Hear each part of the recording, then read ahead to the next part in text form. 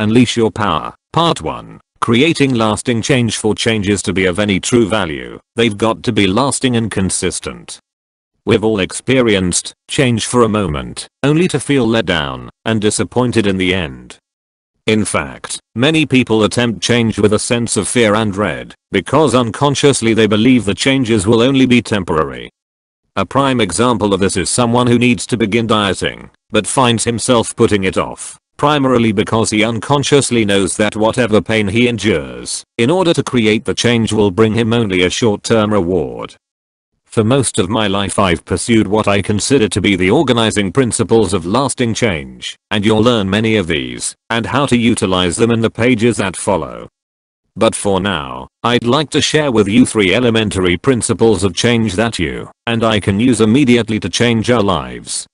While these principles are simple, they are also extremely powerful when they are skillfully applied. These are the exact same changes that an individual must make in order to create personal change, that a company must make in order to maximize its potential, and that a country must make in order to carve out its place in the world. In fact, as a world community, these are the changes that we all must make to preserve the quality of life around the globe. Step 1. Raise your standards. Anytime you sincerely want to make a change, the first thing you must do is to raise your standards.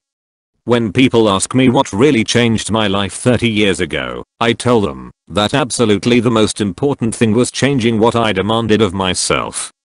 I wrote down all the things I would no longer accept in my life, all the things I would no longer tolerate, and all the things that I aspired to becoming. Think of the far-reaching consequences set in motion by men and women who raised their standards and acted in accordance with them, deciding they would tolerate no less. History chronicles the inspiring examples of people like Leonardo da Vinci, Abraham Lincoln, Helen Keller, Mahatma Gandhi, Martin Luther King Jr., Rosa Parks, Albert Einstein, Cesar Chavez, Soichiro Honda, and many others who took the magnificently powerful step of raising their standards. The same power that was available to them is available to you, if you have the courage to claim it. Changing an organization, a company, a country, or a world begins with the simple step of changing yourself. Step 2. Change your limiting beliefs. If you raise your standards, but don't really believe you can meet them, you've already sabotaged yourself. You won't even try. You'll be lacking that sense of certainty that allows you to tap the deepest capacity that's within you even as you read this. Our beliefs are like unquestioned commands, telling us how things are, what's possible and what's impossible, what we can and cannot do. They shape every action, every thought, and every feeling that we experience. As a result, changing our belief systems is central to making any real and lasting change in our lives.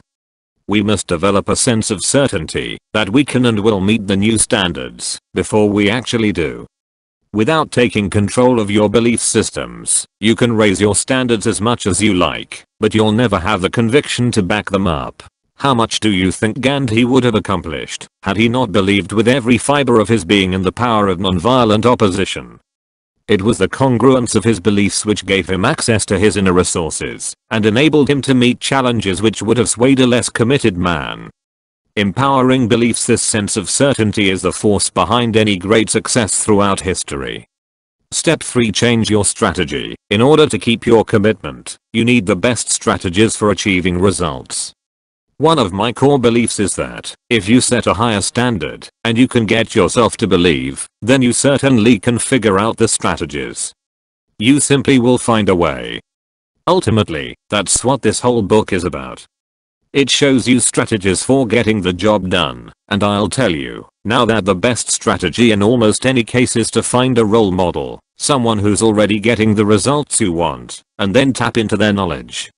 Learn what they're doing, what their core beliefs are, and how they think. Not only will this make you more effective, it will also save you a huge amount of time, because you won't have to reinvent the wheel. You can fine-tune it, reshape it, and perhaps even make it better. This book will provide you with the information and impetus to commit to all three of these master principles of quality change. It will help you raise your standards by discovering what they currently are and realizing what you want them to be. It will help you change the core beliefs that are keeping you from where you want to go and enhance those that already serve you, and it will assist you in developing a series of strategies for more elegantly, quickly, and efficiently producing the results you desire. You see, in life, lots of people know what to do, but few people actually do what they know. Knowing is not enough. You must take action. If you will allow me the opportunity, through this book I'll be your personal coach. What do coaches do? Well, first, they care about you. They've spent years focusing on a particular area of expertise, and they've continued to make key distinctions about how to produce results more quickly. By utilizing the strategies your coach shares with you, you can immediately and dramatically change your performance. Sometimes, your coach doesn't even tell you something new, but reminds you of what you already know, and then gets you to do it. This is the role, with your permission, that I'll be playing for you. On what, specifically, will I be coaching you? I'll offer you distinctions of power in how to create lasting improvements in the quality of your life. Together, we will concentrate on, not dabble in, the mastery of the 5 areas of life that I believe impact us most. They are: 1. Emotional mastery. Mastering this lesson alone will take you most of the way toward mastering the other 4. Think about it. Why do you want to lose weight? Is it just to have less fat on your body? Or is it because of the way you think you'd feel if you freed yourself of those unwanted pounds, giving yourself more energy and vitality, making yourself feel more attractive to others, and boosting your confidence and self-esteem to the stratosphere? Virtually everything we do is to change the way we feel, yet most of us have little or no training in how to do this quickly and effectively. It's amazing how often we use the intelligence at our command to work ourselves into unresourceful emotional states, forgetting about the multitude of innate talents each of us already possesses. Too many of us leave ourselves at the mercy of outside events over which we may have no control, failing to take charge of our emotions over which we have all the control, and relying instead on short-term quick fixes. How else can we explain the fact that, while less than 5% of the world's population lives in the United States, we consume almost 37% of the world's cocaine? Or that our national defense budget, which currently runs in the billions, is equaled by what we spend on alcohol consumption. Or that 15 million American adults experience clinical depression every year, and that the number of antidepressant prescriptions in the US has gone up 400% since 1988. Updated to reflect current statistics. In this book, you will discover what makes you do what you do, and the triggers for the emotions you experience most often. You will then be given a step-by-step plan to show you how to identify which emotions are empowering, which are disempowering, and how to use both kinds to your best advantage, so that your emotions become not a hindrance, but instead a powerful tool in helping you achieve your highest potential too. Physical mastery. Is it worth it to have everything you've ever dreamed of, yet not have the physical health to be able to enjoy it? Do you wake up every morning feeling energized, powerful, and ready to take on a new day? Or do you wake up feeling as tired as the night before, riddled with aches, and resentful at having to start all over again? Will your current lifestyle make you a statistic? 1 of every 4 Americans dies of coronary disease. Approximately the same percentage dies of cancer. To borrow a phrase from the 16th century physician Thomas Muffet, we are digging our graves with our teeth as we cram our bodies with high-fat, nutritionally empty foods, poison our systems with cigarettes, alcohol, and drugs, and sit passively in front of our TV sets. This second master lesson will help you take control of your physical health, so that you not only look good, but you feel good, and know that you're in control of your life, in a body that radiates vitality, and allows you to accomplish your outcomes. 3. Relationship mastery. Other than mastering your own emotions and physical health, there is nothing I can think of that is more important than learning to master your relationships: romantic, family, business, and social. After all, who wants to learn, grow, and become successful and happy all by themselves? The third master lesson in this book will reveal the secrets to enable you to create quality relationships, first with yourself, then with others. You will begin by discovering what you value most highly, what your expectations are, the rules by which you play the game of life, and how it all relates to the other players.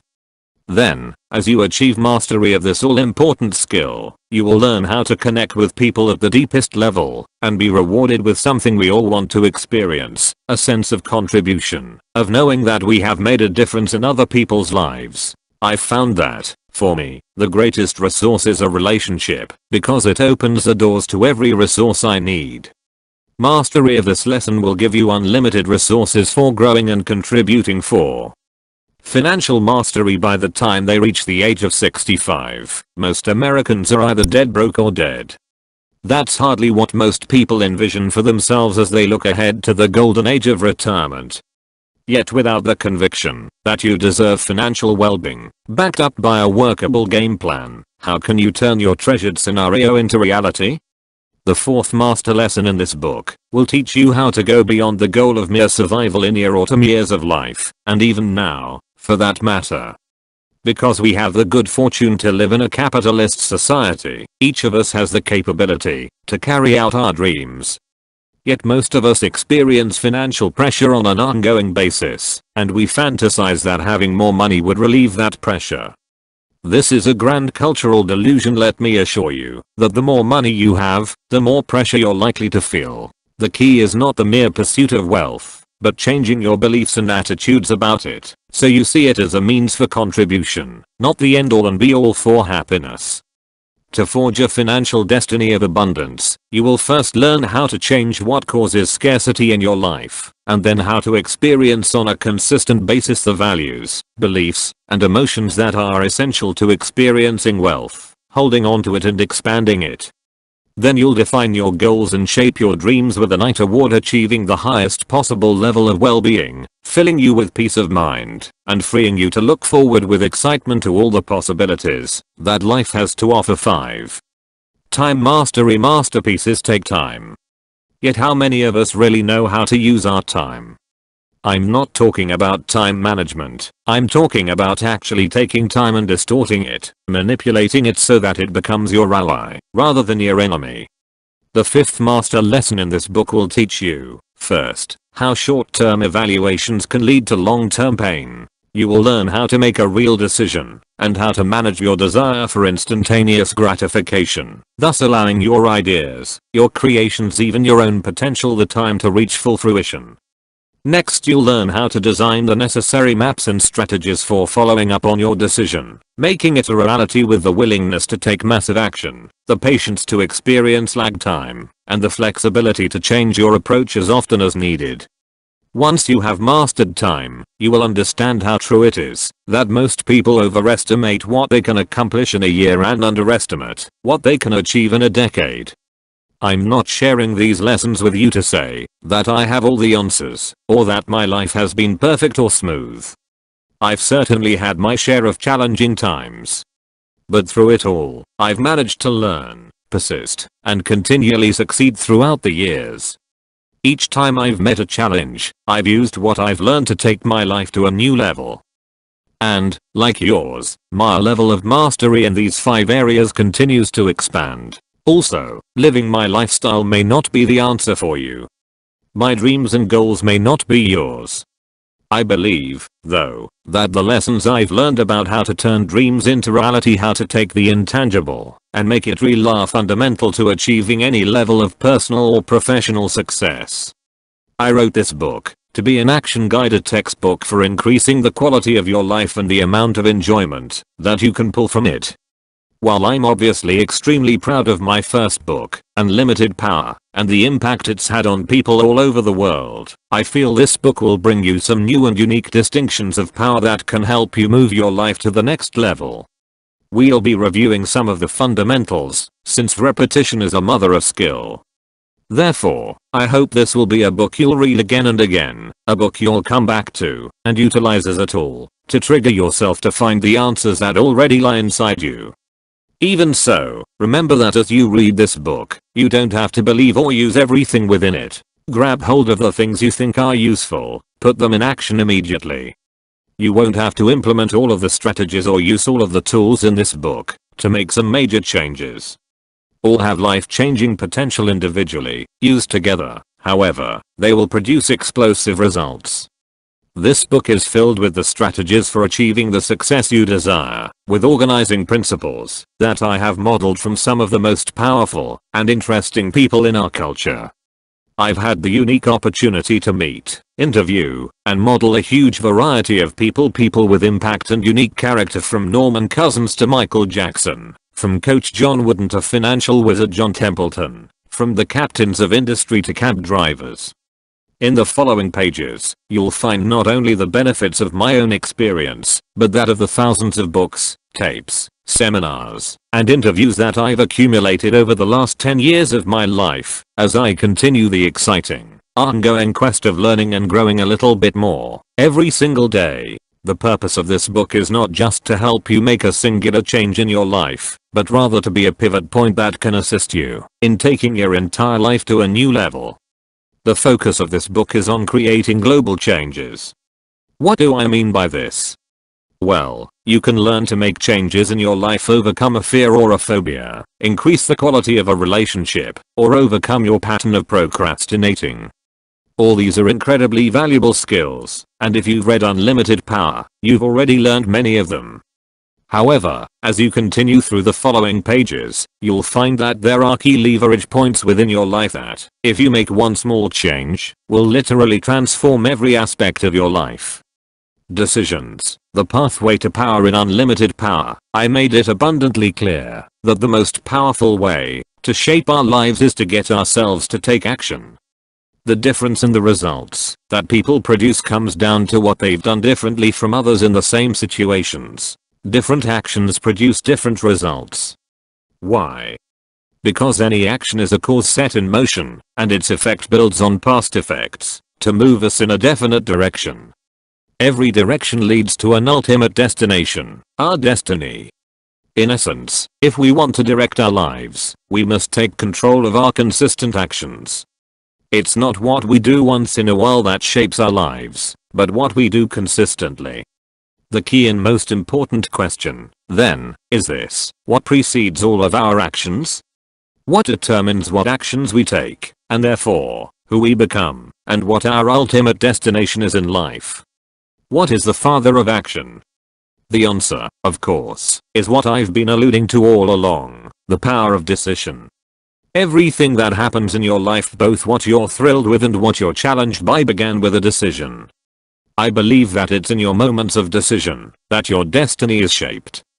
The decisions that you're making right now, every day, will shape how you feel today, as well as whom you're going to become this year, next year, and in the decades to come. As you look back over the last 10 years, were there times when a different decision would have made your life radically different from today, either for better or for worse?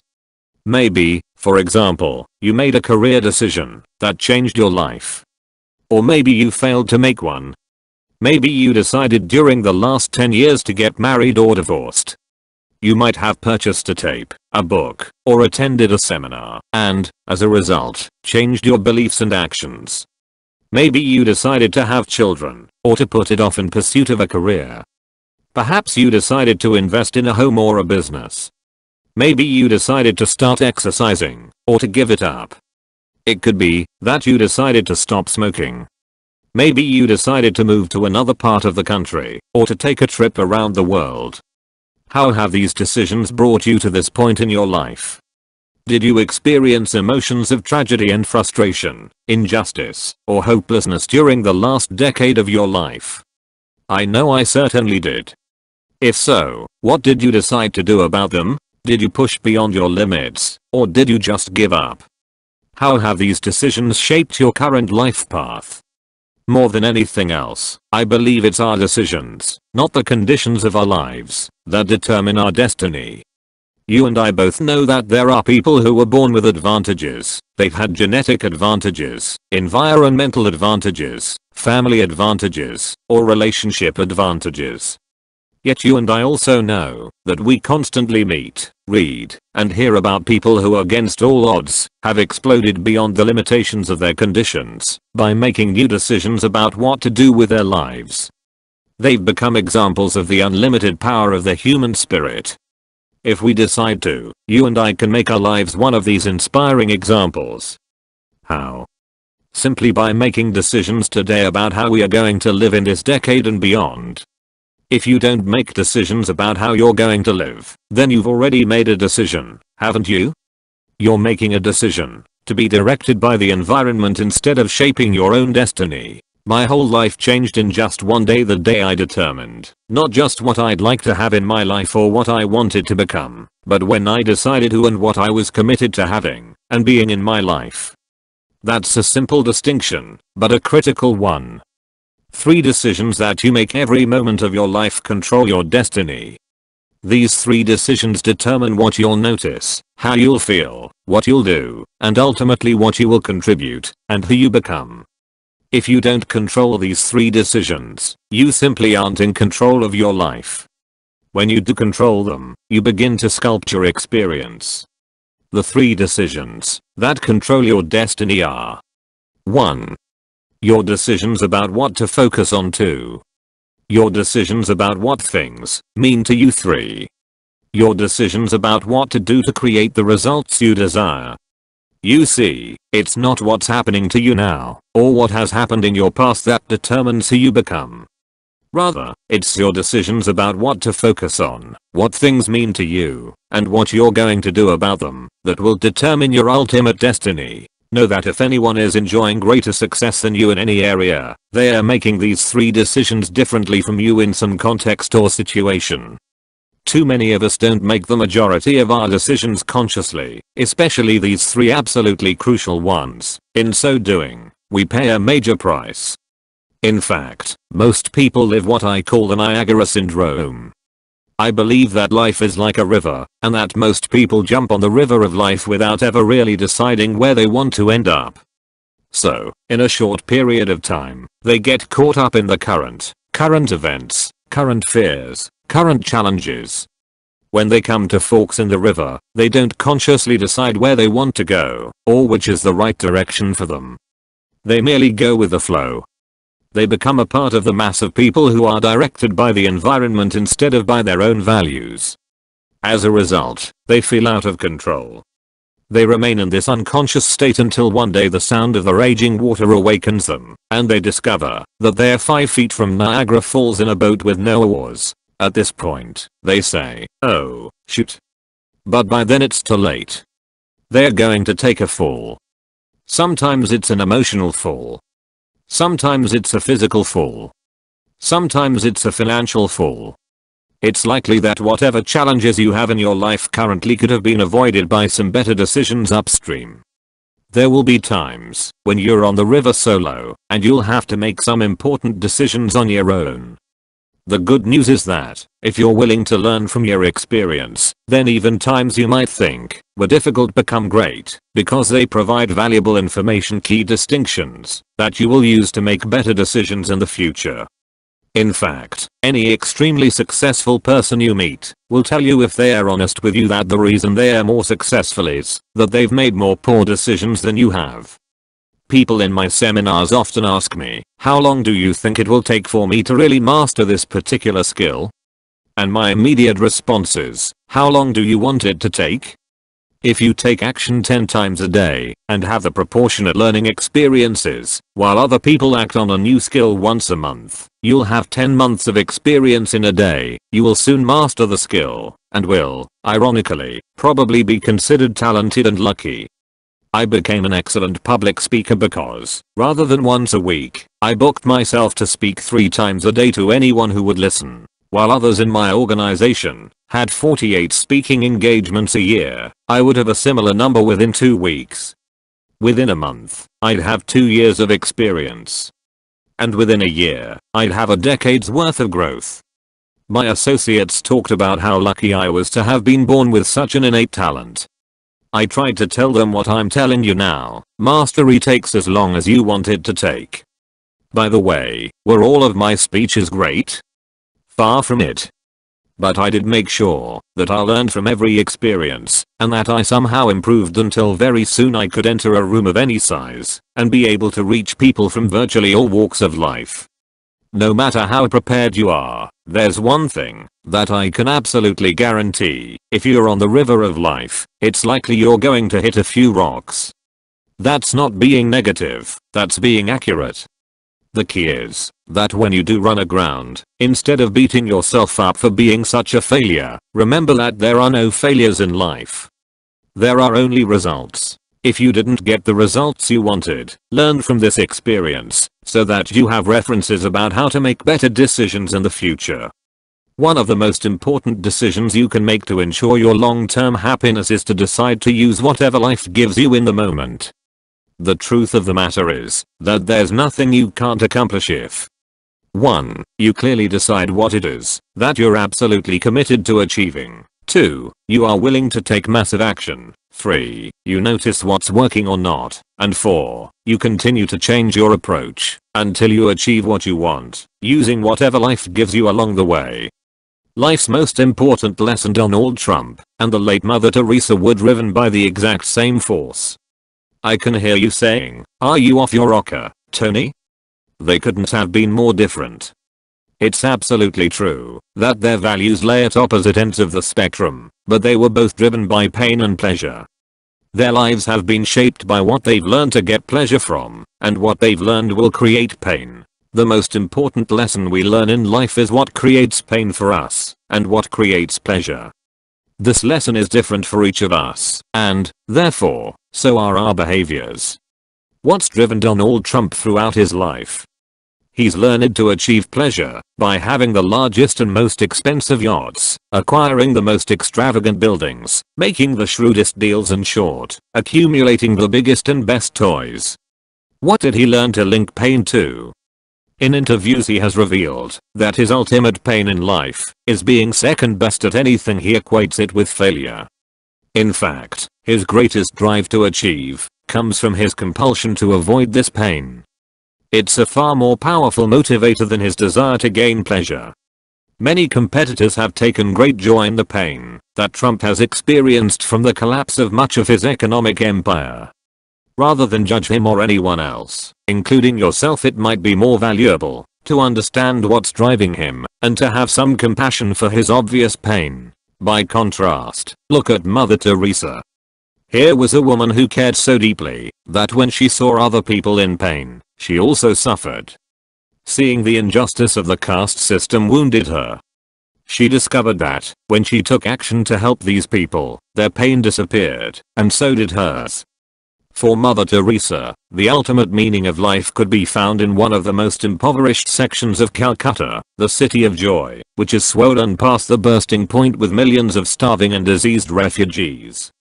For her, pleasure might have meant wading through knee-deep muck, sewage, and filth in order to reach a squalid hut and minister to the infants and children within, their tiny bodies ravaged by cholera and dysentery. She was powerfully driven by the belief that helping others out of their misery helped alleviate her own pain, that in helping them experience life in a better way, giving them pleasure, she would feel pleasure. She learned that putting yourself on the line for others is the highest good. It gave her a sense that her life had true meaning. While it may be a stretch for most of us to liken the sublime humility of Mother Teresa to the materialism of Donald Trump, it's critical to remember that these two individuals shaped their destinies based upon what they linked pain and pleasure to. Certainly their backgrounds and environments played a role in their choices, but ultimately they made conscious decisions about what to reward or punish themselves for. What you link pain to and what you link pleasure to shapes your destiny. One decision that has made a tremendous difference in the quality of my life is that at an early age I began to link incredible pleasure to learning. I realized that discovering ideas and strategies that could help me to shape human behavior and emotion could give me virtually everything I wanted in my life. It could get me out of pain and into pleasure.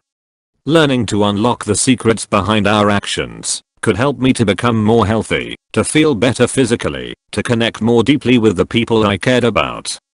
Learning provided me with something to give, the opportunity to truly contribute something of value to all those around me. It offered me a sense of joy and fulfillment. At the same time, I discovered an even more powerful form of pleasure, and that was achieved by sharing what I'd learned in a passionate way. When I began to see that what I could share helps people increase the quality of their lives, I discovered the ultimate level of pleasure. And my life's purpose began to evolve. What are some of the experiences of pain and pleasure that have shaped your life? Whether you've linked pain or pleasure to drugs, for example, certainly has affected your destiny. So have the emotions you've learned to associate to cigarettes or alcohol, relationships, or even the concepts of giving or trusting. If you're a doctor, isn't it true that the decision to pursue a medical career so many years ago was motivated by your belief that becoming a physician would make you feel good? Every doctor I've talked to links massive pleasure to helping people, stopping pain, healing illness, and saving lives. Often the pride of being a respected member of society was an additional motivator. Musicians have dedicated themselves to their art because few things can give them that same level of pleasure.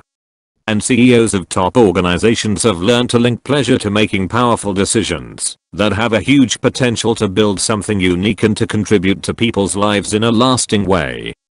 Think of the limiting pain and pleasure associations of John Belushi, Jimi Hendrix, Elvis Presley, Janis Joplin, and Jim Morrison. Their associations to drugs as an escape, a quick fix, or a way out of pain, and into temporary pleasure created their downfalls. They paid the ultimate price for not directing their own minds and emotions. Think of the example they set for millions of fans. I never did learn to consume drugs or alcohol. Is it because I was so brilliant? No, it's because I was very fortunate. One reason I never drank alcohol is that, as a child, there were a couple of people in my family who acted so obnoxiously when drunk that I associated extreme pain to drinking any alcohol. One especially graphic image I have is the memory of my best friend's mom. She was extremely obese, weighing close to 300 pounds, and she drank constantly. Whenever she did, she wanted to hug me and drool all over me. To this day, the smell of alcohol on anyone's breath nauseates me. Beer, though, was another story. When I was about 11 or 12, I didn't consider it an alcoholic drink. After all, my dad drank beer, and he didn't get that obnoxious or disgusting. In fact, he seemed to be a little more fun when he'd had a few beers. Plus, I linked pleasure to drinking because I wanted to be just like dad. Would drinking beer really make me like dad? No, but we frequently create false associations in our nervous systems, neuroassociations, as to what will create pain or pleasure in our lives. One day I asked my mom for a brew.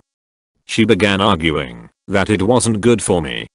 But trying to convince me when my mind was made up, when my observations of my father so clearly contradicted hers, was not going to work. We don't believe what we hear, rather, we are certain that our perceptions are accurate, and I was certain that day that drinking beer was the next step in my personal growth. Finally, my mom realized I'd probably just go drink somewhere else if she didn't give me an experience I wouldn't forget. At some level, she must have known she had to change what I associated to beer. So she said, okay, you want to drink beer and be like dad? Then you've really got to drink beer just like your dad. I said, well, what does that mean? She said, you've got to drink a whole 6-pack. I said, no problem.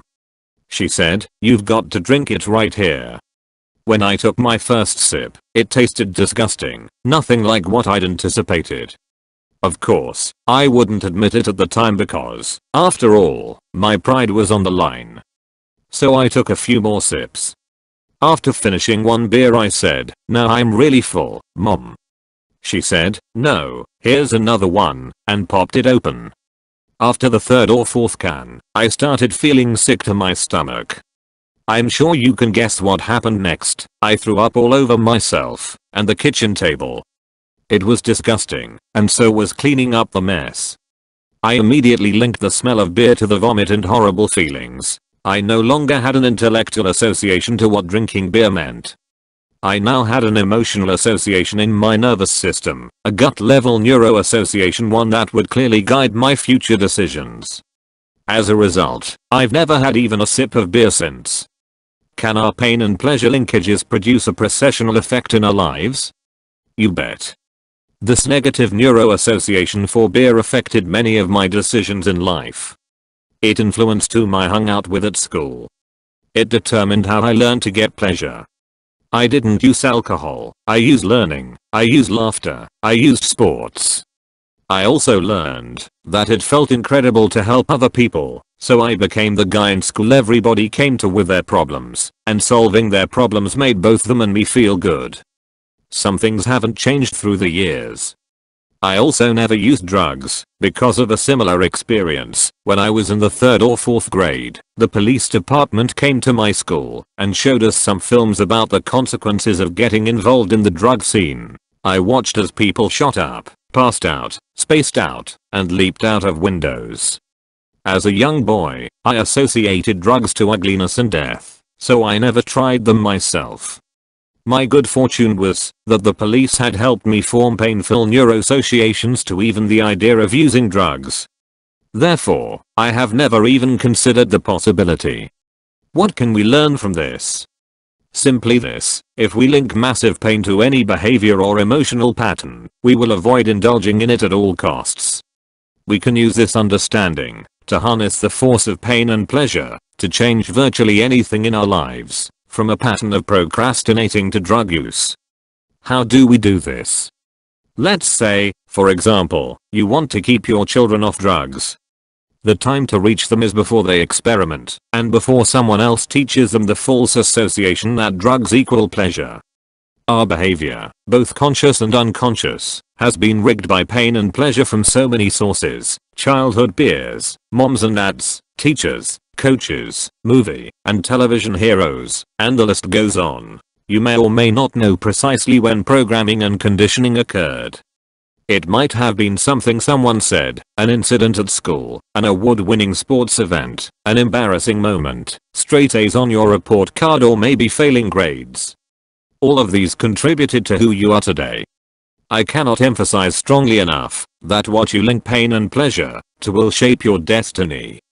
As you review your own life, can you recall experiences that formed your neuroassociations and thus set in motion the chain of causes and effects that brought you to where you are today? What meaning do you attach to things? If you're single, do you look upon marriage wistfully as a joyous adventure with your life's mate, or do you dread it as a heavy ball and chain? As you sit down to dinner tonight, do you consume food matter-of-factly as an opportunity to refuel your body, or do you devour it as your sole source of pleasure? Though we'd like to deny it, the fact remains that what drives our behavior is instinctive reaction to pain and pleasure, not intellectual calculation. Intellectually, we may believe that eating chocolate is bad for us, but we'll still reach for it. Why? Because we're not driven so much by what we intellectually know, but rather by what we've learned to link pain and pleasure to in our nervous systems. It's the neuroassociations, the associations we've established in our nervous systems, that determine what we'll do. Although we'd like to believe it's our intellect that really drives us, in most cases our emotions, the sensations that we link to our thoughts, are what truly drive us. Many times we try to override the system. For a while we stick to a diet. We've finally pushed ourselves over the edge because we have so much pain. We will have solved the problem for the moment, but if we haven't eliminated the cause of the problem, it will resurface. Ultimately, in order for a change to last, we must link pain to our old behavior and pleasure to our new behavior, and condition it until it's consistent.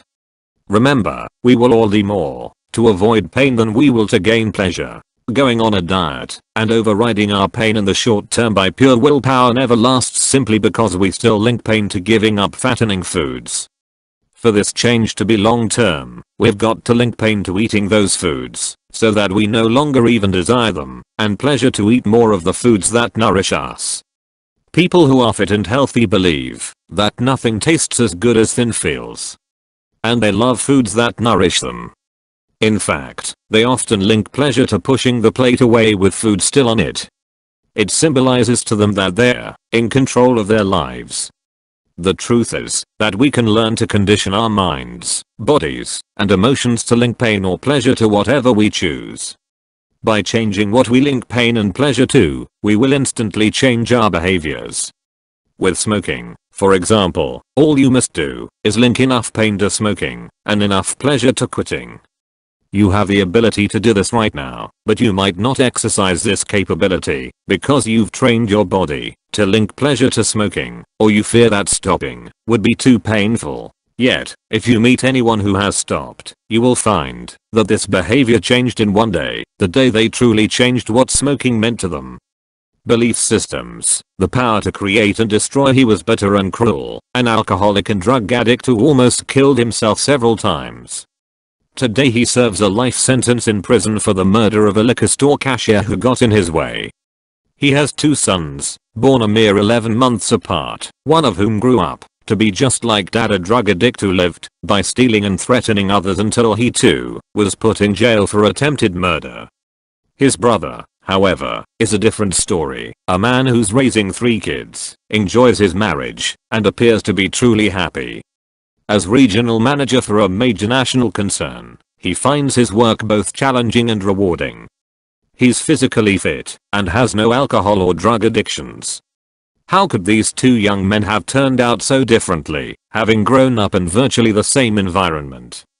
Both were asked privately, unbeknownst to the other, "Why has your life turned out this way?" Surprisingly, they both provided the exact same answer: "What else could I have become, having grown up with a father like that?" So often we are seduced into believing that events control our lives, and that our environment has shaped who we are today. No greater lie was ever told. It's not the events of our lives that shape us, but our beliefs as to what those events mean. 2 men are shot down in Vietnam and imprisoned in the infamous Ho Lo prison. They are isolated, chained to cement slabs, and continuously beaten with rusty shackles, and tortured for information. Yet although these men are receiving the same abuse, they form radically different beliefs about their experience. One man decides that his life is over, and in order to avoid any additional pain, commits suicide. The other pulls from these brutalizing events a deeper belief in himself, his fellow man, and his creator than he's ever had before. Captain Gerald Coffey uses his experience of this to remind people all over the world of the power of the human spirit to overcome virtually any level of pain, any challenge, or any problem. 2 women turn 70 years old, yet each takes a different meaning from the event. One knows that her life is coming to an end. To her, 7 decades of living mean that her body must be breaking down, and she'd better start winding up her affairs. The other woman decides that what a person is capable of at any age depends upon her belief, and sets a higher standard for herself. She decides that mountain climbing might be a good sport to begin at the age of 70. For the next 25 years she devotes herself to this new adventure in mastery, scaling some of the highest peaks in the world, until, in her 90s, Hulda Crooks becomes the oldest woman to ascend Mount Fuji. You see, it's never the environment, it's never the events of our lives, but the meaning we attach to the events, how we interpret them, that shapes who we are today and who we'll become tomorrow. Beliefs are what make the difference between a lifetime of joyous contribution and one of misery and devastation. Beliefs are what separate a Mozart from a Manson. Beliefs are what cause some individuals to become heroes, while others lead lives of quiet desperation. What are our beliefs designed for? They're the guiding force to tell us what will lead to pain and what will lead to pleasure. Whenever something happens in your life, your brain asks 2 questions. 1. Will this mean pain or pleasure? 2. What must I do now to avoid pain and or gain pleasure? The answers to these 2 questions are based on our beliefs, and our beliefs are driven by our generalizations about what we've learned could lead to pain and pleasure. These generalizations guide all of our actions, and thus the direction and quality of our lives. Generalizations can be very useful. They are simply the identification of similar patterns. For example, what allows you to open a door? You look down at a handle, and, although you've never seen this specific one before, you can generally feel certain that this door will open if you turn the handle right or left, if you push or pull it. Why do you believe this? Simply, your experience of doors has provided enough references to create a sense of certainty that allows you to follow through. Without this sense of certainty, we would virtually be unable to leave the house, drive our cars, use a telephone, or do any one of the dozens of things we do in a day. Generalizations simplify our lives and allow us to function. Unfortunately, generalizations in more complex areas of our lives can oversimplify and sometimes create limiting beliefs. Maybe you've failed to follow through on various endeavors a few times in your life, and based on that, you developed a belief that you are incompetent. Once you believe this is true, it can become a self-fulfilling prophecy. You may say, why even try if I'm not going to follow through anyway? Or perhaps you've made a few poor decisions in business or in relationships and have interpreted that to mean you will always sabotage yourself. Or maybe in school you didn't learn as quickly as you thought other kids did, and rather than considering the idea that you had a different learning strategy, you may have decided that you were learning disabled. On another level, isn't racial prejudice fueled by a wholesale generalization about an entire group of people? The challenge with all these beliefs is that they become limitations for future decisions about who you are and what you're capable of. We need to remember that most of our beliefs are generalizations about our past, based on our interpretations of painful and pleasurable experiences. The challenge is threefold. 1. Most of us do not consciously decide what we are going to believe. 2. Often our beliefs are based on misinterpretation of past experiences. And 3. Once we adopt a belief, we forget it's merely an interpretation. We begin to treat our beliefs as if they are realities, as if they are gospel. In fact, we rarely, if ever, question our long-held beliefs. If you ever wonder why people do what they do, again, you need to remember that human beings are not random creatures. All of our actions are the result of our beliefs. Whatever we do, it is out of our conscious or unconscious beliefs about what will lead to pleasure or away from pain. If you want to create long-term and consistent changes in your behaviors, you must change the beliefs that are holding you back. Beliefs have the power to create and the power to destroy. Human beings have the awesome ability to take any experience of their lives and create a meaning that disempowers them, or one that can literally save their lives. Some people have taken the pain of their past and said, because of this, I will help others. Because I was raped, no one else will be harmed again. Or, because I lost my son or daughter, I will make a difference in the world. It's not something they wanted to believe, but rather, adopting this type of belief was a necessity for them to be able to pick up the pieces and move on to live empowering lives. We all have the capacity to create meanings that empower us, but so many of us never tap into it or even recognize it. If we don't adopt the faith that there is a reason for the unexplainable tragedies of life, then we begin to destroy our capacity to truly live. The need to be able to create a meaning out of life's most painful experiences was observed by psychiatrist Viktor Frankl as he and other Holocaust victims survived the horrors of Auschwitz and other concentration camps. Frankl noted that those special few who were able to make it through this hell on earth shared one thing in common: they were able to endure and transform their experience by finding an empowering meaning for their pain. They developed the belief that, because they suffered and survived, they would be able to tell the story and make certain that no human being would ever suffer this way again. Beliefs are not limited to impacting our emotions or actions. They can literally change our bodies in a matter of moments. I had the pleasure of interviewing Yale professor and best-selling author Dr. Bernie Siegel. As we began to speak about the power of belief, Bernie shared with me some of the research he'd done on people with multiple personality disorder. Incredibly, the potency of these people's beliefs that they had become a different person resulted in an unquestioned command to their nervous system to make measurable changes in their biochemistry. The result: their bodies would literally transform before the researchers' eyes and begin to reflect a new identity at a moment's notice.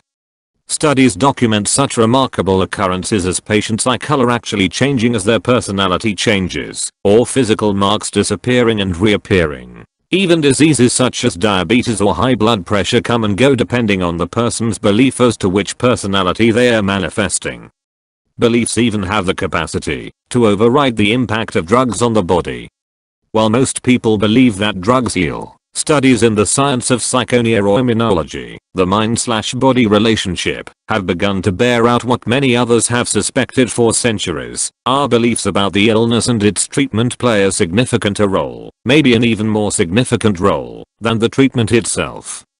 Dr. Henry Beecher from Harvard University has done extensive research that clearly demonstrates that we often give credit to a drug, when in reality it's the patient's belief that makes the difference. One demonstration of this was a groundbreaking experiment in which 100 medical students were asked to participate in testing two new drugs. One was described to them as a superstimulant in a red capsule, the other as a super tranquilizer in a blue capsule. Unbeknownst to the students, the contents of the capsules had been switched. The red capsule was actually a barbiturate, and the blue capsule was actually an amphetamine. Yet half of the students developed physical reactions that went along with their expectations, exactly the opposite of the chemical reaction the drugs should have produced in their bodies. These students were not just given placebos, they were given actual drugs. But their beliefs overrode the chemical impact of the drug on their bodies. As Dr. Beecher later stated, a drug's usefulness is a direct result of not only the chemical properties of the drug, but also the patient's belief in the usefulness and effectiveness of the drug. I had the privilege of knowing Norman Cousins for almost 7 years, and I was fortunate enough to have the last taped interview with him just 1 month before he passed on. In that interview, he shared a story about how strongly our beliefs affect our physical bodies. At a football game in Monterey Park, a Los Angeles suburb, several people experienced the symptoms of food poisoning.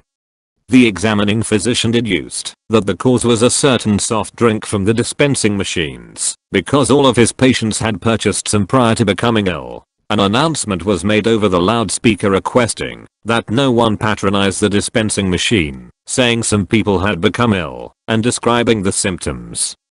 Pandemonium immediately broke out in the stands as people retched and fainted in droves. Even a few people who had not even gone near the machine became ill. Ambulances from local hospitals did a booming business that day as they drove back and forth to the stadium, transporting multitudes of stricken fans. When it was discovered that the dispensing machine was not the culprit, people immediately and miraculously recovered.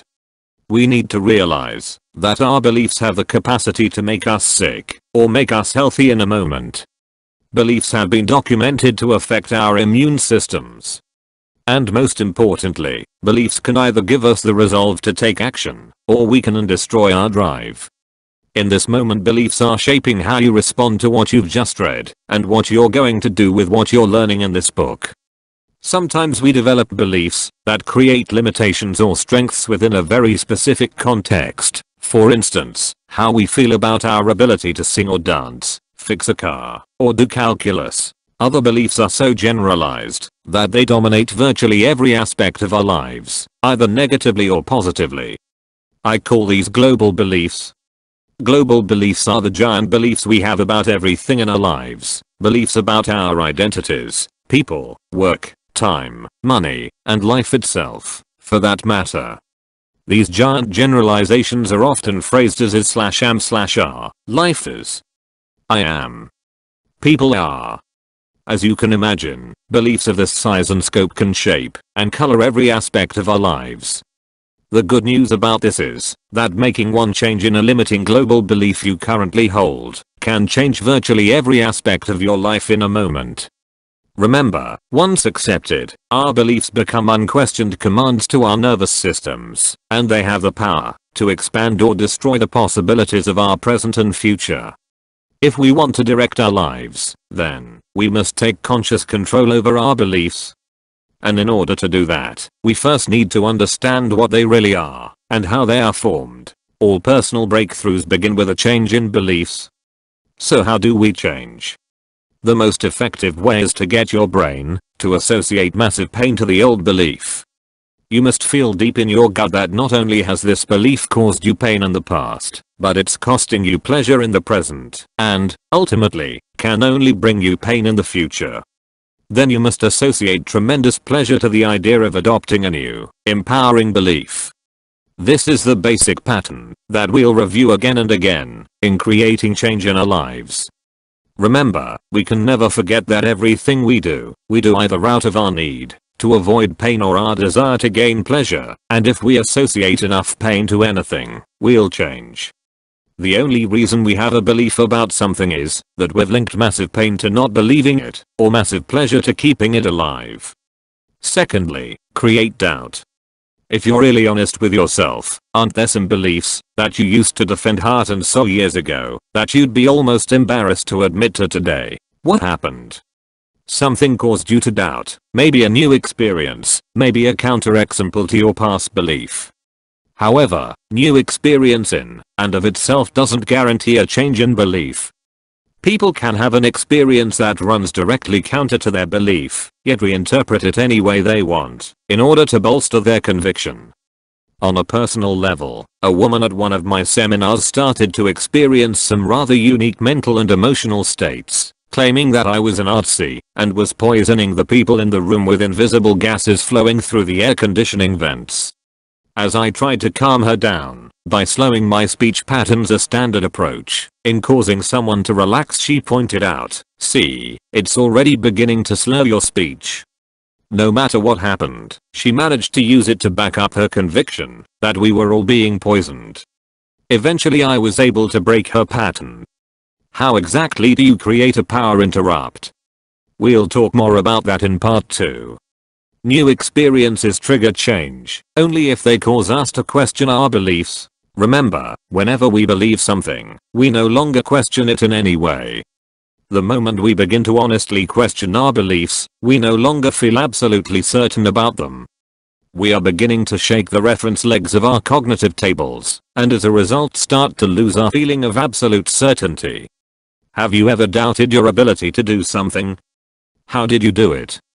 You probably asked yourself some poor questions like, what if I screw up? What if it doesn't work out? What if they don't like me?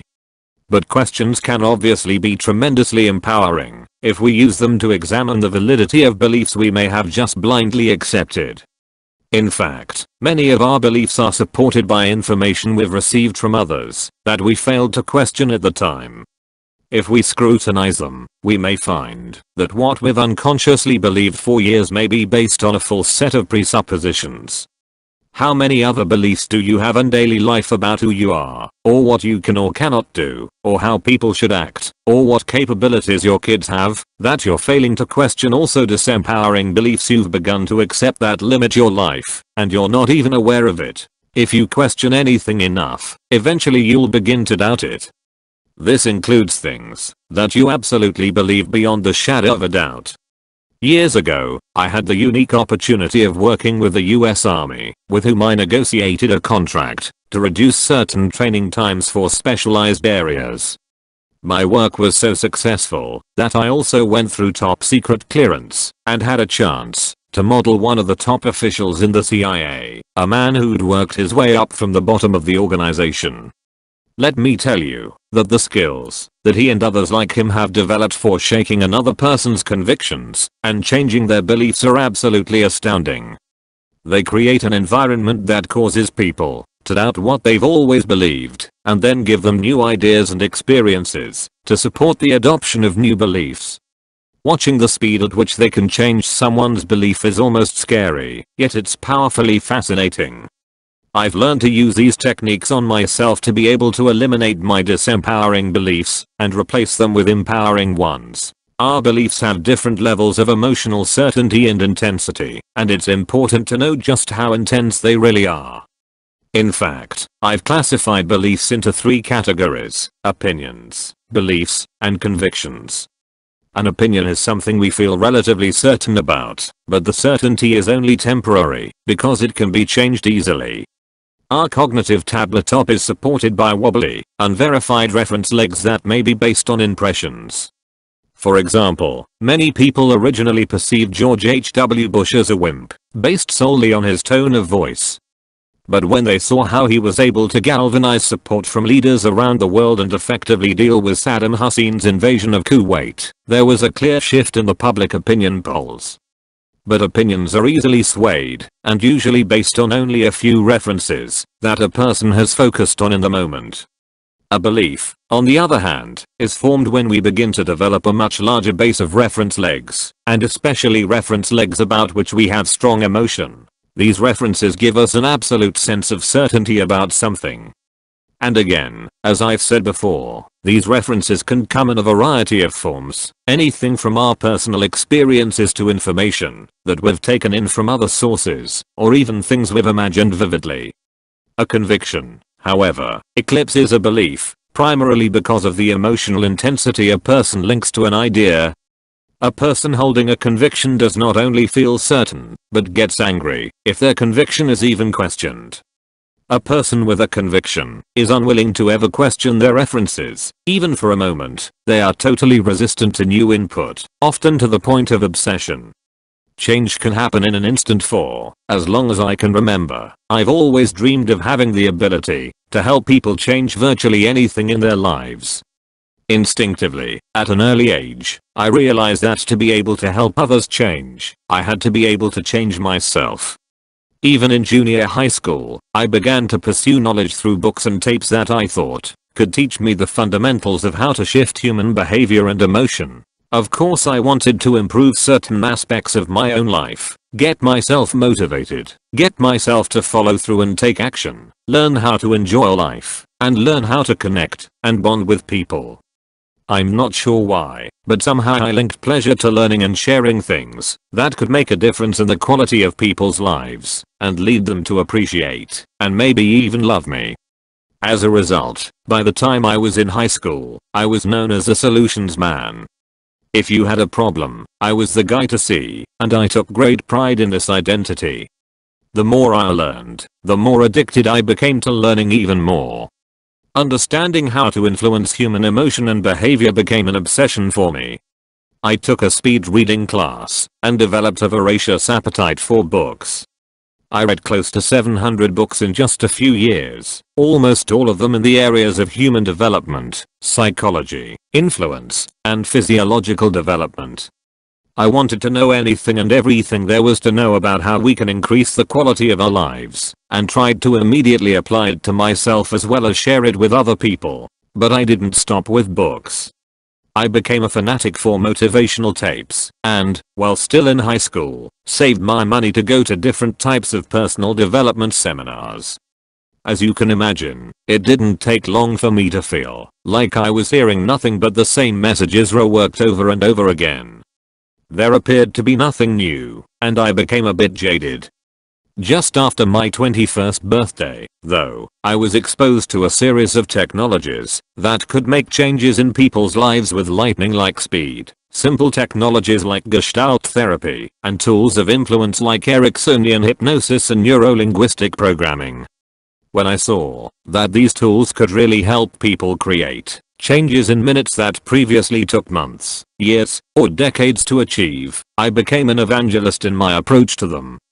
I decided to commit all of my resources to mastering these technologies. And I didn't stop there. As soon as I learned something, I applied it immediately. I'll never forget my first week of training in neuro-linguistic programming. We learned things like how to eliminate a lifetime phobia in less than an hour, something that through many forms of traditional therapy could take as much as 5 years or more. On the 5th day, I turned to the psychologists and psychiatrists in the class and said, "Hey, guys, let's find some phobics and cure them." They all looked at me like I was crazy. They made it very clear to me that I obviously wasn't an educated man, that we had to wait until the 6-month certification program was completed, go through a testing procedure, and if we were successful, only then would we be ready to use this material. I wasn't willing to wait. So I launched my career by appearing on radio and television programs throughout Canada and eventually the United States as well.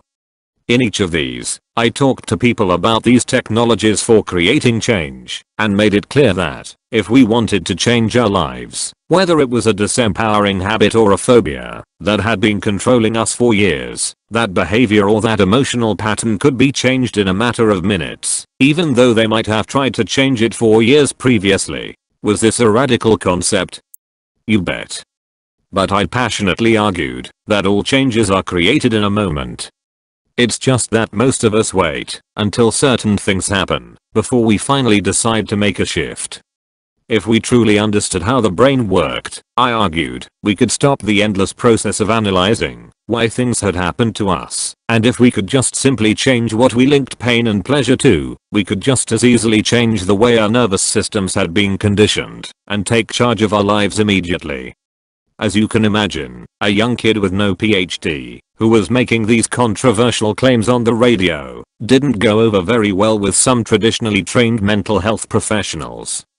A few psychiatrists and psychologists attacked me, some on the air. So I learned to build my career in changing people on two principles: technology and challenge. I knew I had a superior technology, a superior way of creating change, based on crucial understandings of human behavior that most traditional psychologists were not trained in. And I believed that, if I challenged myself, and the people I worked with enough, I could find a way to turn virtually anything around. One particular psychiatrist called me a charlatan and a liar, and charged that I was making false claims. I challenged this psychiatrist to suspend his pessimism, and give me an opportunity to work with one of his patients, someone he hadn't been able to change, after working with her for years. It was a bold move, and at first he did not comply with my request. But after utilizing a little leverage, I finally got the psychiatrist to let a patient come on her own to one of my free guest events and allow me, in front of the room, to work with her. In 15 minutes I wiped out the woman's phobia of snakes. At the time she'd been treated for over 7 years by the psychiatrist who attacked me. To say the least, he was amazed. But more importantly, can you imagine the references this created for me, and the sense of certainty it gave me about what I could accomplish?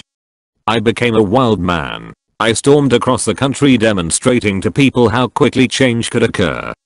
I found that, no matter where I went, people were initially skeptical. But, as I was able to demonstrate measurable results before their eyes, I was able to get not only their attention and interest, but also their willingness to apply what I'd talked about to produce measurable results in their own lives.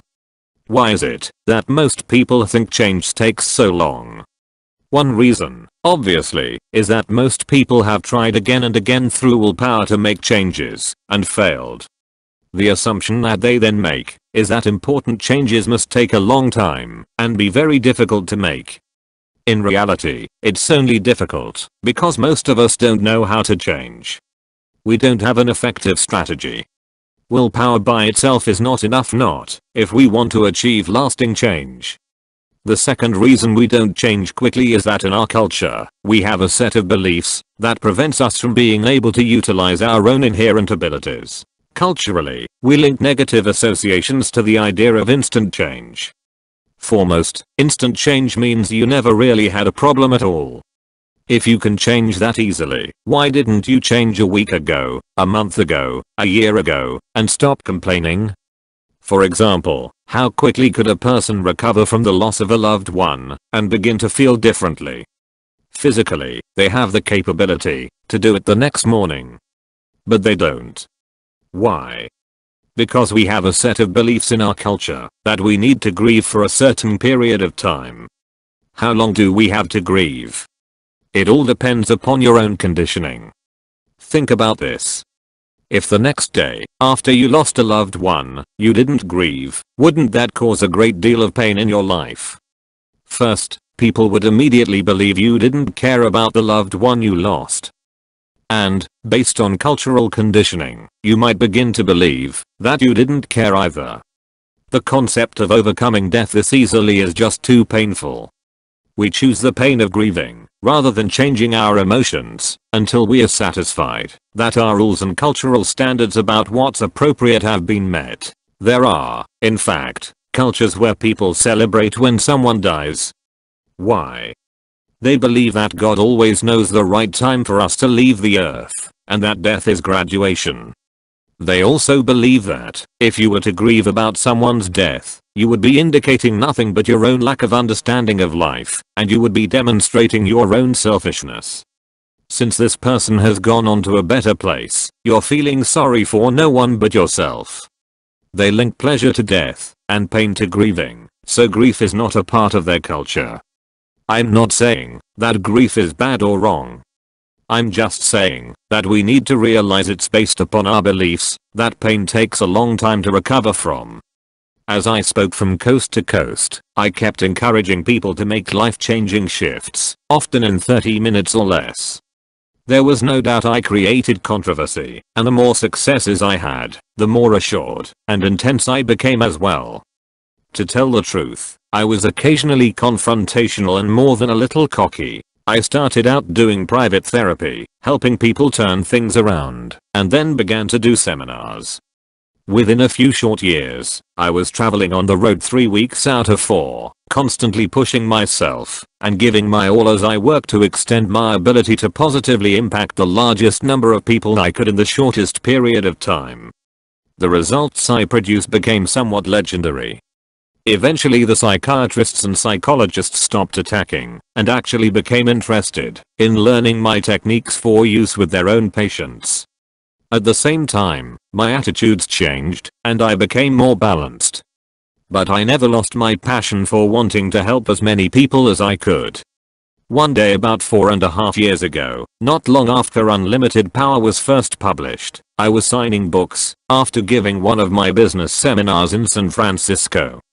All the while I was reflecting on the incredible rewards that had come from following through on the commitments I had made to myself while still in high school, the commitments to grow, expand, contribute, and thereby make a difference. I realized as each smiling face came forward how deeply grateful I was to have developed skills that can make a difference in helping people to change virtually anything in their lives. As the last group of people finally began to disperse, one man approached me and asked, "Do you recognize me?" Having seen literally thousands of people in that month alone, I had to admit that I didn't.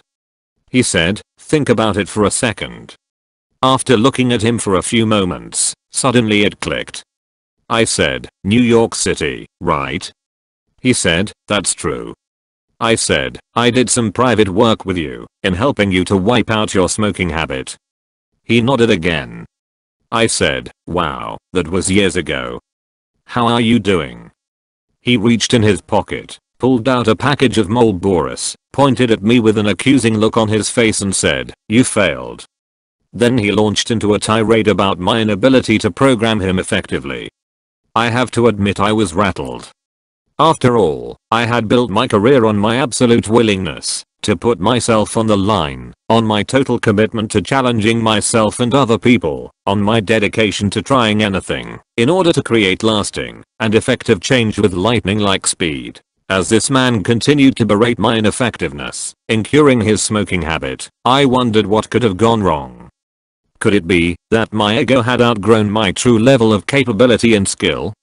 Gradually I began to ask myself better questions. What could I learn from this situation? What was really going on here? What happened after we worked together?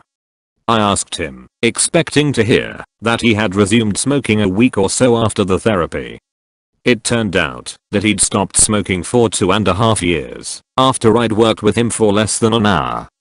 But one day he took a puff, and now he was back to his 4-pack-a-day habit, plainly blaming me because the change had not endured. Then it hit me, this man was not being completely unreasonable. After all, I had been teaching something called neuro-linguistic programming. Think about the word programming.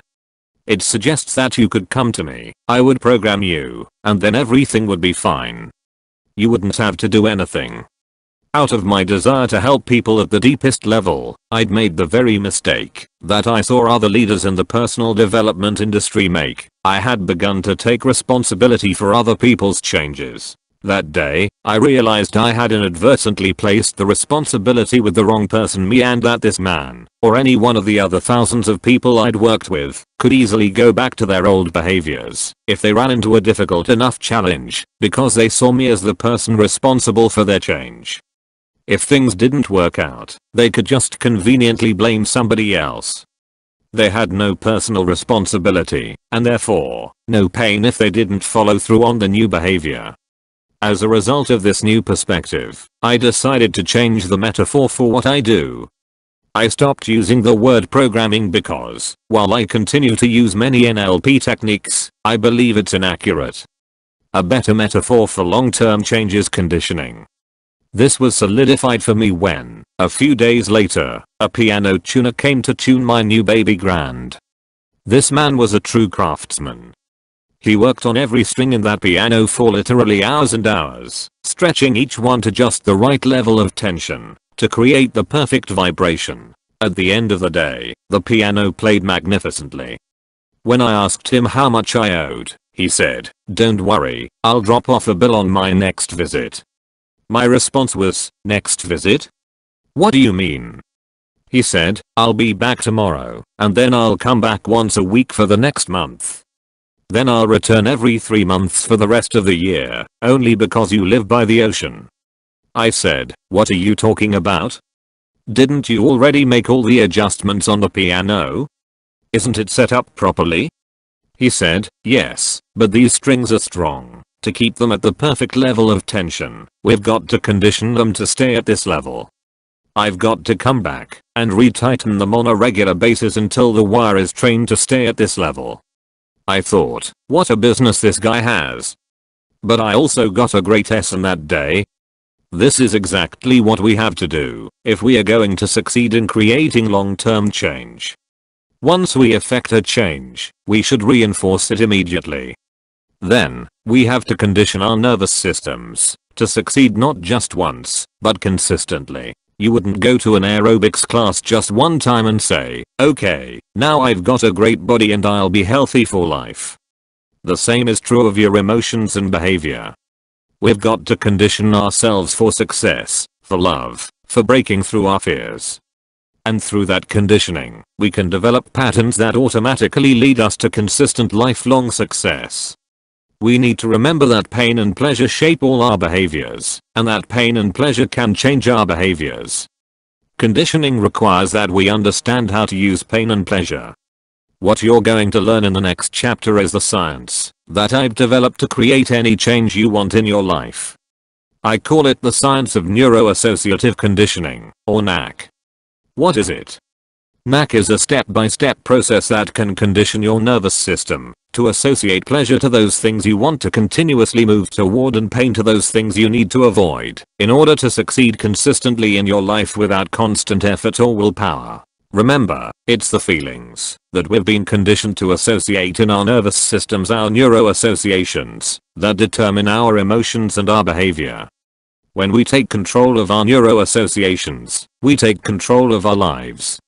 This chapter will show you how to condition your neuroassociations so that you are empowered to take action and produce the results you've always dreamed of. It's designed to give you the knack of creating consistent and lasting change. What are the two changes everyone wants in life? Isn't it true that we all want to change either one, how we feel about things, or two, our behaviors?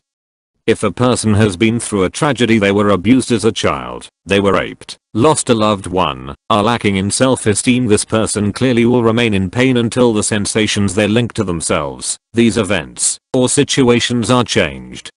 Likewise, if a person overeats, drinks, smokes, or takes drugs, they have a set of behaviors that must change.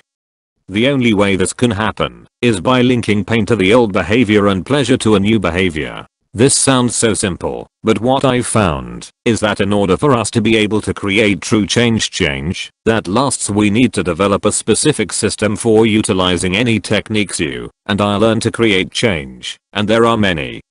Every day I'm picking up new skills and new technologies from a variety of sciences. I continue to use many of the NLP and Ericksonian techniques that I began my career with, some of them are the finest available. Yet I always come back to utilizing them within the framework of the same 6 fundamental steps that the science of NAC represents. I created NAC as a way to use any technology for change.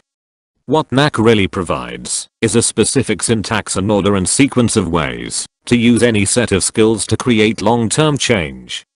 I'm sure you recall that in the first chapter one said that one of the key components of creating long-term change is a shift in beliefs. The first belief we must have, if we are going to create change quickly, is that we can change now.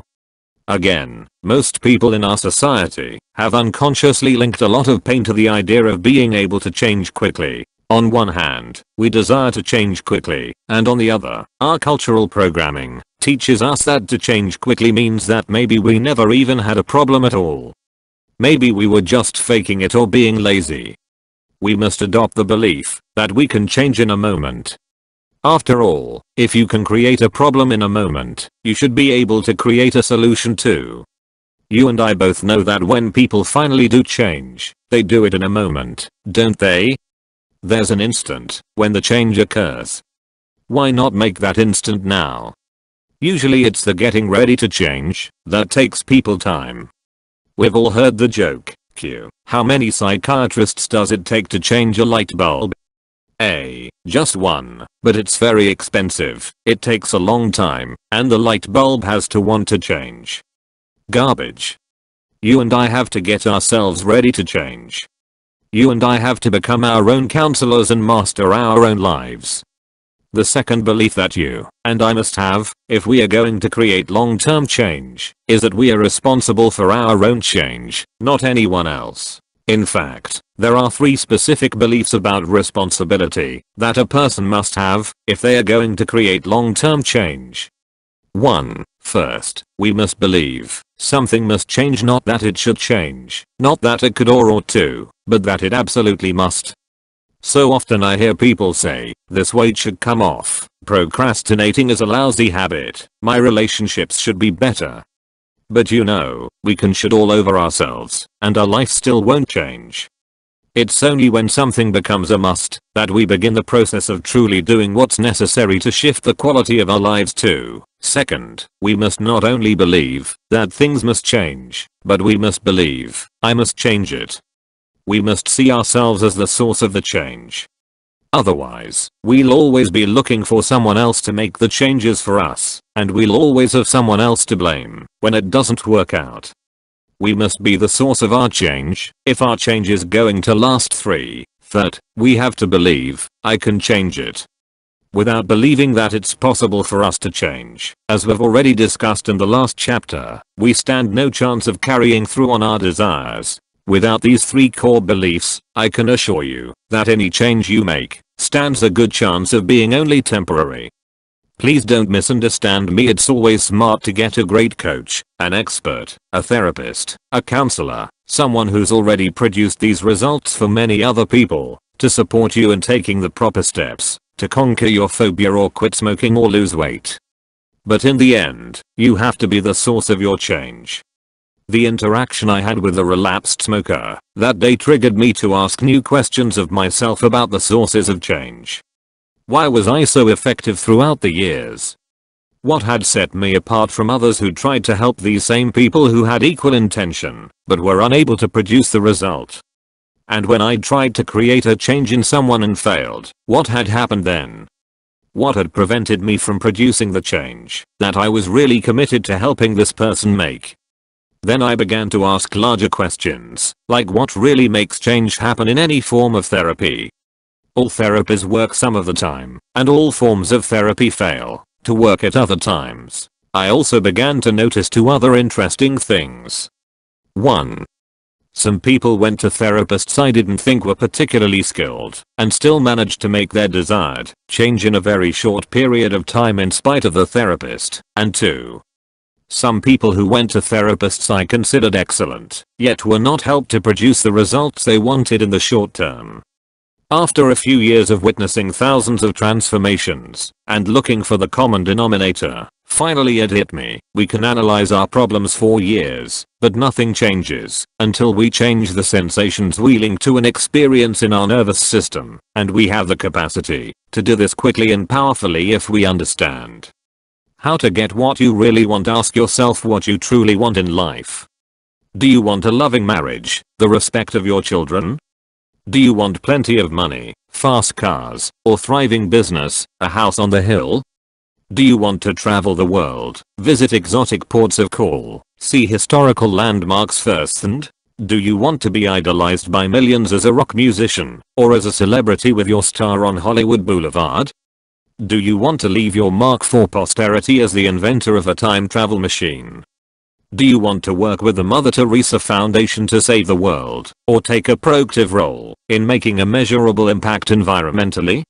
Whatever you desire or crave, perhaps you should ask yourself, why do I want these things? Don't you want fine cars, for example, because you really desire the feelings of accomplishment and prestige you think they would bring? Why do you want a great family life? Is it because you think it will give you feelings of love, intimacy, connection, or warmth? Do you want to save the world because of the feelings of contribution and making a difference you believe this will give you? In short, then, isn't it true that what you really want is simply to change the way you feel? What it all comes down to is the fact that you want these things or results because you see them as a means to achieving certain feelings, emotions, or states that you desire. When somebody kisses you, what makes you feel good in that moment? Is it wet tissue touching wet tissue that really triggers the feeling? Of course not. If that's true, kissing your dog would turn you on. All of our emotions are nothing but a flurry of biochemical storms in our brains, and we can spark them at any moment. But first we must learn how to take control of them consciously instead of living in reaction. Most of our emotional responses are learned responses to the environment. We've deliberately modeled some of them and stumbled across others. Simply being aware of these factors is the foundation for understanding the power of state. Without a doubt, everything you and I do, we do to avoid pain or gain pleasure, but we can instantly change what we believe will lead to pain or pleasure by redirecting our focus and changing our mental/emotional physiological states. As I said in chapter 3 of Unlimited Power, a state can be defined as the sum of millions of neurological processes happening within us, the sum total of our experience at any moment in time. Most of our states happen without any conscious direction on our part. We see something, and we respond to it by going into a state. It may be a resourceful and useful state, or an unresourceful and limiting state, but there's not much that most of us do to control it. Have you ever found yourself unable to remember a friend's name? Or how to spell a difficult word like house? How come you weren't able to do this? You certainly knew the answer. Is it because you're stupid? No, it's because you were in a stupid state.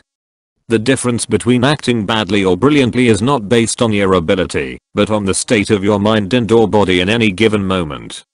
You can be gifted with the courage and determination of Marva Collins, the grace and flair of Fred Astaire, the strength and endurance of Nolan Ryan, the compassion and intellect of Albert Einstein, but if you continually submerge yourself in negative states, you'll never fulfill that promise of excellence. However, if you know the secret of accessing your most resourceful states, you can literally work wonders. The state that you're in at any given moment determines your perceptions of reality, and thus your decisions and behavior. In other words, your behavior is not the result of your ability, but of the state that you're in at this moment. To change your ability, change your state.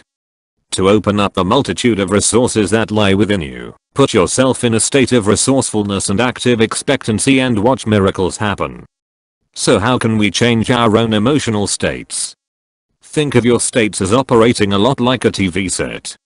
In order to have bright, vivid color with incredible sound, you need to plug in and turn on.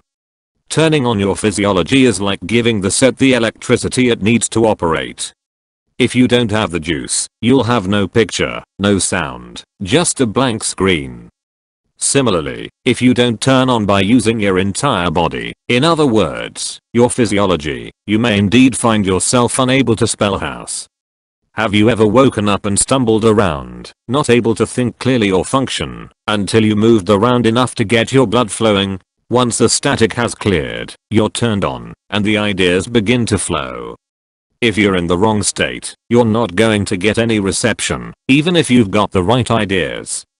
Of course, once you're plugged in, you've got to be tuned to the right channel to get what you really want. Mentally, you've got to focus on what empowers you. Whatever you focus on, whatever you tune into, you will feel more intensely. So if you don't like what you're doing, maybe it's time to change the channel. There are unlimited sensations, unlimited ways of looking at virtually anything in life. All of the sensations that you want are available all of the time, and all you've got to do is to tune into the right channel. There are two primary ways, then, to change your emotional state: by changing the way you use your physical body, or by changing your focus. Physiology, the power of movement. One of the most powerful distinctions that I've made in the last 10 years of my life is simply this: emotion is created by motion. Everything that we feel is the result of how we use our bodies.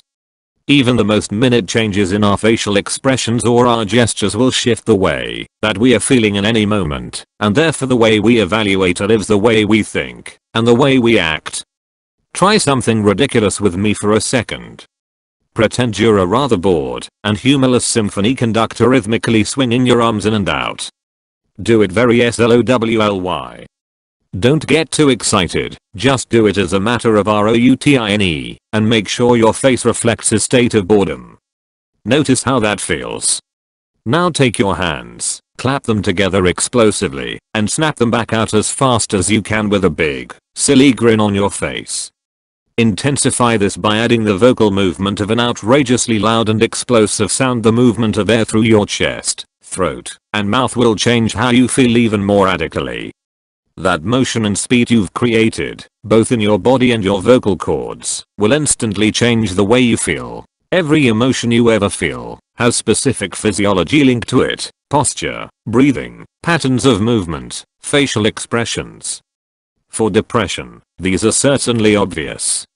In Unlimited Power, I talked about the physical attributes of depression: where your eyes are focused, how you hold yourself, and so forth. Once you learn how you use your body when in certain emotional states, you can return to those states, or avoid them, simply by changing your physiology. The challenge is that most of us limit ourselves to just a few habitual patterns of physiology. We assume them automatically, not realizing how great a role they play in shaping our behavior from moment to moment. We each have over 80 different muscles in our faces, and if these muscles get accustomed to expressing depression, boredom, or frustration, then this habitual muscular pattern literally begins to dictate our states, not to mention our physical character. I always have people in my Date with Destiny seminar write down all the emotions they feel in an average week, and out of the myriad of possibilities, I found that the average is less than a dozen. Why? Because most people have limited patterns of physiology that result in limited patterns of expression. Types of emotions an individual might feel in a week: stressed vertical bar, frustrated vertical bar, angry vertical bar, insecure vertical bar, lonely vertical bar, bored vertical bar, miserable, happy, relieved vertical bar, loved vertical bar, excited vertical bar, joyous. This is such a short menu of emotional choices when you consider the thousands of intense states available. Take care not to limit yourself to such a short list. I suggest you take advantage of the whole buffet, try new things, and cultivate a refined palate. How about experiencing more enthusiasm, fascination, cheerfulness, playfulness, intrigue, sensuality, desire, gratitude, enchantment, curiosity, creativity, capability, confidence, outrageousness, boldness, consideration, kindness, gentleness, humor? Why not come up with a long list of your own? You can experience any of these just by changing the way you use your body. You can feel strong, you can smile, you can change anything in a minute just by laughing.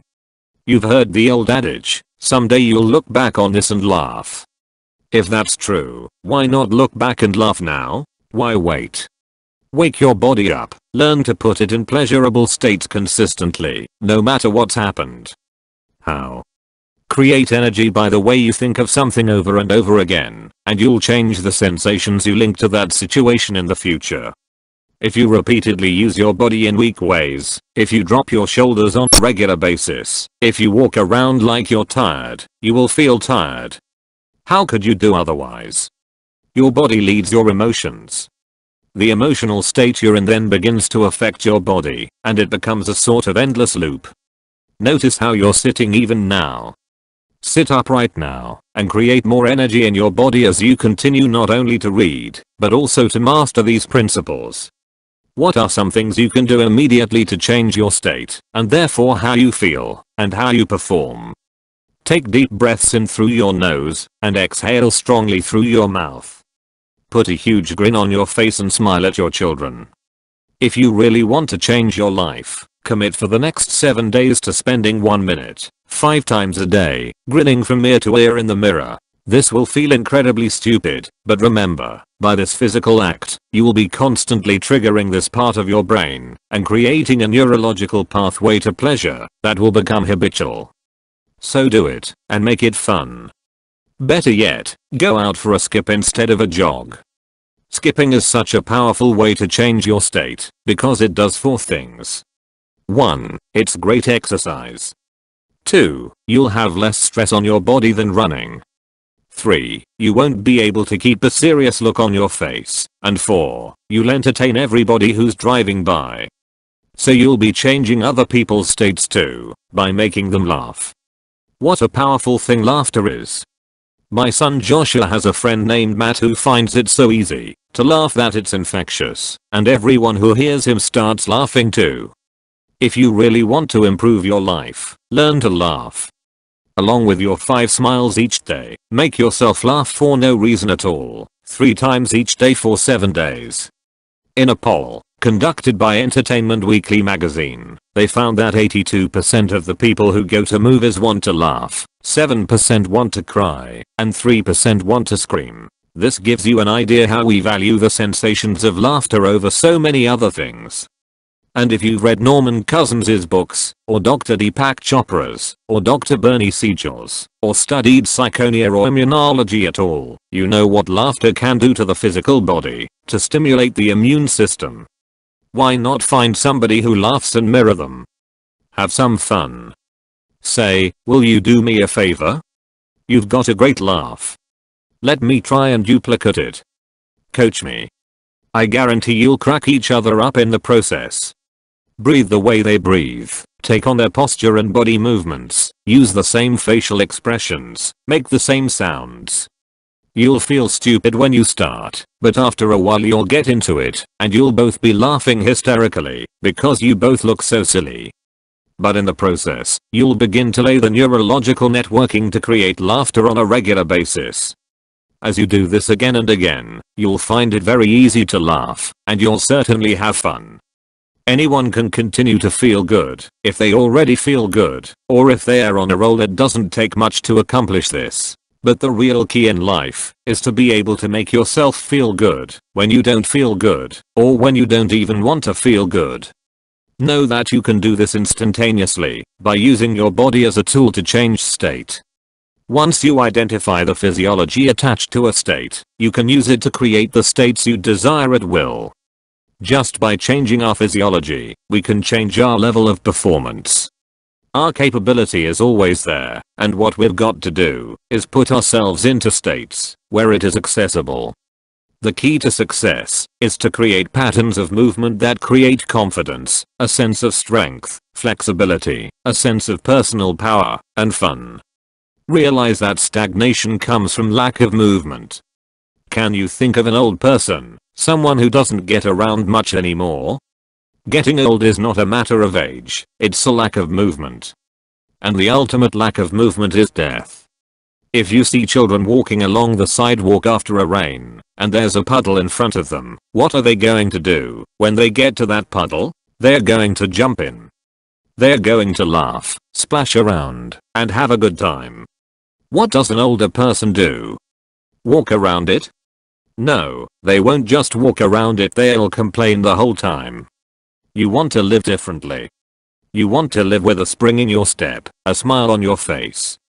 Why not make cheerfulness, outrageousness, playfulness a new priority for yourself?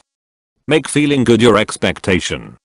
You don't have to have a reason to feel good you're alive. You can feel good for no reason at all. Focus, the power of concentration. If you wanted to, couldn't you get depressed at a moment's notice? You bet you could, just by focusing on something in your past that was horrible. We all have some experience in our past that's pretty bad, don't we?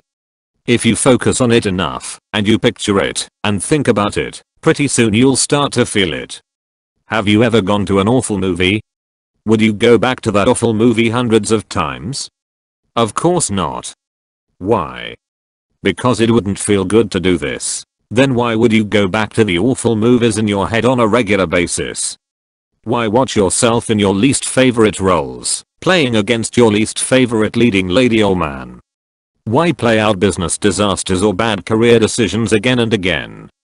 Of course, these B movies are not limited only to your past experiences. You can focus on something right now that you think you're missing out on and feel bad. Better yet, you can focus on something that hasn't even happened yet and feel bad about it in advance. Though you may laugh at this now, unfortunately that's what most of us do day to day. If you wanted to feel like you were in ecstasy right now, could you? You could do this just as easily. Could you focus on or remember a time when you were in absolute, total ecstasy? Could you focus on how your body felt? Could you remember it with such vivid detail that you are fully associated to those feelings again? You bet you could. Or you could focus on things you're ecstatic about in your life right now, on what you feel is great in your life. And again, you could focus on things that haven't happened yet and feel good about them in advance. Whatever we focus on becomes our idea of reality. The truth is that very few things are absolute. Usually, how you feel about things and the meaning of a particular experience is all dependent upon your focus. Elizabeth, the woman with multiple personality disorder, had been in pain constantly. Her escape route was to create a new personality for each incident that had to be handled emotionally. It allowed her to change her focus by seeing the problem through somebody else's eyes. Yet she still felt pain even after integration. It wasn't until she learned how to control her state by consciously changing her physiology and her focus that she was able to take control of her life. Focus is not true reality because it's one view, it's only one perception of the way things really are. Think of that view, the power of our focus, as being a camera lens. The camera lens shows only the picture and angle of what you are focused on. Because of that, photographs you take can easily distort reality, presenting only a small portion of the big picture. Suppose you went to a party with your camera and you sat in one corner, focused on a group of people who were arguing. How would that party be represented? It would be pictured as an unpleasant, frustrating party where no one had a good time and everyone was fighting. And it's important for us to remember that how we represent things in our minds will determine how we feel. But what if you were to focus your camera on another end of the room, where people were laughing and telling jokes and having a great time? It would be shown to have been the best party of all, with everyone getting along famously. This is why there is so much turmoil over unauthorized biographies. They are only one person's perception of another's life. And often, this view is offered by people whose jealousy gives them a vested interest in distorting things. The problem is, the biography's view is limited only to the author's camera angle, and we all know that cameras distort reality, that a close-up can make things look bigger than they really are. And when manipulated expertly, a camera can minimize or blur important parts of the reality. To paraphrase Ralph Waldo Emerson, each of us sees in others what we carry in our own hearts. Meaning is often a matter of focus. If you've scheduled a business meeting and someone is not there on time, how you feel is based strictly on what you focus on. Do you represent in your mind that the reason they are not there is that they don't care, or do you interpret it as they're having great difficulties in getting to the meeting? Whichever you focus on will definitely affect your emotions. What if you were upset with them, and the real reason they were late is that they were fighting to get a better bid on the business proposal they were bringing you? Remember, whatever we focus on will determine how we feel. Maybe we shouldn't jump to conclusions, we should choose what to focus on very carefully. Focus determines whether you perceive your reality as good or bad, whether you feel happy or sad. A fantastic metaphor for the power of focus is racing cars. A real passion for me. Driving a Formula race car can sometimes make flying a jet helicopter seem like a very relaxing experience.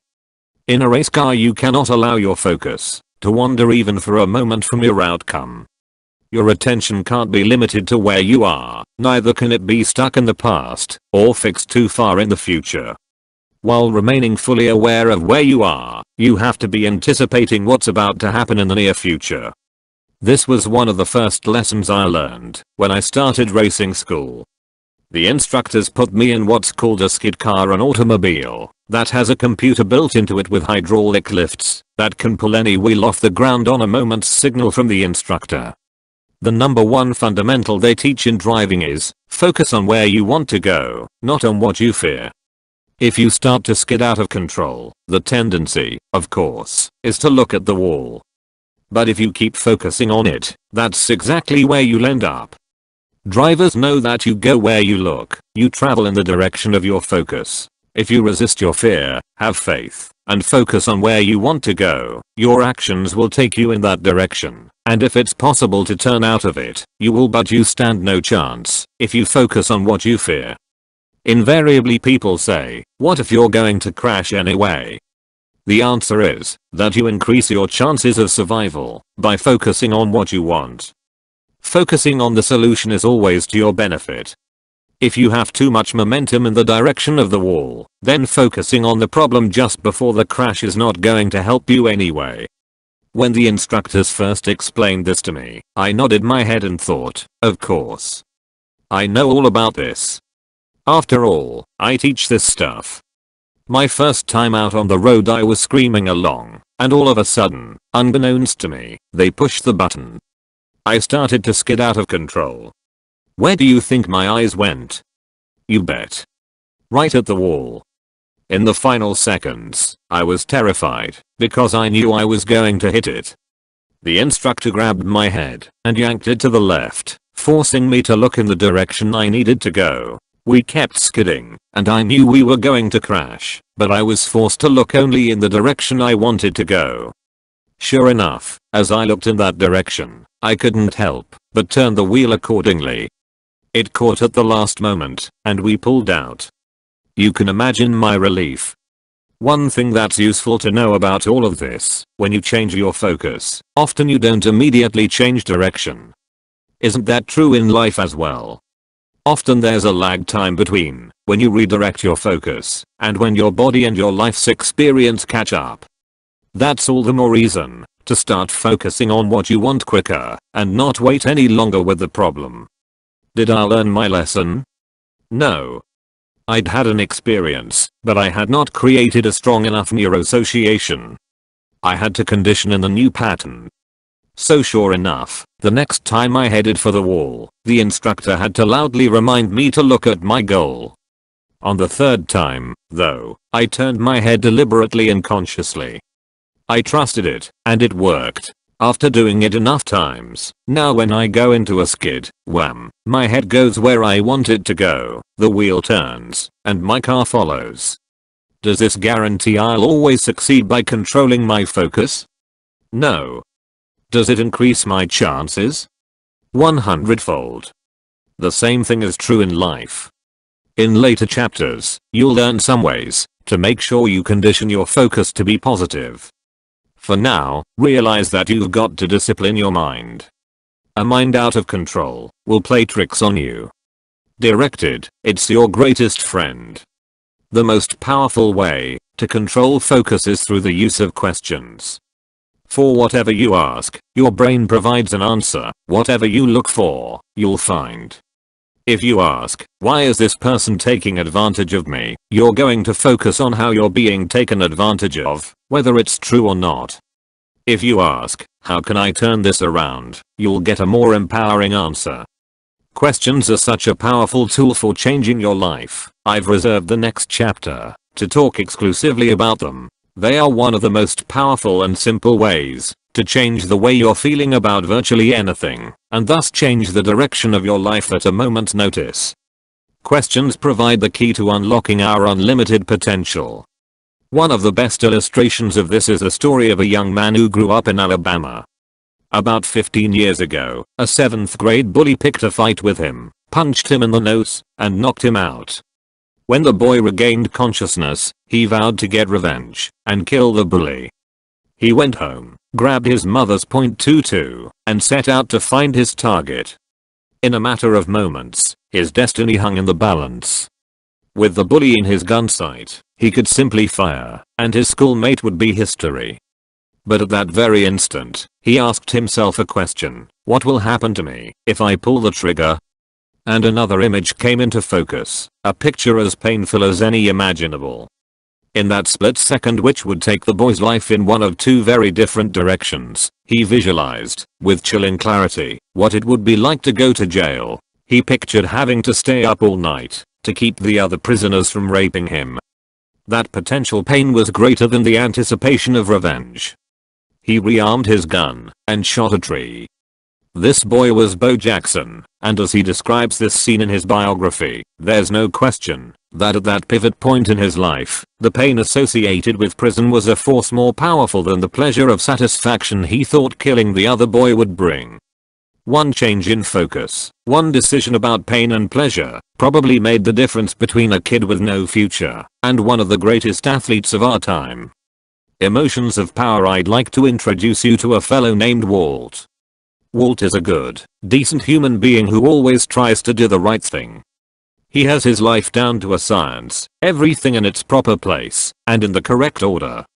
Weekdays he arises at exactly 6:30, showers and shaves, gulps down some coffee, grabs his lunch pail filled with the requisite bologna sandwich and Twinkies, and runs out the door by 7:10 to spend 45 minutes in traffic. He arrives at his desk by 8 o'clock, where he sits down to do the same job he's been doing for the past 20 years. At 5 o'clock he goes home, pops the top on a cold one, and grabs the TV remote control. An hour later his wife comes home, and they decide whether to eat leftovers or throw a pizza in the microwave. After dinner he watches the news, while his wife bathes their kid, and puts him to bed. By no later than 9:30 he's in the sack. He devotes his weekends to yard work, car maintenance, and sleeping in. Walt and his new wife have been married for 3 years, and while he wouldn't exactly describe their relationship as inflamed with passion, it's comfortable even though lately it seems to be repeating a lot of the same patterns of his first marriage. Do you know someone just like Walt? Maybe he's someone you know intimately, someone who never suffers the depths of utter devastation or despondency, but also someone who never revels in the heights of passion and joy. I've heard it said that the only difference between a rut and a grave is a few feet, and over a century ago, Thoreau observed that the mass of men lead lives of quiet desperation. As we move into the next century, this phrase is unfortunately more applicable than ever. If there's one thing I've noticed in the countless letters I've received since I wrote Unlimited Power, it's the overwhelming prevalence of this kind of disassociation in people's lives, something that just happened out of their desire to avoid pain and the hunger with which they seize upon an opportunity to feel more alive, more passionate, more electric.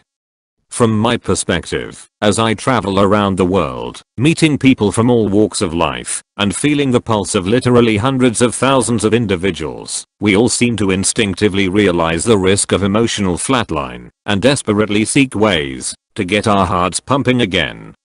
So many suffer from the delusion that emotions are entirely out of their control, that they are just something that spontaneously occurs in reaction to the events of our lives. Often we dread emotions, as if they were viruses that zero in on us and attack when we are most vulnerable. Sometimes we think of them as inferior cousins to our intellect and discount their validity, or we assume that emotions arise in response to what others do or say to us. What's the common element in all these global beliefs? It's the misconception that we have no control over these mysterious things called emotions. Out of their need to avoid feeling certain emotions, people will often go to great, even ridiculous, lengths. They'll turn to drugs, alcohol, overeating, gambling. They'll lapse into debilitating depression. In order to avoid hurting a loved one, or being hurt by one, they'll suppress all emotions, end up as emotional androids, and ultimately destroy all the feelings of connection that got them together in the first place, thus devastating the ones they love most. I believe there are 4 basic ways in which people deal with emotion. Which of these have you used today? 1. Avoidance. We all want to avoid painful emotions. As a result, most people try to avoid any situation that could lead to the emotions that they fear, or worse, some people try not to feel any emotions at all. If, for example, they fear rejection, they try to avoid any situation that could lead to rejection. They shy away from relationships. They don't apply for challenging jobs. Dealing with emotions in this way is the ultimate trap, because while avoiding negative situations may protect you in the short term, it keeps you from feeling the very love, intimacy, and connection that you desire most. And ultimately, you can't avoid feeling. A much more powerful approach is to learn to find the hidden, positive meaning in those things you once thought were negative emotions too. Denial. A second approach to dealing with emotion is the denial strategy. People often try to disassociate from their feelings by saying, "It doesn't feel that bad." Meanwhile, they keep stoking the fire within themselves by thinking about how horrible things are, or how someone has taken advantage of them, or how they do everything right but things still turn out wrong, and why does this always happen to them? In other words, they never change their focus or physiology, and they keep asking the same disempowering questions.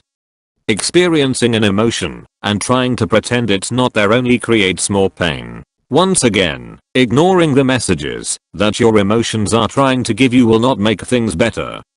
If the message your emotions are trying to deliver is ignored, the emotions simply increase their amperage. They intensify until you finally pay attention.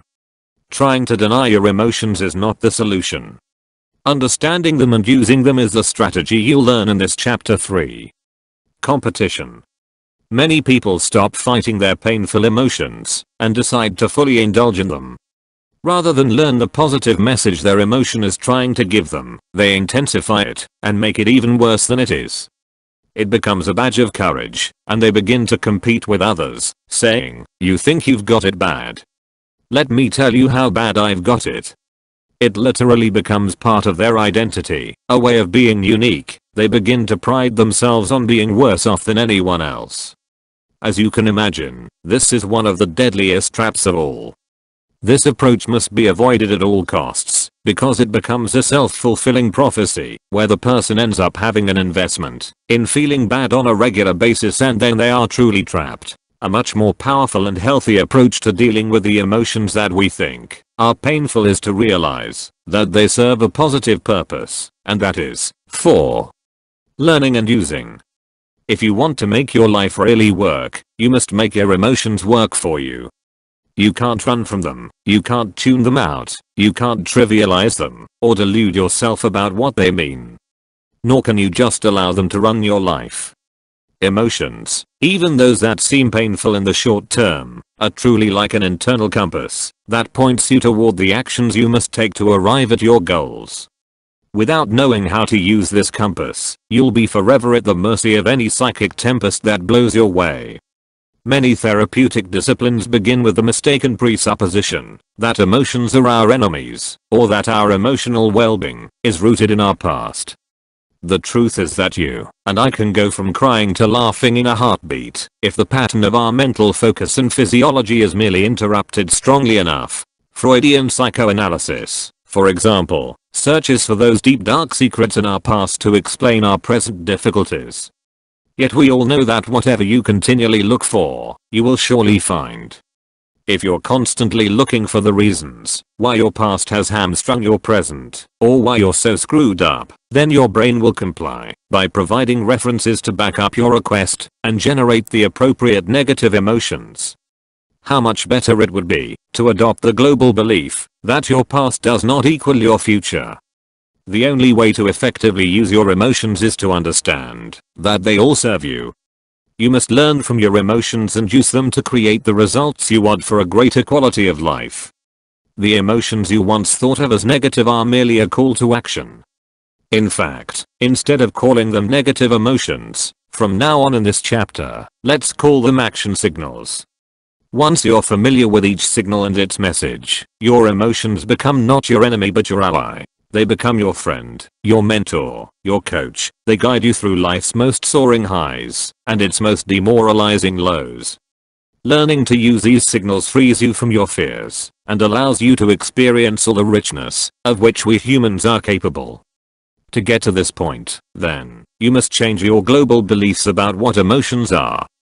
They are not predators, substitutes for logic, or products of other people's whims. They are action signals trying to guide you to the promise of a greater quality of life. If you merely react to your emotions through an avoidance pattern, then you'll miss out on the invaluable message they have to offer you.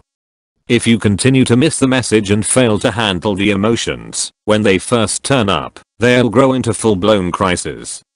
All our emotions are important and valuable in the proper amounts, timing, and context. Realize that the emotions you are feeling at this very moment are a gift, a guideline, a support system, a call to action. If you suppress your emotions and try to drive them out of your life, or if you magnify them and allow them to take over everything, then you're squandering one of life's most precious resources. So what is the source of emotions? You are the source of all your emotions. You are the one who creates them. So many people feel that they have to wait for certain experiences in order to feel the emotions they desire. For instance, they don't give themselves permission to feel loved, or happy or confident, unless a particular set of expectations is met. I'm here to tell you that you can feel any way you choose at any moment in time. At the seminars I used to conduct near my home in Del Mar, California, we've created a fun anchor to remind us who is really responsible for our emotions. These seminars are held in an exquisite, 4-star resort, the In-Law Burj, which sits right on the ocean and is also near the train station. About 4 times a day, you can hear the train whistle loudly as it passes through. Some seminar participants would become irritated at the interruption, so I decided that this was the perfect opportunity to turn frustration into fun. From now on, I said, whenever we hear that train howl, we'll celebrate. I want to see how good you can make yourselves feel whenever you hear that train. We're always waiting for the right person or right situation to come along before we feel good. But who determines whether this is the right person or situation? When you do feel good, who's making you feel good? You are. But you simply have a rule that says you have to wait until A, B, and C occur before you allow yourself to feel good. Why wait? Why not set up a rule that says that whenever you hear a train whistle, you'll automatically feel great? The good news is that the train whistle is probably more consistent and predictable than the people you're hoping will show up to make you feel good. Now, whenever we hear the train pass, jubilation ensues. People immediately jump out of their chairs, cheer and holler, and act like silly maniacs, including doctors, lawyers, CEOs, people who were supposedly intelligent before they arrived. As everyone sits back down, uproarious laughter ensues. What's the lesson? You don't have to wait for anything or anyone. You don't need any special reason to feel good. You can just decide to feel good right now, simply because you're alive, simply because you want to. So if you're the source of all your emotions, why don't you feel good all the time? Again, it's because your so-called negative emotions are giving you a message. What is the message of these action signals? They are telling you that what you're currently doing is not working, that the reason you have pain is either the way you're perceiving things or the procedures you're using, specifically, the way you're communicating your needs and desires to people, or the actions you're taking. What you're doing is not producing the result you want, and you have to change your approach. Remember that your perceptions are controlled by what you focus on and the meanings you interpret from things. And you can change your perception in a moment, just by changing the way you're using your physiology, or by asking yourself a better question. Your procedures include your style of communication. Maybe you're being too harsh in the way you communicate, or maybe your procedure is not even communicating your needs, and you're expecting other people to know what you need. This could create a lot of frustration, anger, and hurt in your life. Maybe this action signal of feeling hurt is trying to tell you that you need to change your way of communicating, so you don't feel hurt again in the future. Feeling depressed is another call to action, telling you that you need to change your perception that the problems you're dealing with are permanent or out of control. Or, you need to take some kind of physical action to handle one area of your life, so that once again you remember that you are in control. This is the true message of all your action signals. They're merely trying to support you in taking action to change the way you think, change the way you're perceiving things, or change your procedures for communicating or behaving. These calls to action are there to remind you that you don't want to be like the fly that keeps banging himself against the window, trying to get through the glass. If you don't change your approach, all the persistence in the world will never pay off. Your action signals are whispering to you, perhaps screaming, through the experience of pain, that you need to change what you're doing. Think of your mind, your emotions, and your spirit as the ultimate garden. The way to ensure a bountiful, nourishing harvest is to plant seeds like love, warmth, and appreciation, instead of seeds like disappointment, anger, and fear. Begin to think of those action signals as weeds in your garden. A weed is a call to action, isn't it? It says, you've got to do something, you've got to pull this out, to make room for better, healthier plants to grow. Keep cultivating the kinds of plants you want, and pull the weeds as soon as you notice them. Let me offer you 10 emotional seeds you can plant in your garden. If you nurture these seeds by focusing on feeling what you want to feel every day, you will hold yourself to a standard of greatness. These seeds create a life that flourishes and fulfills its highest potential. Let's explore them briefly now, and realize that each of these emotions represents an antidote to any of the negative emotions you may have been feeling previously. The 10 emotions of power. 1. Love and warmth. The consistent expression of love seems to be able to melt almost any negative emotions it comes in contact with. If someone is angry with you, you can easily remain loving with them by adopting a core belief such as this marvelous one from the book A Course in Miracles. All communication is either a loving response or a cry for help. If someone comes to you in a state of hurt or anger, and you consistently respond to them with love and warmth, eventually their state will change, and their intensity will melt away too. Appreciation and gratitude.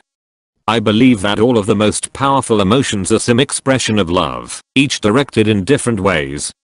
For me, appreciation and gratitude are two of the most spiritual emotions, actively expressing through thought and action my appreciation and love for all the gifts that life has given me, that people have given me, that experience has given me.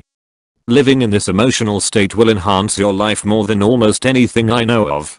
Cultivating this is cultivating life.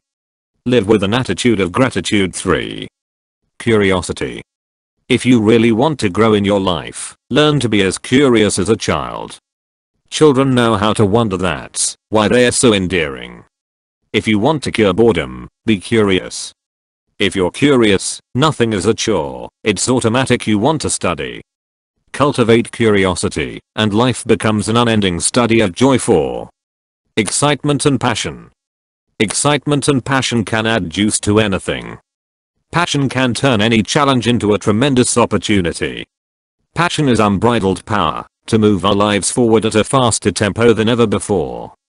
To paraphrase Benjamin Disraeli, man is only truly great when he acts from the passions. How do we get passion? The same way we get love, warmth, appreciation, gratefulness, and curiosity. We decide to feel it. Use your physiology, speak more rapidly, visualize images more rapidly, move your body in the direction you want to go. Don't just casually sit and think. You can't be filled with passion if you're slumping over your desk, breathing shallowly, and slurring your speech. 5. Determination.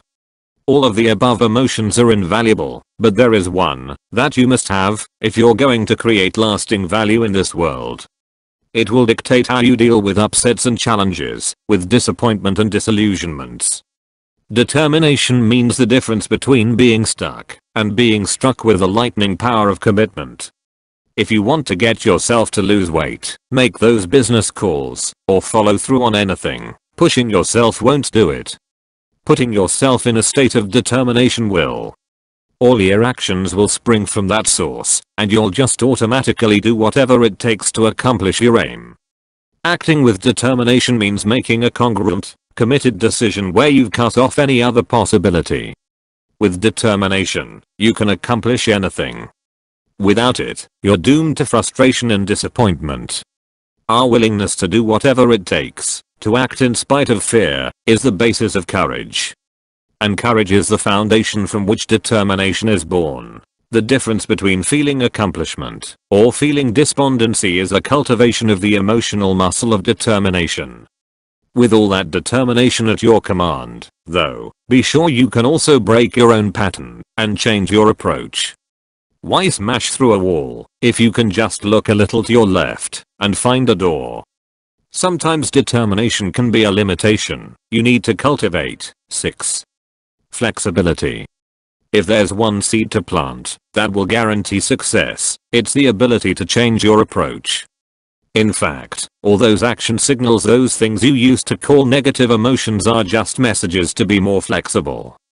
Choosing to be flexible is choosing to be happy. Throughout your life there will be times when there are things you will not be able to control, and your ability to be flexible in your rules, the meaning you attach to things, and your actions will determine your long-term success or failure, not to mention your level of personal joy. The reed that bends will survive the windstorm, while the mighty oak tree will crack. If you cultivate all of the above emotions, then you'll surely develop. 7. Confidence. Unshakable confidence is the sense of certainty we all want. The only way you can consistently experience confidence, even in environments and situations you've never previously encountered, is through the power of faith. Imagine and feel certain about the emotions you deserve to have now, rather than wait for them to spontaneously appear someday in the far distant future. When you're confident, you're willing to experiment, to put yourself on the line. One way to develop faith and confidence is simply to practice using it. If I were to ask whether you're confident that you can tie your own shoes, I'm sure you could tell me with perfect confidence that you can. Why? Only because you've done it thousands of times. So practice confidence by using it consistently, and you'll be amazed at the dividends it reaps in every area of your life. In order to get yourself to do anything, it's imperative to exercise confidence rather than fear. The tragedy of many people's lives is that they avoid doing things because they are afraid. They even feel bad about things in advance. But remember, the source of success for outstanding achievers often finds its origin in a set of nurtured beliefs for which that individual had no references. The ability to act on faith is what moves the human race forward. Another emotion you'll automatically experience once you've succeeded in cultivating all the above is 8. Cheerfulness. When I added cheerfulness to my list of most important values, people commented, "There's something different about you. You seem so happy." I realized that I had been happy, but I hadn't told my face about it. There's a big difference between being happy on the inside and being outwardly cheerful. Cheerfulness enhances your self-esteem, makes life more fun, and makes the people around you feel happier as well. Cheerfulness has the power to eliminate the feelings of fear, hurt, anger, frustration, disappointment, depression, guilt, and inadequacy from your life. You've achieved cheerfulness the day you realize that no matter what's happening around you, being anything other than cheerful will not make it better. Being cheerful does not mean that you're Pollyanna, or that you look at the world through rose-colored glasses and refuse to acknowledge challenges. Being cheerful means you're incredibly intelligent, because you know that if you live life in a state of pleasure, one that's so intense that you transmit a sense of joy to those around you, you can have the impact to meet virtually any challenge that comes your way. Cultivate cheerfulness, and you won't need so many of those painful action signals to get your attention. Make it easy for yourself to feel cheerful by planting the seed of 9. Vitality. Handling this area is critical. If you don't take care of your physical body, it's more difficult to be able to enjoy these emotions. Make sure that physical vitality is available. Remember that all emotions are directed through your body. If you're feeling out of sorts emotionally, you need to look at the basics. How are you breathing? When people are stressed, they stop breathing, sapping their vitality. Learning to breathe properly is the most important avenue toward good health. Another critical element to physical vitality is ensuring that you have an abundant level of nerve energy. How do you do this? Realize that day to day you're expending nerve energy through your actions, and as obvious as it sounds, you do need to make sure that you rest and recharge. By the way, how much sleep are you getting? If you're regularly logging 8 to 10 hours of sack time, you're probably getting too much sleep. 6 to 7 hours has been found to be optimum for most people. Contrary to popular belief, sitting still doesn't preserve energy. The truth is, that's usually when you feel most tired. The human nervous system needs to move to have energy. To a certain extent, expending energy gives you a greater sense of energy. As you move, oxygen flows through your system, and that physical level of health creates the emotional sense of vitality that can help you to deal with virtually any negative challenge you could have in your life. So realize that a sense of vitality is a critical emotion to cultivate in order to handle virtually any emotions that come up in your life, not to mention the critical resource in experiencing consistent passion. Once your garden is filled with these powerful emotions, then you can share your bounty through 10. Contribution. Years ago, I remember being in one of the toughest times in my life, driving down the freeway in the middle of the night. I kept asking, what do I need to do to turn my life around? Suddenly an insight came to me, accompanied by such intense emotion that I was compelled to pull my car off the road immediately and write down one key phrase in my journal: the secret to living is giving. There's no richer emotion I know of in life than the sense that who you are as a person, something you've said or done, has added to more than just your own life, that somehow it has enhanced life's experience for someone you care about, or maybe someone you don't even know. The stories that move me most profoundly are about people who follow the highest spiritual emotion of caring unconditionally and acting for others' benefit. When I saw the musical Les Miserables, I was deeply moved by the character of Jane Valjean, because he was such a good man who wanted to give so much to others. Each day we should cultivate that sense of contribution by focusing not only on ourselves, but on others as well. Don't fall into the trap, though, of trying to contribute to others at your own expense. Playing the martyr won't give you a true sense of contribution. But if you can consistently give to yourself and others on a measurable scale that allows you to know that your life has mattered, you'll have a sense of connection with people and a sense of pride and self-esteem that no amount of money, accomplishments, fame, or acknowledgement could ever give. A sense of contribution makes all of life worthwhile. Imagine what a better world it would be if all of us cultivated a sense of contribution. Challenge, the 10-day mental challenge. Here's your opportunity now to really apply all the new disciplines you've learned in the previous chapters. My challenge to you is simply this: for the next 10 days, beginning immediately, commit to taking full control of all your mental and emotional faculties by deciding right now that you will not indulge in or dwell on any unresourceful thoughts or emotions for 10 consecutive days. It sounds easy, doesn't it? And I'm sure it could be. But those who begin it are frequently surprised to discover how often their brains are engaged in non-productive, fearful, worrisome, or destructive thinking. Why would we continually indulge in mental and emotional patterns that create unnecessary stress in our lives? The answer is simple: we actually think it helps. Many people live in a state of worry. In order to accomplish this state, they continually focus and dwell on the worst possible scenario. Why would they do this? Because they believe it will get them to do something, to take action. But the truth of the matter is that worry usually puts a person in an extremely unresourceful emotional state. It doesn't usually empower us to take action, but rather, it tends to cause us to become overwhelmed with frustration or fear. Yet, using some of the simplest tools in this book, you could change your worried state immediately by focusing on a solution. You could ask yourself a better question like, what do I need to do right now to make this better? Or you could change your state by changing the vocabulary you use to describe the sensations you're feeling, from worried to a little bit concerned.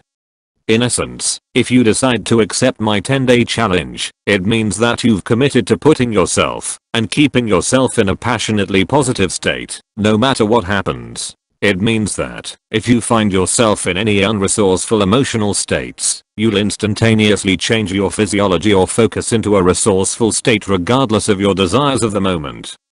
For example, if someone does something that you believe is destructive or even hateful toward you, and you begin to find yourself becoming angry, you must immediately change your emotional state, regardless of the situation, during these 10 consecutive days. Again, remember that you have a multitude of strategies for changing your state. You could ask yourself a more empowering question like, what could I learn from this? Or what's great about this situation? And what's not yet perfect? These questions will lead you into resourceful states, where you'll find solutions instead of dwelling on and habitually running the cycle of increased anger and frustration. Remember, our goal is not to ignore the problems of life, but to put ourselves in better mental and emotional states, where we can not only come up with solutions, but act upon them. Those people who focus on what they can't control are continually disempowered. Yes, it's true, we can't control the wind or the rain or the other vagaries of weather, but we can tack our sails in a way that allows us to shape the direction of our lives. When I first considered going on a mental diet, I believed that staying positive would get me hurt. After all, I had been positive in the past, and my expectations weren't met. I had felt devastated. Eventually, though, I found that by changing my focus I was able to take more control of my life, by avoiding the problem state, and immediately focusing on solutions. My requests for inner answers were quickly met, when I was in a resourceful state. Every great successful person I know shares the capacity to remain centered, clear and powerful in the midst of emotional storms. How do they accomplish this? Most of them have a fundamental rule in life: never spend more than 10% of your time on the problem, and spend at least 90% of your time on the solution. Most important, don't sweat the small stuff, and remember, it's all small stuff. If you decide that you're going to take on my 10-day challenge, and I sense you will, since you've made it this far in the book, then realize that for the next 10 days, you're going to spend 100% of your time on solutions, and no time on problems. But won't this make the problems worse? If I don't worry about my problems, won't they get out of control? I seriously doubt it. 10 days of focusing entirely upon solutions, on what's great in your life, on what works, and how lucky you are, will not make your problems worse. But these new patterns may make you so strong that what you once thought was a problem may disappear as you assume a new identity of an unstoppable and joyous human being. This 10-day challenge is not easy. If you habitually feel sorry for yourself, it's not easy to stop. If you're focusing on financial pressure, operating out of fear won't make it any better. If you blame your spouse for everything that goes wrong in your life, the easy thing is to keep doing it. If you mask your insecurities by being angry all the time, if you wallow in guilt, if you blame your looks or your financial situation or your upbringing for all your problems, it's not easy to change. But you already have so many tools to improve your life. This is my challenge to you to start using them. Believe me, the power inherent in this little exercise is amazing. If you stick with it, it will do 4 things for you. First, it will make you acutely aware of all the habitual mental patterns that hold you back. Second, it will make your brain search for empowering alternatives to them. Third, it will give you an incredible jolt of confidence as you see that you can turn your life around. Fourth, and most importantly, it will create new habits, new standards, and new expectations that will help you expand more than you could ever believe. Success is processional. It's the result of a series of small disciplines that lead us into habitual patterns of success that no longer require consistent will or effort. Like a freight train picking up speed, this exercise in doing things right consciously, in erasing the patterns that hold you back, and installing new ones that can propel you forward, will give you a sense of momentum like very few things you've done in your life. The great news about this is that, unlike a diet, where you starve yourself and eventually have to go back to eating, your old pattern of finding the negative is not one you ever have to return to again. This may not be a 10-day exercise in the end. It's really an opportunity for you to become addicted to a positive focus for the rest of your life. But if, after banishing your toxic mental patterns for 10 days, you want to return, be my guest. The truth is that once you experience life in this mentally vital and alive way, going back would disgust you. But if you ever find yourself getting off track, you have the tools to immediately put yourself back on the high road again. Remember, though, only you can make this 10-day mental challenge work. Only you can make the commitment to really follow through. You might consider getting extra leverage on yourself to make certain you follow through. One way of providing yourself extra incentive is to announce to the people around you what you're committing to, or find a partner who wants to take on this 10-day mental challenge with you. In addition, it would be ideal for you to keep a written journal while you're meeting the 10-day mental challenge, writing your experiences each day and recording how you successfully dealt with those various challenges. I think you'll find it invaluable to review later on. Finally, one of the most valuable tools in creating a change is not just interrupting your old pattern, but replacing it with something new. What you may decide to commit to doing is something I do on an ongoing basis throughout my life: become a reader. Are you up for an even bigger challenge? Visit us online to get Ultimate Edge, Tony Robbins #1 Solution for Radical Transformations. Taking Control, The Master System, Part 2, Life Values, Your Personal Compass. Courage, determination, perseverance, dedication. As Ross Perot conducted the tense briefing in Dallas, he saw those qualities reflected in the faces of the men he had handpicked for an extraordinary rescue mission. Do you remember when, in the early days of 1979, civil unrest and anti-America hysteria were rising to a fever pitch in Iran? Only a few days before this briefing, two of Perot's corporate executives in Tehran had been inexplicably jailed. Bail was set at $13 million. When high-powered diplomatic negotiations failed to get results, Perot decided that there was only one way to get his men out: he'd have to do it himself. Calling upon the expertise of legendary Army Colonel Arthur Balsamans to lead this daring raid, Perot quickly assembled a crack team of his top executives to pull off the jailbreak. They were selected because they'd all been in Tehran and had military experience. He called his men Eagles to signify high flyers who used their initiative, got the job done, and gave results, not excuses. The rewards would be high if they won, but the risks were even greater. The mission was completely unauthorized, and not only was failure a possibility, but so was death. What drove Ross Perot to muster all his resources, take the risks, and defy the odds? Clearly, he's a man who lives by his values. Courage, loyalty, love, commitment, and determination are all values that give him an exceptional capacity to care and strength of will that is legendary. These same values were the force that drove him to build his company, EDS, Electronic Data Systems Corporation, from a $1,000 investment into an enterprise worth billions of dollars. He rose to the top because of his capacity to evaluate and select the right men. He chose them based on a strict code of values, and he knew that with the right people, those who held high enough standards, all he'd have to do was give them the job to do and get out of their way. Now he would have the ultimate test of the people he'd selected as he called upon them to summon their finest resources and rescue a few members of the corporate family. The story of their mission and the challenges they met can be found in the book On Wings of Eagles. Suffice it to say that despite obstacles beyond compare, Perot's heroic rescue mission succeeded and brought home his most valued assets, his people. Values guide our every decision and, therefore, our destiny. Those who know their values and live by them become the leaders of our society. They are exemplified by outstanding individuals throughout our nation, from the boardroom to the classroom. For example, did you see the movie Stand and Deliver? It told the story of the maverick math teacher James Escalante. Were you as inspired as I was by the heroic strides he made in transmitting to his students his passion for learning? He got them to associate in their nervous systems, at the deepest level, a sense of pride in their capacity to master those things others were certain they could never learn.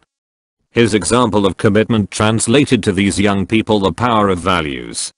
They learned from him discipline, confidence, the importance of the team, flexibility, and the power of absolute determination.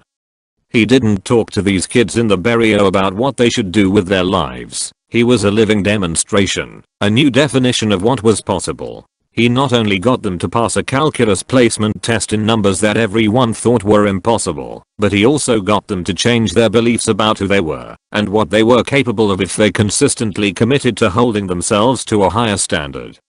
If we want the deepest level of life fulfillment, we can achieve it in only one way, and that is by doing what these two men have done, by deciding upon what we value most in life, what our highest values are, and then committing to live by them every single day.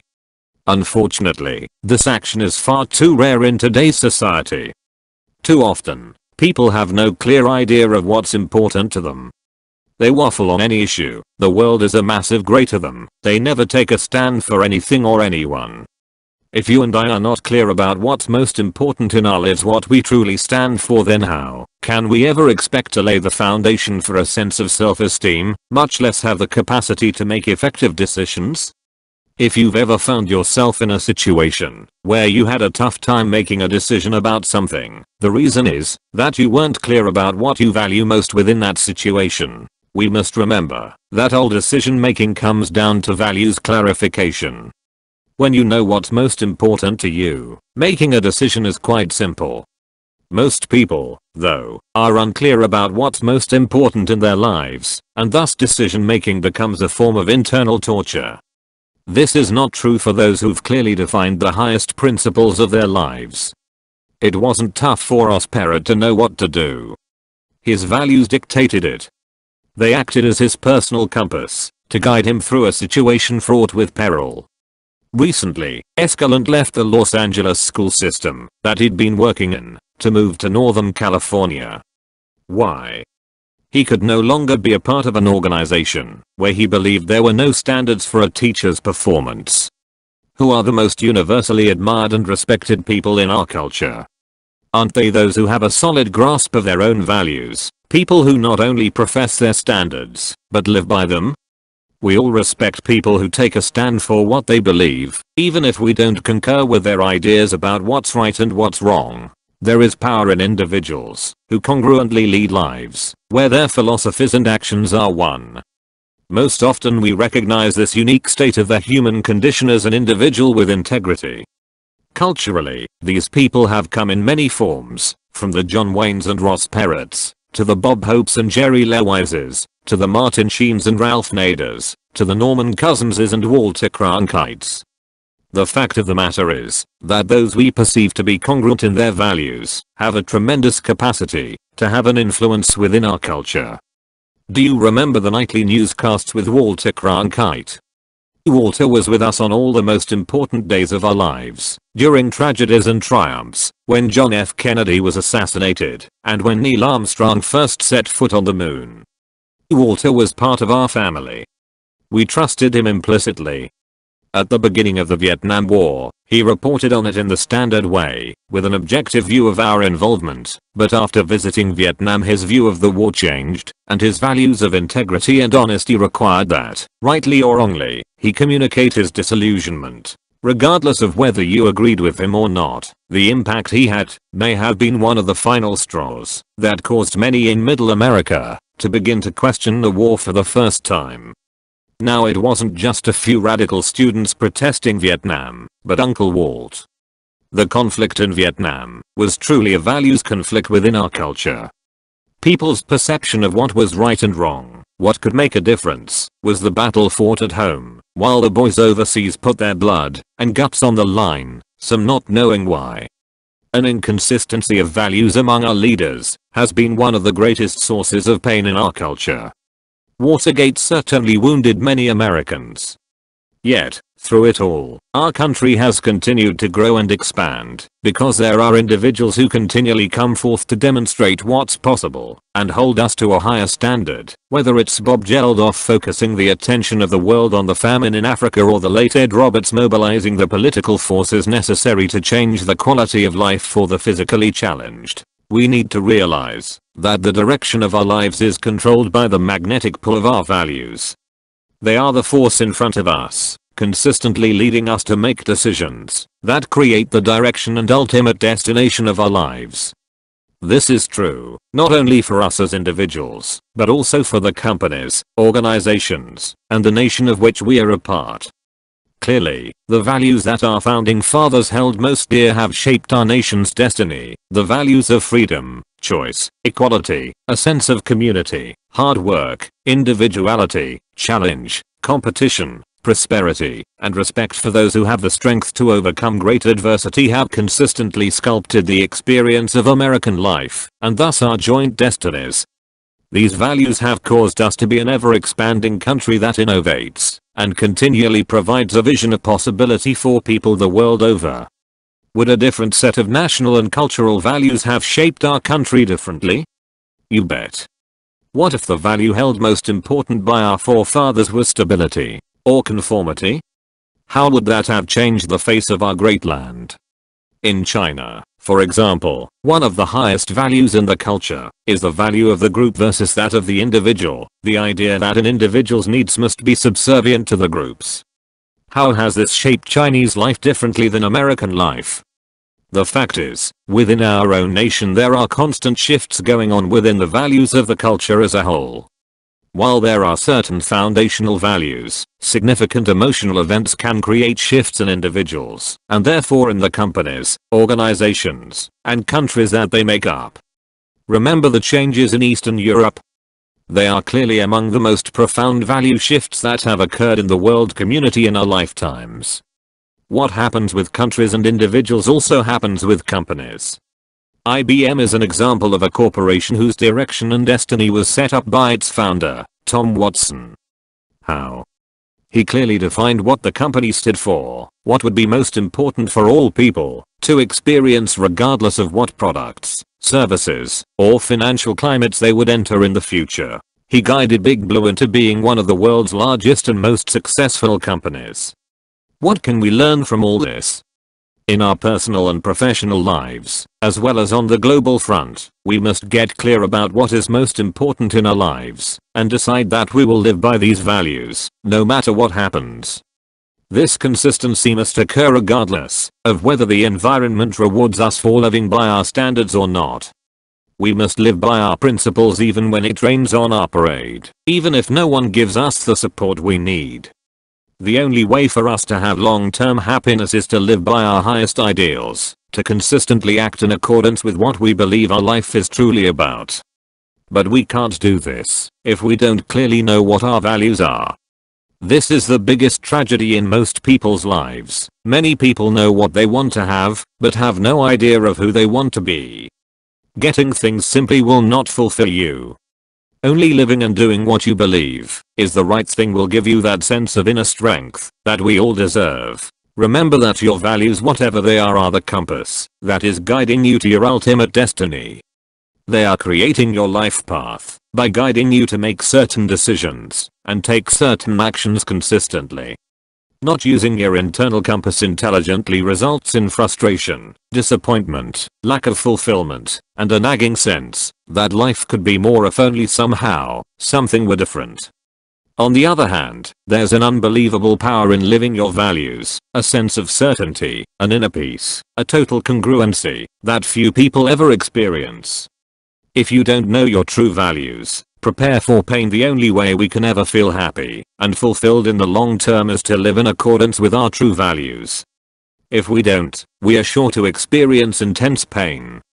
So often, people develop habitual patterns of behavior that frustrate or could potentially destroy them: smoking, drinking, overeating, abusing drugs, attempting to control or dominate others, watching hour upon hour of television, and so on. What's the real problem here? These behaviors are really the result of frustration, anger, and emptiness that people feel because they don't have a sense of fulfillment in their lives. They are trying to distract themselves from those empty feelings by filling the gap with the behavior that produces a quick fix change of state. This behavior becomes a pattern, and people often focus on changing the behavior itself rather than dealing with the cause. They don't just have a drinking problem, they have a values problem. The only reason they're drinking is to try to change their emotional state because they don't like the way they feel, moment by moment. They don't know what's most important to them in their lives. The consolation is that whenever we do live by our highest standards, whenever we fulfill and meet our values, we feel immense joy. We don't need the excess food or drink. We don't need to put ourselves into a stupor, because life itself becomes so incredibly rich without these excesses. Distracting ourselves from such incredible heights would be like taking sleeping pills on Christmas morning. Guess what the challenge is? As always, we were already asleep when the essence of what would shape our lives was formed. We were children who didn't understand the importance of having a clear sense of our values, or adults dealing with the pressures of life, already distracted to the point where we couldn't direct the formation of our values. I must reiterate that every decision is guided by these values, and in most cases, we didn't set them up. If I asked you to make a list of your top 10 values in life, to write them in precise order of importance, I'd be willing to bet that only 1 in 10,000 could do it, and that iota of a percent would have attended my Date with Destiny seminar. But if you don't know the answer to this question, how can you make any clear decisions at all? How can you make choices that you know in the long term will meet your deepest emotional needs? It's hard to hit a target when you don't know what it is. Knowing your values is critical to being able to live them. Anytime you have difficulty making an important decision, you can be sure that it's the result of being unclear about your values. What if you were asked to move your family across the country in connection with a new job? If you knew that there was some risk involved, but that the compensation would be better and the job would be more interesting, what would you do? How you answer this question will depend entirely on what's most important to you: personal growth or security, adventure or comfort. By the way, what determines whether you value adventure more than comfort? Your values came from a mixed bag of experiences, of lifelong conditioning through punishment and reward.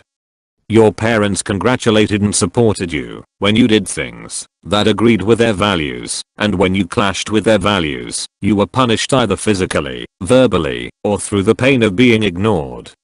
Your teachers too encouraged and applauded you when you did things they agreed with, and applied similar forms of punishment when you violated their most deeply held views. This cycle was perpetuated by your friends and employers. You modeled the values of your heroes, and maybe some of your anti-heroes as well. Today, new economic factors come into play.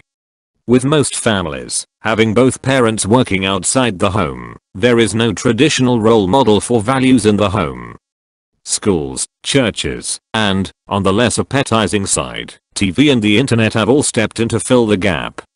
Indeed, TV, computers and mobile devices are our most convenient babysitter, with the average American child watching 3 to 4 hours of television a day. Am I suggesting that the traditional family structure is the only way to raise children who have strong values? Of course not. What I suggest is that we teach our children our philosophy of life by being strong role models, by knowing our own values and living by them. What are values? To value something means to place importance upon it. Anything that you hold dear can be called a value. In this chapter, I'm specifically referring to life values, those things that are most important to you in life. For this kind of value, there are two types: ends and means. If I ask you, what do you value most, you might answer, love, family, money. Of these, love is the end value you're pursuing. In other words, the emotional state you desire. Conversely, family and money are merely means values. In other words, they are simply a way for you to trigger the emotional states you really desire. If I asked you, what does family give you, you might say, love, security, happiness. What you truly value, the ends you're after, are love, security, and happiness. Similarly, with money, I could ask you, what does money really mean to you? What does it give you? You might say, freedom, impact, the ability to contribute, a sense of security. Again, you see, money is merely a means to achieving a much deeper set of values, a set of emotions that you desire to experience on a consistent basis in your life. The challenge in life is that most people are not clear on the difference between means and ends values, and therefore, they experience a lot of pain. So often people are too busy pursuing means values that they don't achieve their true desire, their ends values. The ends values are those that will fulfill you, make your life rich and rewarding. One of the biggest challenges I see is that people keep setting goals without knowing what they truly value in life, and therefore they end up achieving their goals and saying, "Is this all there is?" For example, let's say a woman's highest values are caring and contribution, and she chooses to become an attorney because she once met a lawyer who really impressed her as being able to make a difference and help people through his work. As time goes by, she gets caught up in the whirlwind of practicing law and aspires to become a partner in her firm. As she pursues this position, her work takes on an entirely different focus. She begins to dominate and run the firm and becomes one of the most successful women she knows, yet she feels unhappy because she no longer has any contact with clients. Her position has created a different relationship with her peers, and she spends all her time in meetings ironing out protocol and procedure. She achieved her goal, but missed out on her life's desire. Have you ever fallen into this trap of pursuing the means, as if they were the end you were after? In order to be truly happy, we must know the difference, and be sure to pursue the end itself. Moving toward values. While it's absolutely true that you and I are constantly motivated to move toward pleasurable emotional states, it's also true that we value some emotions more than others. For example, what are the emotional states that you value most in life? What are the emotions that you think will give you the most pleasure? Love or success? Freedom or intimacy? Adventure or security? I call these pleasurable states that we value most. Moving toward values, because these are the emotional states we'll do the most to attain. What are some of the feelings that are most important for you to experience in your life on a consistent basis? When asked this question at seminars, my audiences invariably respond with words like love, success, freedom, intimacy, security, adventure, power, passion, comfort, health. It's certainly true that you probably value all of these emotions and that they're all important for you to feel. But wouldn't it be fair to say that you don't value them all equally? Obviously there are some emotional states that you'll do more to achieve than others. In truth, we all have a hierarchy of values.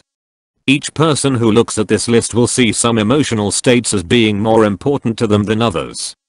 The hierarchy of your values is controlling the way you make decisions in each moment. Some people value comfort over passion, or freedom over security, or intimacy over success. Take a moment right now and discover from this list which of these emotions you value most. Simply rewrite the list in your order of importance, with 1 being the emotional state you hold as most important, and 10 being least important. Please take a moment now and fill in the blanks in your order of importance. So what did you learn by doing this ranking? If I were sitting next to you, I could probably give you some quality feedback. For example, I'd know a lot about you if your number 1 value was freedom, followed by passion, adventure, and power. I know you're going to make different decisions than someone whose top values are security, comfort, intimacy, and health. Do you think a person whose number 1 value is adventure makes decisions the same way as someone whose number 1 value is security? Do you think these people would drive the same kind of car? Take the same kind of vacation? Seek out the same profession? Far from it. Remember, whatever your values are, they affect the direction of your life. We have learned through our life's experience that certain emotions give us more pleasure than others. For example, some people have learned that the way to have the most pleasurable emotions in life is to have a sense of control, so they pursue it with incredible vigor.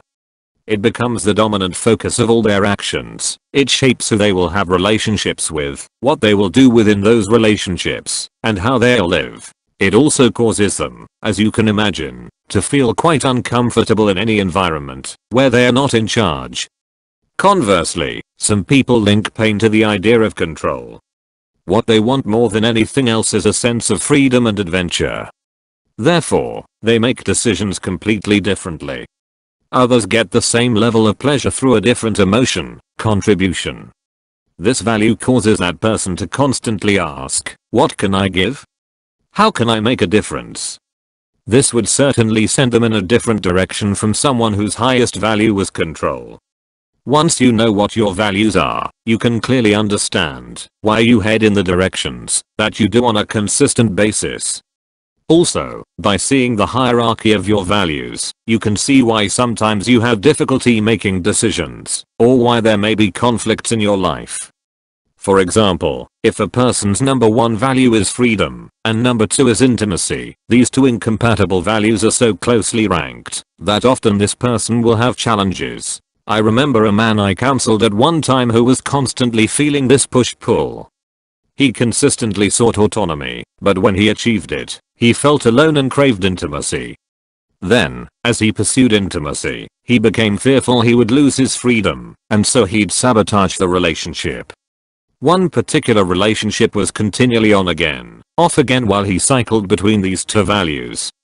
After I helped him make a simple change in the hierarchy of his values, his relationship and his life was instantly changed. Shifting priorities produces power. Knowing your own values helps you to get more clarity as to why you do what you do and how you can live more consistently, but knowing the values of others is equally important. Might it be valuable to know the values of someone you're in a relationship with, or somebody you're in business with? Knowing a person's values gives you a fix on their compass and allows you to have insight into their decision making. Knowing your own hierarchy is also absolutely critical, because your top values are those that are going to bring you the most happiness. Of course, what you really want to do is set it up so that you're meeting all of your values every day. If you don't, you'll experience what seems like an inexplicable feeling of emptiness or unhappiness. My daughter, Jolly, lives an incredibly rich life in which her highest values are almost always met. She is also a wonderful actress, dancer, and singer. At the age of 16, she auditioned to perform at Disneyland, something she knew would fulfill her value of accomplishment if she succeeded. Incredibly, she beat out 700 other girls to win a part in the fabled amusement park's electric light parade. Initially, Jolly was ecstatic. We, along with her friends, were also delighted and proud of her, and we would frequently drive up on weekends to see her perform. Her schedule, however, was extremely taxing. Jolly had to perform every weeknight as well as weekends, and her school term wasn't over for the summer yet. So she had to drive from San Diego to Orange County every evening in rush hour traffic, rehearse and perform for several hours, then drive back home in the wee hours of the night, so she could get up again early the next morning in time for school. As you can imagine, the daily commute and long hours soon turned the experience into a grueling ordeal, not to mention the extremely heavy costume she had to wear that hurt her back. Even worse, however, from Jolly's perspective, was the fact that her demanding schedule cut drastically into her personal life and prevented her from spending any time with our family and her friends. I began to notice her wandering about in a series of very unresourceful emotional states. She would cry at the drop of a hat and began to complain about things on a consistent basis. This was totally unlike Jolly. The final straw was that the whole family was preparing to go to Hawaii for our 3-week certification program, everyone except Jolly, who had to stay home in order to continue to work at Disneyland. One morning, she hit threshold and came to me in tears, undecided and confused.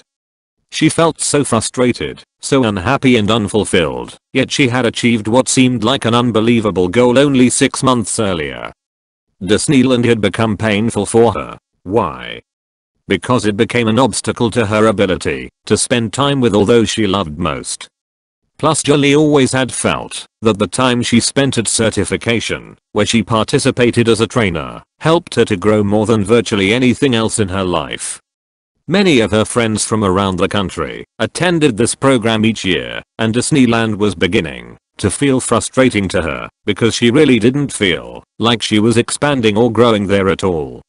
She would feel pain if she decided to come with us to certification because she didn't want to be a quitter, and pain if she continued to work at Disneyland because it would mean she'd miss out on the things that seemed so important to her.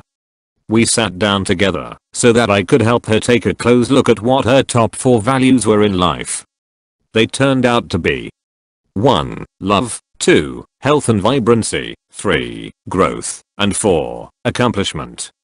By turning to her values, I knew that I could help her get the clarity she needed to make the decision that would be right for her. So I asked her, what does working at Disneyland give you? What's important about working at Disneyland? She told me that she was originally excited about it because she saw it as an opportunity to make new friends, receive recognition for her work, have fun, and experience a tremendous sense of accomplishment. At this point, though, she said she wasn't feeling very much accomplishment at all because she didn't feel like she was growing anymore, and she knew there were other things she could be doing that would accelerate her career more rapidly. She also said, I'm burning myself into the ground. I'm not healthy, and I miss being with the family tremendously. Then I asked her, what would making a change in this area of your life mean? If you left Disneyland, spent time at home, and then went to Hawaii, what would that give you? She immediately brightened. Smiling, she said, well, I'd get to be with you guys. I could have some time with my boyfriend. I'd feel free again. I could get some rest and start exercising to get my body back in shape. I'd keep my 4.0 grade point average in school. I could find other ways to grow and achieve. I'd be happy. Her answer as to what to do was plainly in front of her. The source of her unhappiness was also clear. Before she started working at Disneyland, she was fulfilling her top 3 values. She felt loved, she was very healthy and fit, and she felt like she was growing. Thus she began to pursue the next value on her list, accomplishment. But in so doing, she'd created an environment where she achieved, but missed out on her top 3 values. This is such a common experience. We all need to realize that we must accomplish our highest values first. These are our utmost priority.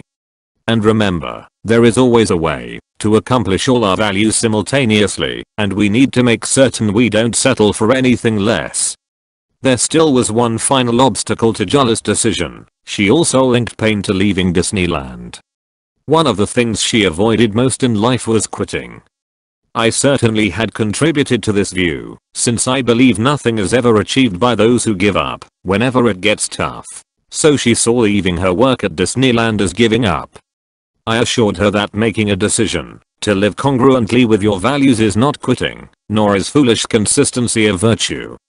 I would be the first person to ensure that she continue if I thought she was just giving up because the work was too tough. But that was not the case, and I offered her the opportunity to turn this transition into a gift for someone else. I said, Jolly, can you imagine how you'd feel if you were the first runner-up, and all of a sudden the winner stepped down, and now you had a chance to be in the parade? Why don't you give that gift to someone else? Because part of Jolly's definition of love is contribution, this immediately tapped into her highest value. She stopped linking pain to quitting, and now associated pleasure to her decision. This values lesson is one she's never forgotten, and the most exciting thing was that she found a new way to meet all of her values that began to move her more precisely in the direction of her goals. She not only began to feel more fun and happiness, but shortly thereafter she got her first job in a San Diego Starlight Theater production. Lessons in pain. Just as there are emotions we desire to experience because they are pleasurable, and that's why we are always moving toward them, we also have a list of emotions that we'll do almost anything to move away from. Very early in my career, when I was just beginning to build my first company, I experienced tremendous frustration in being on the road and trying to run my business simultaneously. At one point, it appeared that a person representing me had not been completely honest. When you deal, as I have, with hundreds of thousands of people and literally thousands of business arrangements, the law of averages says that a few will attempt to take advantage of you. Unfortunately, these are the ones that tend to stick out in our minds, rather than the hundreds or even thousands of business relationships that have far surpassed our expectations. As a result of one such painful situation, I sought out a new CEO, a man who I thought could really run my company. Armed with my new tool of being able to elicit someone's values, I asked each of the potential candidates, what's most important to you in your life? Some of them said things like success or accomplishment, or being the best. But one man used the magic word. He said, honesty. I didn't just take him at his word, I checked him out with several people he'd worked with. They confirmed that he was honest as the day was long and that, in fact, at times he had set aside his own needs if there was any question of integrity. I thought, this is the kind of man I want representing me. And he did a fine job. Soon, though, it became clear that we needed an additional associate in order to really run my rapidly expanding business, someone who had additional skills. My CEO recommended someone he thought could become his partner and they could jointly run my organization. This sounded great to me.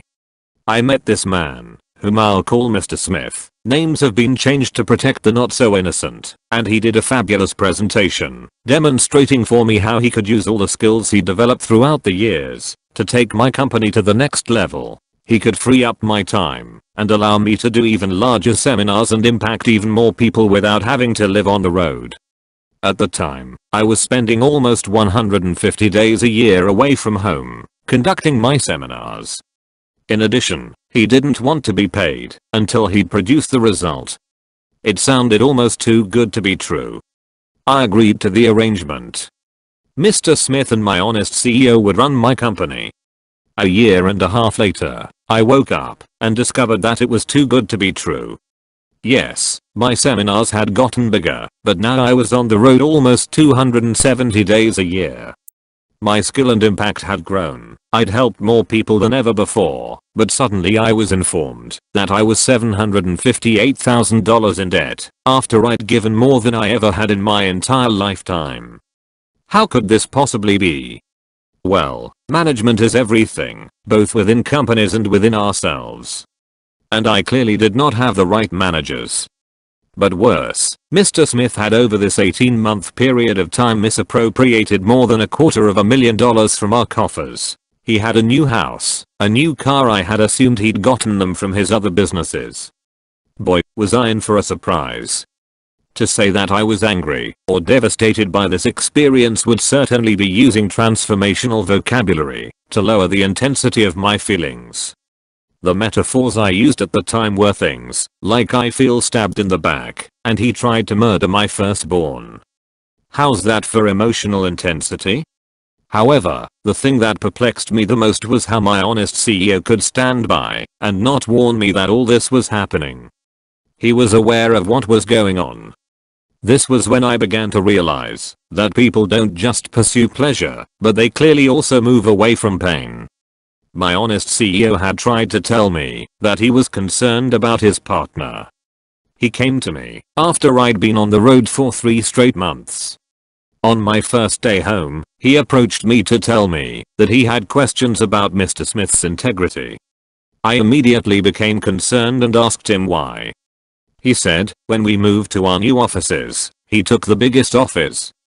This was so petty that I got extremely angry and said, listen. You brought him into this business, you deal with him yourself personally. And I stormed off. I should have realized that day that I'd given this man pain when he was trying to give me information. In my exhausted and stressed state, I failed to evaluate the deeper meaning of what was going on. As if this weren't bad enough, my honest CEO approached me again to give me similar feedback. I told him that he was not being totally honest by talking to me instead of Mr. Smith. I marched into his associate's office and said, he's telling me all these things about you. You guys work this out. Can you imagine the pain he got from Mr. Smith? As I look back on the experience now, I can see clearly why he didn't tell me the truth. Telling me the truth that he'd brought someone into my business who'd misappropriate more than $250,000 seemed to him, in the short term, to be much more painful than just putting it off and trying to find some other way to deal with it eventually. In fact, as I look back on all the upsets I ever had with a CEO, invariably they all came down to times when he didn't do things he needed to do simply because he wanted to avoid the feeling of confrontation. This was the ultimate pain for him, so while honesty was important to him, avoiding confrontation was more important. Thus he simply did not communicate to me and rationalize that he was being honest because, after all, I had never asked him if Mr. Smith was taking money. If I had, he would have told me. As angry as this situation made me, and as painful as it was financially and emotionally, it provided me with one of the most valuable lessons of my life, because it gave me one of the final pieces in the puzzle of understanding human behavior. Understanding these twin forces of pain and pleasure has helped me not only to positively influence myself and my family, but people around the world with greater precision. Moving away from values, we must remember, then, that any time we make a decision about what to do, our brain first evaluates whether that action can possibly lead to either pleasurable or painful states. Your brain is constantly juggling, or weighing, your alternatives to see what the impact may be, based upon your value hierarchy. If, for example, I asked you to go skydiving, and the number one emotion you try to avoid at all costs is a sense of fear, it's pretty obvious that you're not going to take action, are you? If, however, the number one value you want to avoid at all costs is a feeling of rejection, and you believe that I may reject you if you don't go, you may decide to jump out of a plane in spite of your fear. The relative levels of pain we associate with certain emotions will affect all of our decisions. What are some of the emotions that are most important for you to avoid experiencing on a consistent basis? Often when I ask people this question at seminars, they come up with a list such as the following: rejection, anger, frustration, loneliness, depression, failure, humiliation, and guilt. Again, would it be fair to say that all these emotions are states you'd like to avoid having to feel? Of course, because they are painful. Wouldn't it also be true to say that, while you want to avoid feeling all of these emotions, some are more painful to you than others? That, in fact, you have a hierarchy of moving away from values as well. Which value on the above list would you do the most to avoid having to feel? Rejection, depression, humiliation? The answer to this question will determine your behavior in almost any environment. Before we go any further, write out this list, ranking them from the emotional states you'll do the most to avoid having to feel, to those you'll do the least to avoid having to feel. As you look at your list, what does it tell you? If, for example, you put at the top of your list that the emotion you would do the most to avoid having to feel is humiliation, then can you see how you would consistently avoid entering any situations where you might be judged harshly? If loneliness is the emotion you want to avoid most, it may drive you to be a nurturing person, reaching out to others and trying to give to them on a regular basis, so that they'll want to be with you, and so that you'll be surrounded by many grateful friends. The source of self-sabotage, values conflicts. Now let's look at the dynamics created by your values hierarchy. If you selected success, for example, as your top moving toward value, and rejection as your top moving away from value, do you see any possible challenges that this hierarchy might create in your life? I'm here to tell you that a person who's trying to achieve the pleasure of success without ever experiencing the pain of rejection will never succeed long term. In fact, this person will sabotage himself before he ever truly succeeds on a major scale. How can I make such a claim? Remember the basic organizing principle we've talked about so often here: people will do more to avoid pain than they will to gain pleasure. If you're truly going to succeed at the highest level in life, don't you have to be willing to risk rejection? Don't you have to be willing to experience it? Isn't it true that, even if you're an honest and sincere person, and give your all to others every day, there are still people who will misinterpret your actions and judge you without even having met you? Whether you want to be a writer, a singer, a speaker, or a business person, the potential for rejection is ever present. Since your brain inherently knows that, in order to succeed you have to risk rejection, and it's already decided that the feelings of rejection are the ultimate levels of pain, it will make the decision that the pleasure of success is not worth the price, and will cause you to sabotage your behavior before you even get in this position. So often I see people who take huge strides forward, only to mysteriously pull back at the last minute. Or they'll say or do things that sabotage the very personal, emotional, or physical success they are pursuing. Invariably the reason is that they have a major values conflict. part of their brain is saying, go for it, while the other part is saying, if you do you're going to get too much pain. So they take 2 steps forward and 1 step back. During the 1988 election year, I used to call this principle the Gary Hart syndrome. Here was a nice guy who truly seemed to care passionately about people and society, but whose value conflicts were played out for all to see. Was Gary Hart a horrible guy? I doubt it. He was just someone who had values in massive conflict.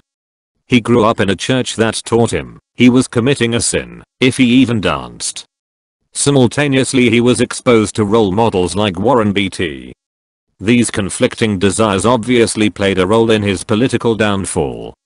Do you think that a person as intelligent as Gary Hart clearly seemed to be would tell the media, if you've got questions about me, follow me, and then immediately after would go visit his mistress? Clearly this was his brain's way of getting out of the pain of being in a position where he had to play by rules other than his own. You can call this pop psychology if you want, but doesn't it make sense that, if you are being pulled in 2 different directions, you will not be able to serve both masters? Something has to give. We'll do whatever's necessary, consciously or unconsciously, to keep ourselves from having to experience our most intense levels of pain. We've all seen people in the public eye who've experienced the pain of values conflicts, but rather than be judgmental, we need to realize that each of us has values conflicts within ourselves. Why? Again, simply because we never set the system up for ourselves. We've allowed our environment to shape us, but we can begin to change this now. How?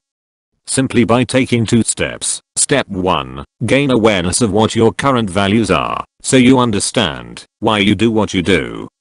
What are the emotional states you are moving toward, and what are the states you are moving away from? By reviewing your lists side by side, you'll be able to have an understanding of the force that's creating your present and future. Step 2, you can then make conscious decisions about what values you want to live by, in order to shape the quality of life and destiny you truly desire and deserve.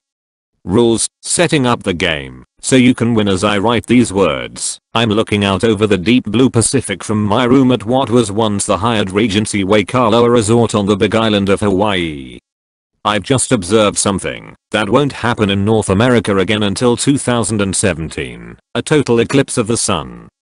I got up this morning at 5:30 AM so that I, along with thousands of other visitors, could witness this rare astronomical event. As crowds of people gathered at the viewing site, I began to entertain myself by watching the diversity of people who had come to share this occasion. Everyone from top business people to vacationing families, from scientists lugging dozens of telescopes to hikers who'd pitched their tents in the lava pits overnight, and little children who knew this was an exciting event only because their parents had told them so.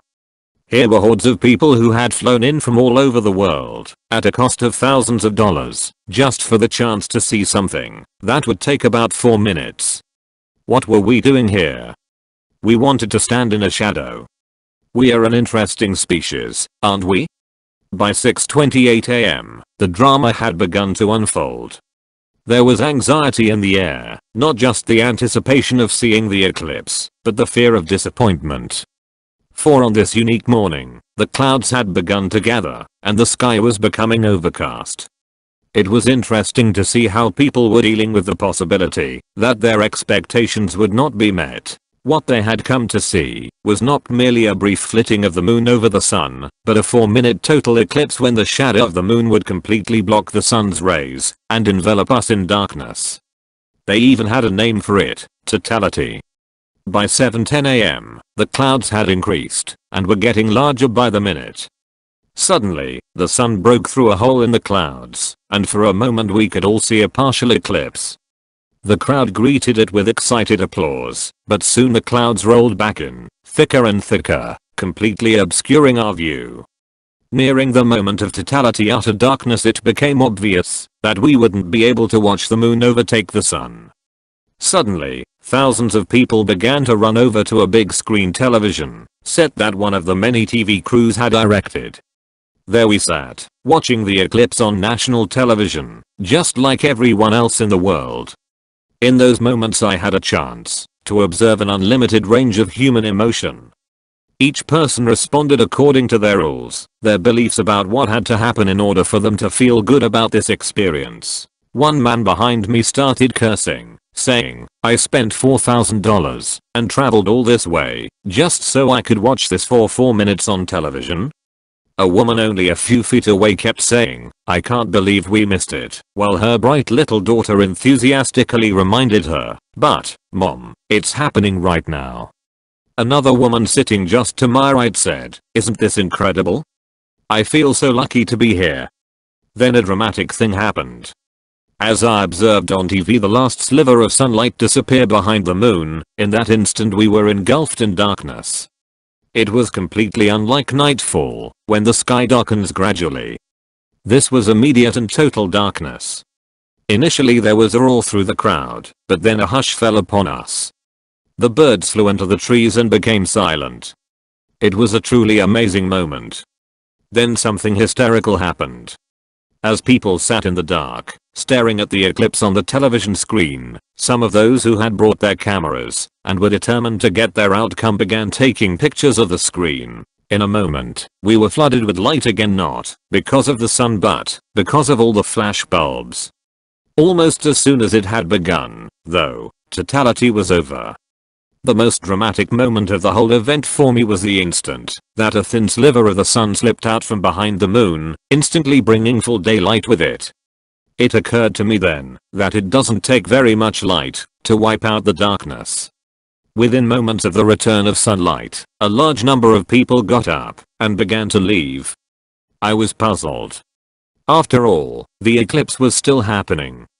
Most of them were muttering complaints about how they'd come all this way and missed out on the experience of a lifetime. A few enraptured souls, however, lingered to watch every minute, feeling great excitement and joy. The most ironic thing of all was that within 15 to 20 minutes, the trade winds had cleared all the clouds from the sky. It was now blue and clear, and the eclipse was revealed for everyone to see. But few people had remained, most had already returned to their rooms disgruntled. They continued to give themselves the sensations of pain, because their expectations had not been met. As I usually do, I started interviewing people. I wanted to find out what their experience of the eclipse had been. Many people talked about how it was the most incredible spiritual experience of their lives. One pregnant woman rubbed her swollen tummy and shared with me that the eclipse somehow had created a feeling of stronger connection with her unborn child, and that this was just the right place on earth for her to be. What a contrast of beliefs and rules I noticed today. What struck me as most humorous, though, was that people would get so excited and emotional about something like this, which was merely a 4-minute shadow. If you really think about it, it's no more of a miracle than the sun coming up each morning. Can you imagine if every morning people from all over the world got up early so they could watch the sun come up? What if national and international news urgently covered every phase of the event with in-depth reports, passionately tracking the sun's rise into the sky, and everybody spent their mornings talking about what a miracle it is? Can you imagine the kind of days we'd have? What if CNN opened every broadcast with, "Good morning. Once again, the miracle has happened, the sun has risen." Why don't we respond this way? Could we? You bet we could. But the problem is that we've become habituated. We are so accustomed to the miracles happening around us every day that we don't even see them as miracles anymore. For most of us, our rules for what's valuable dictate that we covet things that are scarce instead of appreciating the miracles that abound. What determined the differences in these people's responses, from one man who got so upset he destroyed his camera on the spot, to those who not only experienced joy today, but would experience it every time they told others about the eclipse in the coming weeks, months, and years? Our experience of this reality had nothing to do with reality, but was interpreted through the controlling force of our beliefs, specifically, the rules we had about what had to happen in order for us to feel good. I call these specific beliefs that determine when we get pain and when we get pleasure rules. Failure to understand their power can destroy any possibility for lifelong happiness, and a full understanding and utilization of them can transform your life as much as anything we've covered in this entire book.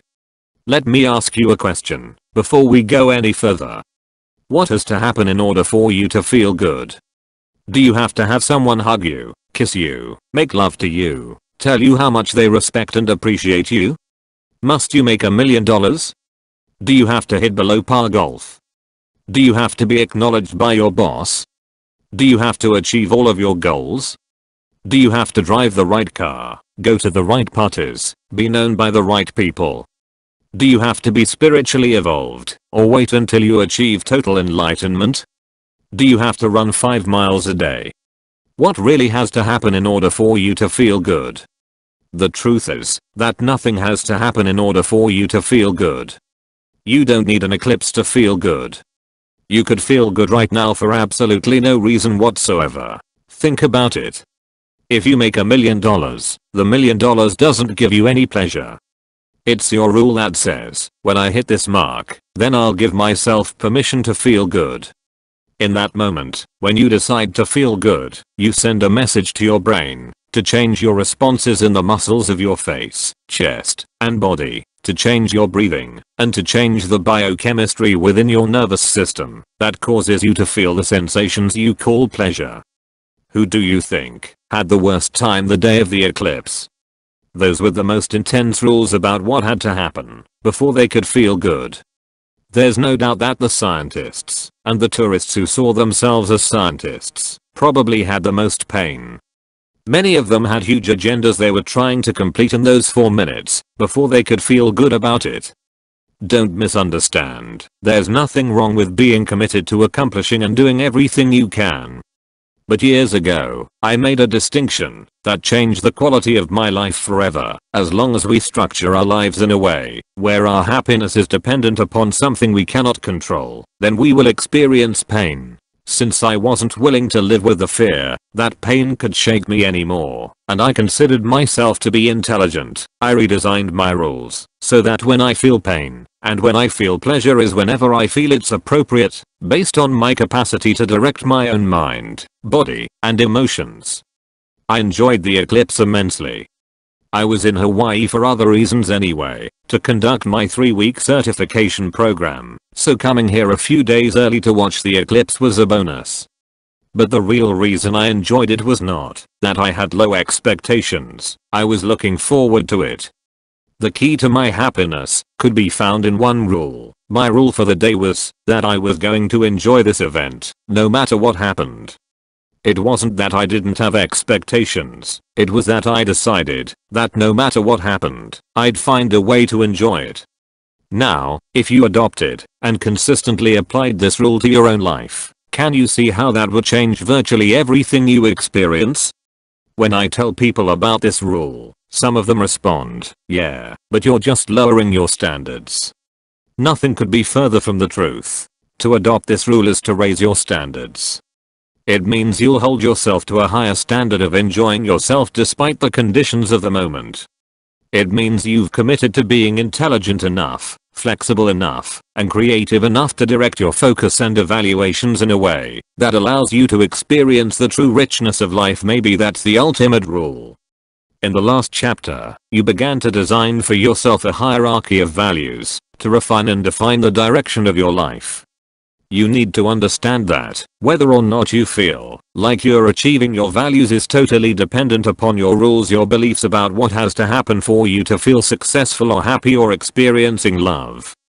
You can decide to make happiness a priority, but if your rule for happiness is that everything must go just as you planned, I guarantee you're not going to experience this value on a consistent basis. Life is a variable event, so our rules must be organized in ways that allow us to adapt, grow, and enjoy. It's critical for us to understand these unconscious beliefs that control when we give ourselves pain and when we give ourselves pleasure. Judge and jury, we all have different rules and standards that govern not only the way we feel about the things that happen in our lives, but how we'll behave and respond to a given situation. Ultimately, what we do and who we become is dependent upon the direction that our values have taken us. But equally, or possibly even more importantly, what will determine our emotions and behaviors is our beliefs about what is good and what is bad, what we should do and what we must do.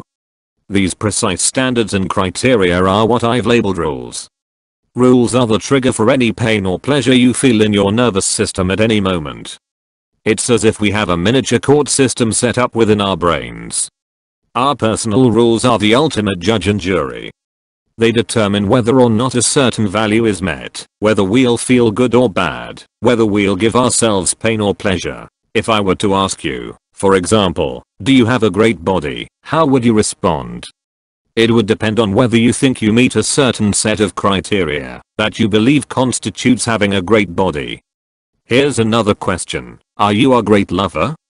Your answer will be based upon your rules of what's required to be a great lover, the standards to which you hold yourself. If you told me, yes, I'm a great lover, I'd discover your rules by asking the key question, how do you know you're a great lover? What has to happen in order for you to feel you're a great lover? You might say something like, I know I'm a great lover because when I make love with a person, they usually say that it feels great. Others might say, I know I'm a great lover because my lover tells me so. Or I know I'm a great lover because of the responses I get from my partner. Others might say, I know I'm a great lover because I feel good when I'm making love. Doesn't their partner's response matter at all? Or your answer might just be, ask around. On the other hand, some people don't feel that they're great lovers. Is this because they aren't great lovers? Or is it because their rules are inappropriate? This is an important question to answer. In many cases, people won't feel that they're a great lover because their partner doesn't tell them that they're a great lover. Their partner may respond passionately, but because they don't meet the specific rule of this individual, the person is certain they are not a great lover. This predicament of not feeling the emotions we deserve is not limited to relationships or lovemaking. Most of us have rules that are just as inappropriate for defining success, making a difference, security, intelligence, or anything else. Everything in our lives, from work to play, is presided over by this judge and jury system. The point here is simple. Our rules are controlling our responses every moment we are alive. And, of course, as you've already guessed, they have been set up in a totally arbitrary fashion. Like so many other elements of the master system that directs our lives, our rules have resulted from a dizzying collage of influences to which we've been exposed. The same punishment and reward system that shapes our values shapes our rules. In fact, as we develop new values, we also develop beliefs about what it will take to have those values met, so rules are added continuously. And, with the addition of more rules, we often tend to distort, generalize, and delete our past rules. We develop rules in conflict. For some people, rules are formed out of their desire to rebel against rules they grew up with. Are the rules that guide your life today still appropriate for who you've become? Or have you clung to rules that helped you in the past, but hurt you in the present? Have you clung to any inappropriate rules from your childhood? Rules are a shortcut for our brains. They help us to have a sense of certainty about the consequences of our actions. Thus, they enable us to make lightning-quick decisions as to what things mean and what we should do about them. When someone smiles at you, if you had to engage in a long, tedious set of calculations in order to figure out what that means, your life would be frustrating. But instead you have a rule that says, if a person smiles at you, then it means they're happy, or they're friendly, or maybe they like you. If someone frowns at you, then it triggers another set of rules for what things mean and what you should do about it. For some people, if someone frowns at them, then their rule is that the person is in a bad state and should be avoided. Other people, however, might have a rule that says, if someone's in a bad state, then I need to change their state. Are you muddled or perfect? I remember reading an intricate story in Gregory Bateson's book Steps to an Ecology of Mind. It was a transcript of a conversation he'd had with his daughter years ago, and I'll paraphrase it for you here. One day she approached him and asked an interesting question. Daddy, how come things get muddled so easily? He asked her, what do you mean by "muddled, honey?" She said, you know, Daddy. When things aren't perfect. Look at my desk right now. Stuff is all over the place. It's muddled. And just last night I worked so hard to make it perfect. But things don't stay perfect. They get muddled so easily.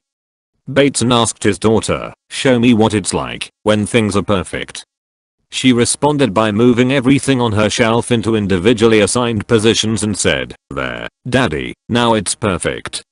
But it won't stay that way. Bateson asked her, "What if I move your paint box over here 12 inches? Then what happens?" She said, "No, Daddy, now it's muddled. Anyway, it would have to be straight, not all crooked the way you put it down." Then he asked her, "What if I moved your pencil from this spot to the next one?" "Now you're making it muddled again," she responded. "What if this book were left partially open?" he continued. "That's muddled, too," she replied. Bateson turned to his daughter and said, "Honey, it's not that things get muddled so easily. It's that you have more ways for things to get muddled. You have only one way for things to be perfect. Most of us have created numerous ways to feel bad, and only a few ways to truly feel good. I never fail to be amazed at the overwhelming number of people whose rules wire them for pain. It's as if they have a vast and intricate network of neural pathways leading to the very states they are trying to avoid, and yet they have only a handful of neural pathways that they've connected to pleasure. A classic example of this is a man who attended one of my Date with Destiny seminars. He was a well-known Fortune 500 executive, beloved by his community for his contributions, a father of 5 who was very close to his children and wife, and a man who was physically fit, a marathon runner. I asked him, "Are you successful?" To the astonishment of all present, he quite seriously answered, "No." I asked him, "What has to happen in order for you to feel successful?" Remember, this is a key question you'll always ask to discover your rules or anyone else's. What followed was a litany of rigid rules and requirements that he felt he must meet in order to be successful in his life. He had to earn $3 million a year in salary. He was currently earning only $1.5 million in straight salary, but an additional $2 million in bonuses. This didn't count, though. He had to have 8% body fat. He was at 9%, and he had to never get frustrated with his kids. Remember that he had 5 of them, all going in different directions in life. What do you think are this man's chances of feeling successful when he has to meet all of these intense and arguably unreasonable criteria simultaneously? Will he ever feel successful?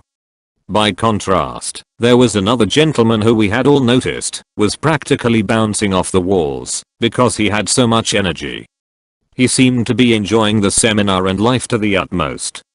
I turned to him and asked the same question, "Are you successful?" He beamed back at me and said, "Absolutely." So I asked him, "What has to happen in order for you to feel successful?" With a huge grin he explained, "It's so easy. All I have to do is get up, look down, and see that I'm above ground." The crowd roared. He continued, "Every day above ground is a great day." This rule has become a favorite of the Date with Destiny staff, and now at every program we display it to remind each of us how successful we are the moment we pull back the covers each morning. Like the CEO who wasn't meeting his own rules, you could be winning and feel like you're losing because the scorecard you're using is unfair. Not only is it unfair to you, it's also unfair to your spouse and children, the people you work with every day, and all the others whose lives you touch. If you've set up a system of rules that causes you to feel frustrated, angry, hurt, or unsuccessful, or you have no clear rules for knowing when you're happy, successful, and so on, those emotions affect the way you treat the people around you as well as how they feel when they're near you. Also, whether you are aware of it or not, often you are judging other people through a set of rules that you may never have expressed, but we all expect others to comply with our rules, don't we? If you're being hard on yourself, you're likely to be hard on others as well. Why would anyone impose such strict regulations on themselves and the people they love most? A lot of it has to do with cultural conditioning. Many of us are afraid that if we don't have very intense rules, then we won't be driven to succeed. We won't be motivated to work hard and achieve. The truth is that you don't have to have ridiculously difficult rules to keep your drive. If a person makes their rules too intense, too painful, Pretty soon they'll begin to realize that no matter what they do, they can't win, and they begin to experience learned helplessness. We certainly want to use the power of goals, the allure of a compelling future, to pull ourselves forward, but we must make sure that at the bottom of it all we have rules to allow us to be happy anytime we want. Do your rules empower or disempower you? We want to develop rules that move us to take action, that cause us to feel joy, that cause us to follow through, not rules that stop us short. I found that there are an amazing number of men and women who set up rules for relationships that make it absolutely impossible for them to succeed in this area of their lives. For example, some people's rule for love is, if you love me, then you'll do whatever I want you to do. Or if you love me, then I can whine and complain and nag, and you should just accept it. Are these appropriate rules? Hardly. They'd be unfair to anyone you were sharing a relationship with. One woman who attended Date with Destiny told me that she really wanted to have a close relationship with a man, but just hadn't seemed able to maintain a relationship with one past the initial thrill of the chase phase. As I began to ask her, what has to happen for you to be attracted to a man, her rules helped us both instantly understand what her challenge was. For her to feel attracted to a man, he had to pursue her constantly, even though she continued to reject him. If he kept working hard, trying to break down the barrier that made her feel incredibly attracted to him, to her this meant he was a very powerful man. But what's interesting was her second rule. If he kept on for more than a month, she lost her respect and therefore her attraction to him. So guess what normally would happen? A few men would take her rejection and keep on pursuing her, but of course most would give up after a short period of time. Thus she would never have a relationship with them. Then, the few who persisted would secretly have her favor for a while, but after an arbitrary period of about a month, she'd completely lose interest. She found herself unable to stay attracted to any man for more than a month, because no man was able to anticipate her complex timetable. What rules do you have that are equally unwinnable? For some people, in order to feel like they're in control in any context, they have to know what's going to happen in advance of its occurrence. For others, in order to feel like they're confident in some area, they have to have experience in doing it. If this were my rule for confidence, I couldn't accomplish most of what I've done in my life. Most of my success has come from my ability to get myself to feel certain I could achieve something, even though I had no references for it. My rule for confidence is, if I decide to be confident, then I'll feel that way toward anything, and my confidence will help me succeed. Competence is another interesting rule. Some people's rule for competence is, if I've done something perfectly over a period of years, then I'm competent. Other people's rule is, if I've done it effectively once, then I'm competent. And for others, competence is, if I've done anything like it, then I know I can master this as well, and therefore I'm competent. Do you see the impact these kinds of rules would have on your confidence, your happiness, your sense of control, the quality of your actions, and your life? Set up the game so you can win. In the last chapter, we devoted a great deal of time to setting up values. But as I've already stated, if you don't make the rules achievable, you'll never feel like those values are being met. When I first started to develop my ideas on designing destiny, I had only the concept of values and not rules, so whether or not a person felt like they were on track was completely arbitrary.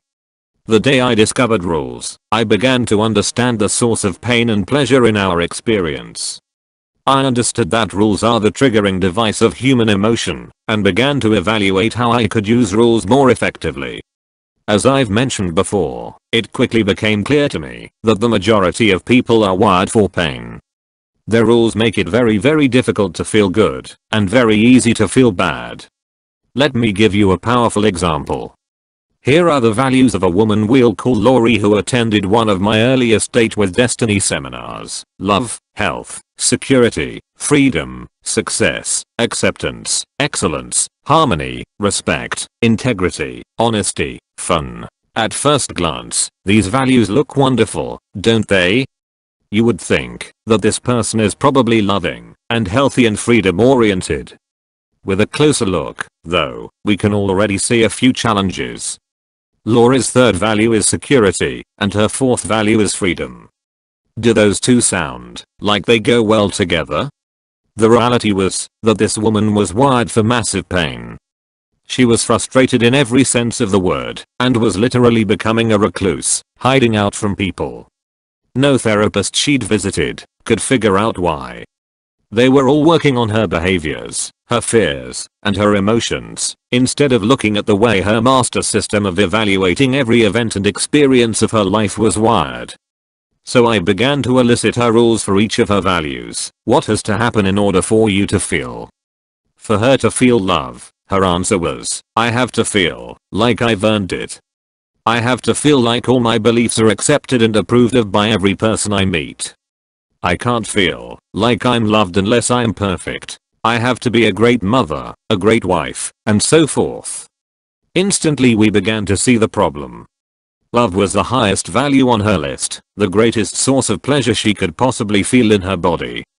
Yet her rules did not allow her to give herself this pleasure unless she met these complex criteria that she couldn't control. If any of us made our ability to feel love dependent on everyone accepting our views, we wouldn't feel love very often, would we?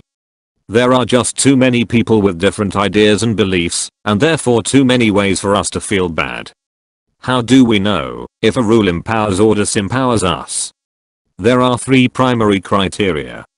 1. It's a disempowering rule if it's impossible to meet. If your criteria are so complex or varied or intense that you can't ever win the game of life, clearly you have a disempowering rule too. A rule is disempowering if something that you can't control determines whether your rule has been met or not. For example, if other people have to respond to you in a certain way, or if the environment has to be a certain way, you clearly have a disempowering rule. A classic example of this is the people waiting to view the eclipse who couldn't be happy unless the weather, something they couldn't control, acted according to their specific expectations. 3. A rule is disempowering if it gives you only a few ways to feel good and lots of ways to feel bad. Laurie had managed to meet all three of these criteria for disempowering rules, hadn't she? Having to feel that all her beliefs were accepted and approved by people was an impossible criterion. It required the outside environment, something she could not control, other people's opinions, to make her feel good. It provided lots of ways to feel bad, and provided no clear way to feel good. Here are some of the rest of her rules for her values hierarchy. Laurie's old, moving toward values and rules. Love. I have to feel like I've earned it, like all my beliefs are accepted and approved. I can't feel like I'm loved unless I'm perfect. I have to be a great mother and wife.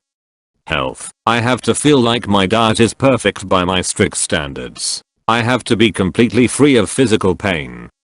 I must feel like I'm healthier than everyone I know, and be an example. Security. Everyone must like me. I must feel that everyone I meet is certain I'm a good person. I must be certain that there will be no nuclear war. I must have much more money in my savings account than I already do. Freedom. I must be in control of my working demands, hours, fees, opinions, etc. I must be financially secure enough not to live under stress or financially related pressure. How likely do you think it is that Laurie will meet one of her values, much less all of them? What about her rules for health? I have to feel like my diet is perfect by my strict standards. She was not only a vegetarian, but ate only raw food, and she still didn't feel perfect. What are your chances of being healthier than everyone you know? Not much, unless you hang out in the intensive care unit. Laurie's old, moving away from values and rules. Rejection. I feel rejected if someone doesn't share my beliefs, if someone seemingly knows more than I do. Failure. I feel failure if someone doesn't believe I'm a good person. I feel failure if I don't feel I support myself or my family well enough. Anger. I feel anger when I don't feel like what I do is appreciated, when people judge me before they know me. These moving away from rules are equally immobilizing. Notice how easy it is to feel bad and how hard it is to feel good. If all it takes for her to feel rejected is someone not sharing her beliefs, then she's in for a lot of heartache. And what are the chances in your life of having people judge you before they know you? Only about 100%. With these rules, can you imagine what it would be like to live in her body? She was racked with pain, and one of her biggest sources, if you look at her rules, was people. Anytime she was around people, she was risking the possibility they might not share her beliefs, or might not like her, or might judge her. No wonder she was hiding out. At one point I finally said, it's my guess that a person with values and rules like this would develop an ulcer. She said, I already have one. Laura's experience, unfortunately, is not unique. Certainly some of her rules are more intense than others. But you will be absolutely surprised when you find out how unfair your own rules are when you begin to scrutinize them. At Date with Destiny, we attract some of the most successful people in the country, people whose level of skill and influence in the culture is unmatched. And yet, while they are successful on the outside, many are lacking the happiness and fulfillment they deserve. Invariably, it's because of values conflicts or inappropriate rules. The solution is very simple. All we have to do to make our lives work is set up a system of evaluating that includes rules that are achievable, that make it easy to feel good and hard to feel bad, that constantly pull us in the direction we want to go. Certainly it's useful to have some rules that give us pain. We need to have limits. We need to have some kind of pressure that drives us. I can't taste fresh orange juice unless I have a glass, something with limits to contain the juice. We all have limits, both as a society and as individuals. For starters, though, we should at least rewire ourselves so we can experience pleasure more consistently in life. When people are feeling good all the time, they tend to treat others better, and they tend to maximize their potential as human beings. So what's our goal? Once we design our values, we must decide what evidence we need to have before we give ourselves pleasure. We need to design rules that will move us in the direction of our values, that will clearly be achievable, using criteria we can control personally, so that we are ringing the bell instead of waiting for the outside world to do it. Based on these requirements, Lori changed the order of some of her values and completely changed her rules for achieving them. Here are her new values and rules. Laura's new moving toward values and rules: love. I experience love anytime I express love, give love to others, or allow myself to receive it. Health. I'm healthy when I acknowledge how wonderful I already feel. Fun. I'm having fun when I find pleasure and joy in the process. Gratitude. I feel grateful when I appreciate all the things I have in my life right now. Freedom. I feel free when I live by my convictions and accept the choice to create happiness for myself. Notice that fun is now a priority. This transformed her experience of life, not to mention her relationship with her daughter and husband. But even more powerful were the changes she made in her rules. Changing the values would have limited impact if the rules were unachievable. What has this woman done? She has rewired her entire life so that she's in control. You and I need to remember that our self-esteem is tied to our ability to feel like we are in control of the events in our environment. These rules allow Lori to always be in control without even trying. Are her new rules for love achievable? You bet. Who's in control? She is. At any moment in time, she can decide to be loving to herself and others, and she'll now have permission to give herself the emotion called love. She'll know she's meeting her highest values. How often can she do this? Every single day. There are lots of ways to do it, because there are lots of people she can be loving to: herself, her family, her friends, and strangers. How about her new rule for health? What's beautiful about it is that not only is she in charge because she can acknowledge how wonderful she feels at any moment, and not only is it achievable, but isn't it true that if she regularly acknowledges feeling good, she'll reinforce the pattern of becoming more healthy. In addition, Lori adopted some new moving away from values. She selected emotions she knew she had to avoid indulging in order to succeed: negativity and procrastination. Remember, we want to reverse the process of how most of us are wired. We want to make it hard to feel bad and easy to feel good. Laura's new moving away from values and rules negativity. I avoid consistently depending on the acceptance of others for my ultimate happiness and success. Procrastination. I avoid consistently expecting perfection from myself and others. With Laura's new moving away from rules, she no longer depends upon the acceptance of others. Her rule for procrastination is based on her realization that expecting perfection created pain, and she hadn't wanted to begin projects that would create pain, so that's why she'd been procrastinating. These changes in values and rules have redirected her life to a level beyond anything she could have imagined. Now, here's an assignment for you. Based on the new values you've set up for yourself in the last chapter, create a set of rules for your moving toward values that makes it easy to feel good, and a set of rules for your moving away from values that makes it hard to feel bad. Ideally, create a menu of possibilities with lots of ways to feel good. Here are a few of mine. A sampling of my moving toward values and rules: health and vitality. Anytime I feel centered, powerful, or balanced. Anytime I do anything that increases my strength, flexibility, or endurance. Anytime I do anything that moves me toward a sense of physical well-being. Anytime I eat water-rich foods, or live in accordance with my own health philosophy. Love and warmth. Anytime I'm being warm and supportive of my friends, family, or strangers. Anytime I focus on how to help. Anytime I'm loving toward myself. Anytime my state of being enhances how other people feel.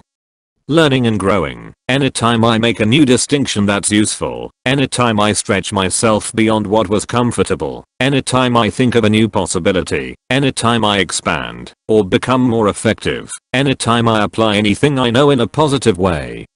Achieving. Anytime I focus on the value of my life as already created. Anytime I set an outcome and make it happen. Anytime I'll learn anything or create value for myself or others. You may say, isn't this just a game? Couldn't I set it up so that I meet my rule for health just by breathing? Certainly you could base it on something this simple. Ideally, though, you'll design your rules so that by pursuing them, you have more of what you want in your life. You also may say, won't I lose my drive to succeed if there's no pain motivation? Trust me, life will give you enough pain on your own if you don't follow through. You don't need to add to it by creating an intense set of rules that makes you feel lousy all the time. In sociology, there's a concept known as ethnocentricity, which means we begin to believe that the rules, values, and beliefs of our culture are the only ones that are valid.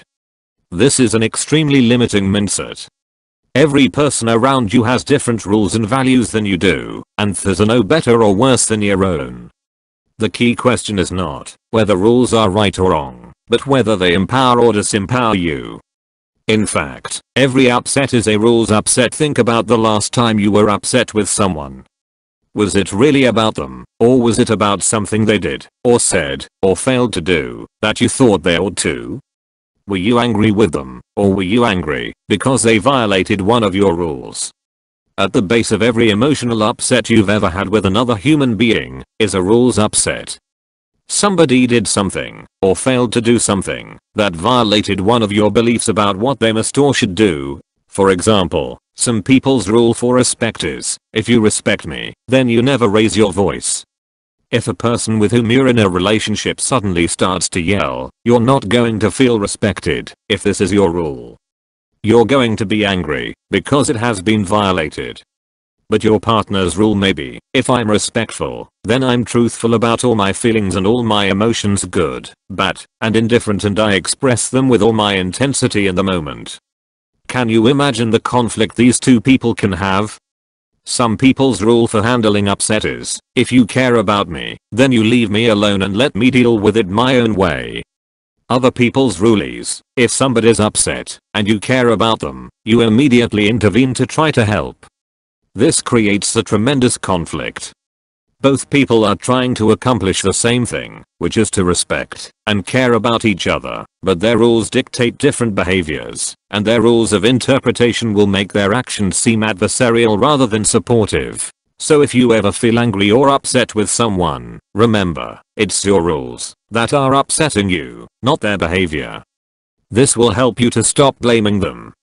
You can get past your upset quickly by first stopping and asking yourself, am I reacting to this, or am I responding to the situation intelligently?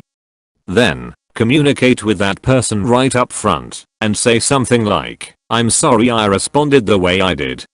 It's just that you and I have different rules about what we need to do in this situation. My expectations are that, if you respect me, you'll do, and I know those aren't your rules. So please tell me what your rules are. How do you express respect, love, caring, concern, etc.? Once you're both clear on what the other person wants, then you can make a deal. Ask them, would you be willing to do to make me feel respected? I'd be willing to do, for you. Any relationship, business or personal, can be instantly transformed just by getting clear on the rules and making an agreement to play by them. After all, how can you ever hope to win a game if you don't even know the rules? Identity, the key to expansion. There were no marks on his body. The Chinese communists had held him captive in a tiny room for more than 20 hours, but they hadn't beaten or tortured him. They had even offered him a cigarette or two, and as a result of their polite conversation, this GI now held a document in his own handwriting detailing the countless injustices and destructiveness of the American way of life, the capitalist society, and praising the superiority and ethical humanity of the communist system. What's more, the essay this officer of the US Army had written was now being broadcast to his and other POW camps in North Korea, as well as to the American forces stationed in South Korea. He would later divulge military information, turn in his fellow prisoners, and fervently denounce his own country.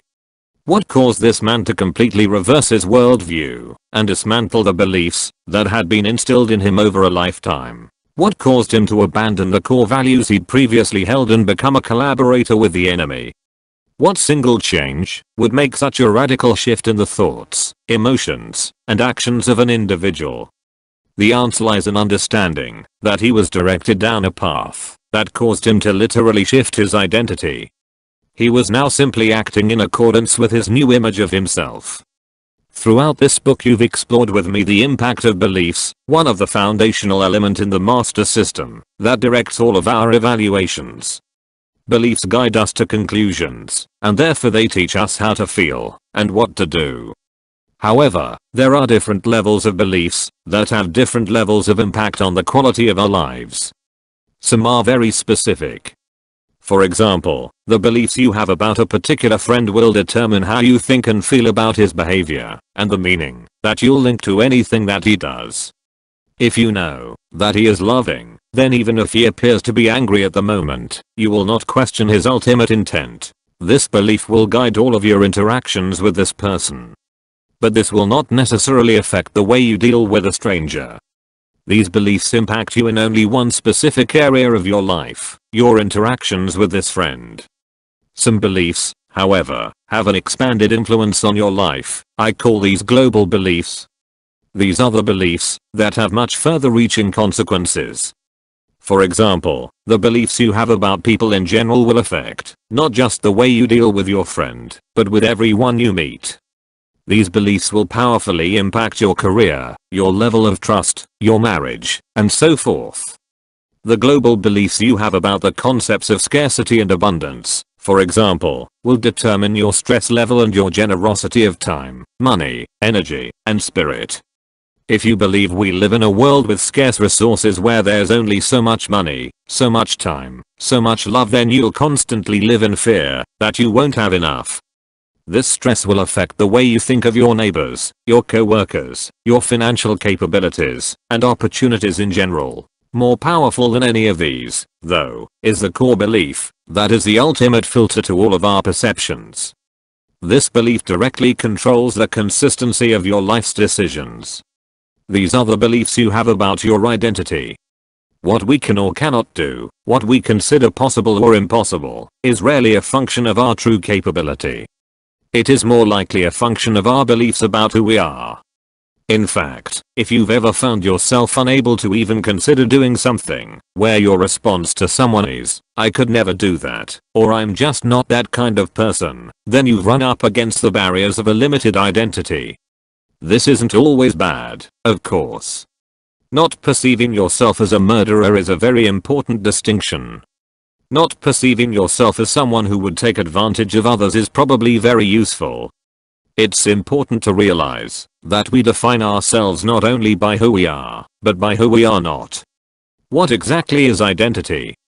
It is simply the beliefs that we use to define our own individuality, what makes us unique, good, bad, or indifferent from other individuals. And our sense of certainty about who we are creates the boundaries and limits within which we live.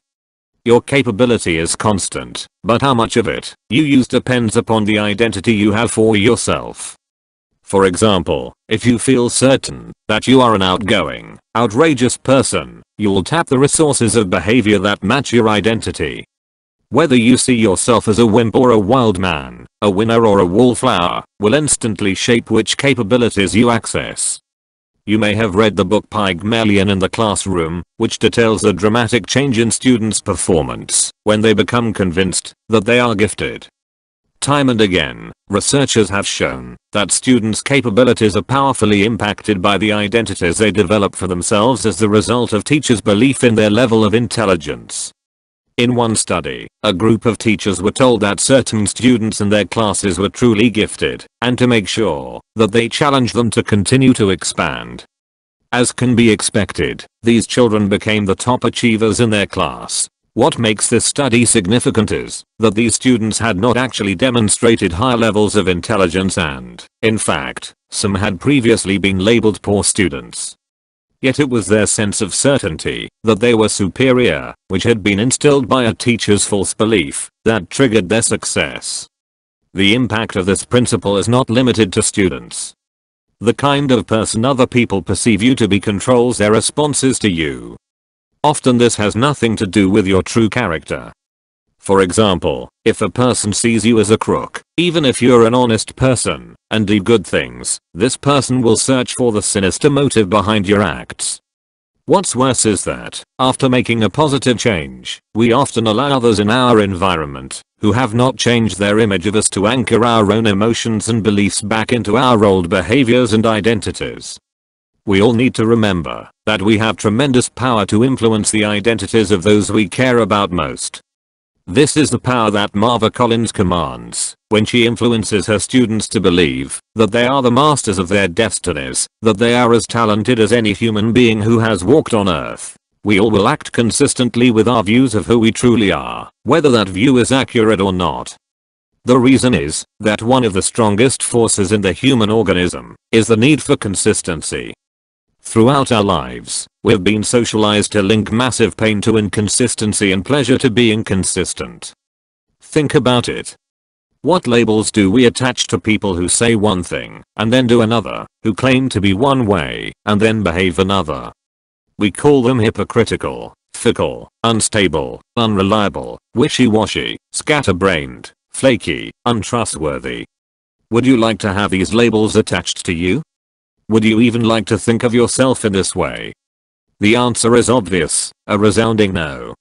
As a result, whenever we take a stand, especially a public stand, and state what we believe, who we are, or what we are about, we experience intense pressure to remain consistent with that stand, regardless of what that inflexibility may cost us in the future. Conversely, there are tremendous rewards for remaining consistent with our stated identities. What do we call people who are consistent? We use words like trustworthy, loyal, steady, solid, intelligent, stable, rational, true blue. How would you like to have people consistently use these labels to describe you? How would it feel to think of yourself in this way? Again, the answer is obvious, most people would love it. Thus, the need to remain consistent becomes irrevocably tied to your ability to avoid pain and gain pleasure. The Pygmalion effect also works in reverse. If you feel certain that you are learning disabled, it becomes a self-fulfilling prophecy. This is quite different from believing that your current strategy for learning is ineffective. The ability to change one's strategy is perceived by most of us to be a simple and achievable task, as long as we have the right teacher. However, changing ourselves, changing the essence of who we are, is perceived by most to be next to impossible. The common response, "I'm just this way," is a phrase that murders dreams. It carries with it the sentence of an unchangeable and permanent problem. A person who believes they have developed a drug addiction can clearly change. It will be difficult, but a change can be made, and it can last. Conversely, a person who believes himself to be a drug addict will usually return to the use of drugs even after weeks or months of abstinence. Why? It's because he believes that this is who he is. He doesn't have a drug addiction, he is a drug addict. Remember that once a person has a conviction about anything, he will ignore and even defend against any evidence that's contrary to his belief. Unconsciously, this person will not believe that he can change long term, and this will control his behavior. In addition, there's often a secondary gain involved in the process of maintaining this negative behavior. After all, this man can blame his addiction on something he can't control. It's simply who he is, instead of facing the reality that taking drugs is a conscious decision.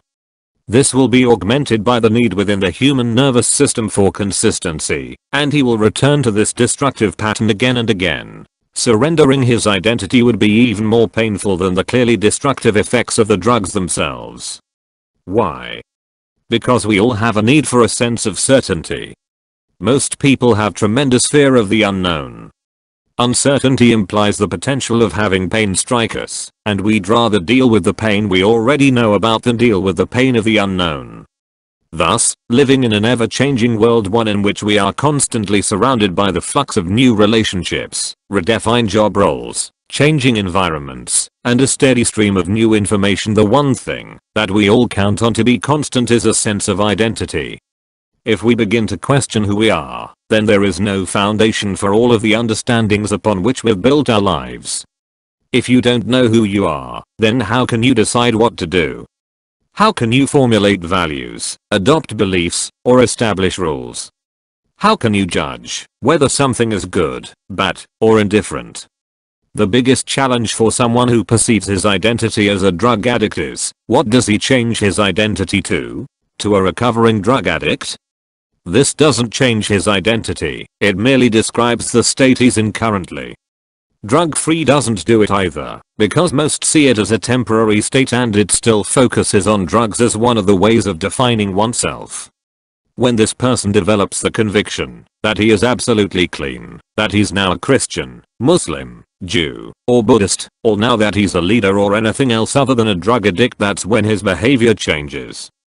As we develop new beliefs about who we are, our behavior will change to support the new identity. The same thing happens with a person who has excess weight whose identity is, "I'm a fat person." This individual may diet and lose weight in the short term, but he will always gain it back, because his sense of certainty about who he is will guide all his behaviors until they are once again consistent with his identity. We all must maintain the integrity of our convictions of who we are, even when they are destructive and disempowering. The only way to create lasting change for an individual who's been using drugs is to change his conviction from "I'm a drug addict" to "I'm a health nut," or "I'm a living example that no problem is permanent." Whatever the new identity, it must be one that would never even consider the use of drugs. If drugs are offered again, his immediate response is not to evaluate whether he should use them or not, but to simply state with absolute certainty, "I'm not that kind of person. That's who I used to be." Those with excess weight must transform their identity from a fat person to a vital, healthy, and athletic human being. This identity change will shift all their behaviors, from their diet to their exercise, and allow them to create the long-term physiological changes that are consistent with their new identity. This shift may sound like it's merely a semantic manipulation, but in truth it is a much deeper and more profound transformation of personal reality. In fact, one shift in identity can cause a shift of your entire master system. Think about it. Doesn't a drug addict have a completely different system of evaluation? The states he consistently experiences, the questions he asks, the values that guide his actions, and the references he organizes into beliefs than does someone who considers himself to be a leader, a lover, an athlete, or a contributor? While it's true that not all identity shifts are as complete as others, Some are indeed so far-reaching that one master system is literally replaced in a moment by another. If you've repeatedly attempted to make a particular change in your life, only to continually fall short, invariably the challenge is that you were trying to create a behavioral or emotional shift that was inconsistent with your belief about who you are. Shifting, changing, or expanding identity can produce the most profound and rapid improvements in the quality of your life. How your identity is formed. Why is it that during the Korean War more American POWs informed on their fellow prisoners than in any other war in modern history? The answer is that the Chinese communists, unlike their allies, the North Koreans, understood the power of identity to instantaneously change not only their long-held beliefs and values, but their actions, in an instant. Rather than brutalize the prisoners, they doggedly pursued their own ingenious form of psychological warfare designed not merely to extract information or create compliance, but rather to convert the American fighting man to their political philosophy. They knew that if they could lead him into a new set of beliefs and values, then he would see his country's role in the war as futile and destructive, and therefore assist them in any way they requested. And they succeeded. Understanding what they did can help you understand how you've arrived at your current identity, and how you can expand your identity, and therefore your entire life, in a matter of moments. The task before the Chinese communists was formidable indeed. How can you change someone's entire identity without the threat of death or the promise of freedom? Especially knowing that the American soldier has been trained to give only his name, rank, and serial number? Their plan was very simple: start small, and build. The Chinese understood that the way we identify anyone is by their actions. For example, how do you know who your friend really is? Isn't it by the way he or she acts, the way he or she treats people? The communists' real secret, though, was that they understood that we determine who we are, our own identities, by judging our own actions as well. In other words, we look at what we do to determine who we are. The Chinese realized that, in order to achieve their broader objective of changing the prisoner's beliefs about his identity, all they had to do was get the prisoner to do things that a collaborator or a communist would do. Again, this is not a simple task, but they realized it could be done if they simply could wear the American POW down through conversation that lasted 12 to 20 hours, and then make a minor request, get him to say something like the United States is not perfect, or it's true in a communist country that unemployment is not a problem. Having established this footing, the Chinese would simply start small and build. They understood our need for consistency. Once we make a statement that we say we believe, we have to be willing to back it up. They would merely ask the POW to write down some of the ways in which America is not perfect. In his exhausted state, the GI was then asked, what other social benefits are there to communism? Within a short period of time, the GI would have sitting in front of him a document not only attacking his own nation, but also promoting communism with all the reasons written in his own handwriting. He now had to justify to himself why he'd done this. He'd not been beaten, nor had he been offered special rewards. He'd simply made small statements in his need to stay consistent with the ones he'd already written, and now he'd even signed the document. How could he explain his willingness to do this? Later he would be asked to read his list in a discussion group with other prisoners, or even to write an entire essay about it. When the Chinese broadcast these essays, along with the names of the prisoners who had written them, suddenly the prisoner would find himself publicly identified as an enemy collaborator. When fellow prisoners asked him why he did it, he couldn't defend himself by saying he'd been tortured. He had to justify his acts to himself in order to maintain his own sense of integrity. In an instant, he would state that he wrote it because it was true. In that moment, his identity shifted. He now perceived himself as pro-communist, and all those around him also labeled him as such. They would reinforce his new identity by treating him the same way they treated the communist guards. Soon his new identity would cause him to openly denounce his country, and, in order to maintain consistency between his statements and his new label, he would often collaborate even more extensively with his captors. This was one of the most brilliant facets of the Chinese strategy. Once a prisoner had written something down, he couldn't later pretend to himself that it had never happened. There it was in black and white, in his own handwriting, for anyone to see, something that drove him to make his beliefs and his self-image consistent with what he had undeniably done. Before we judge our POWs harshly, however, we should take a good look at ourselves. Did you consciously choose your identity, or is it the result of what other people have told you, significant events in your life, and other factors that occurred without your awareness or approval? What consistent behaviors have you adopted that now help to form the basis of your identity? Would you be willing to undergo a painful bone marrow extraction to help a stranger? Most people's first response would be, absolutely not. Yet in a study done in 1970, researchers found that if a person was led to believe that the consistency of their identity relied upon it, many would commit to just such a selfless act. The study showed that when the subjects were asked to make small commitments first, and followed up with 2 simple acts that made not volunteering seem out of character, many began to develop a new identity.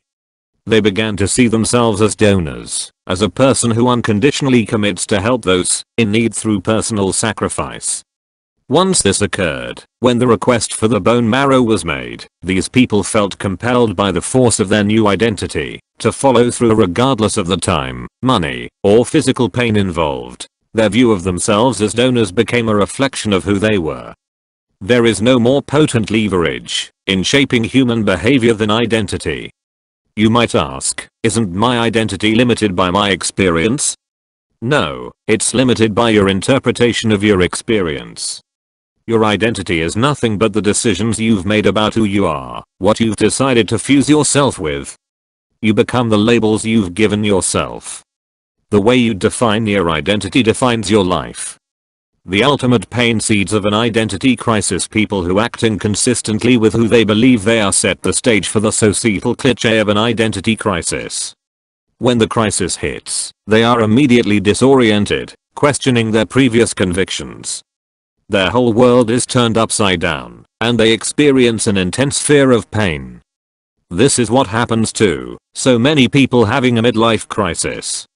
Often these people identify themselves as being young, and some environmental stimulant turning a certain age, comments from friends, graying hair causes them to dread their approaching years and the new less desirable identity that they expect to experience with it. Thus, in a desperate effort to maintain their identity, they do things to prove they are still young, buy fast cars, change their hairstyles, divorce their spouses, change jobs.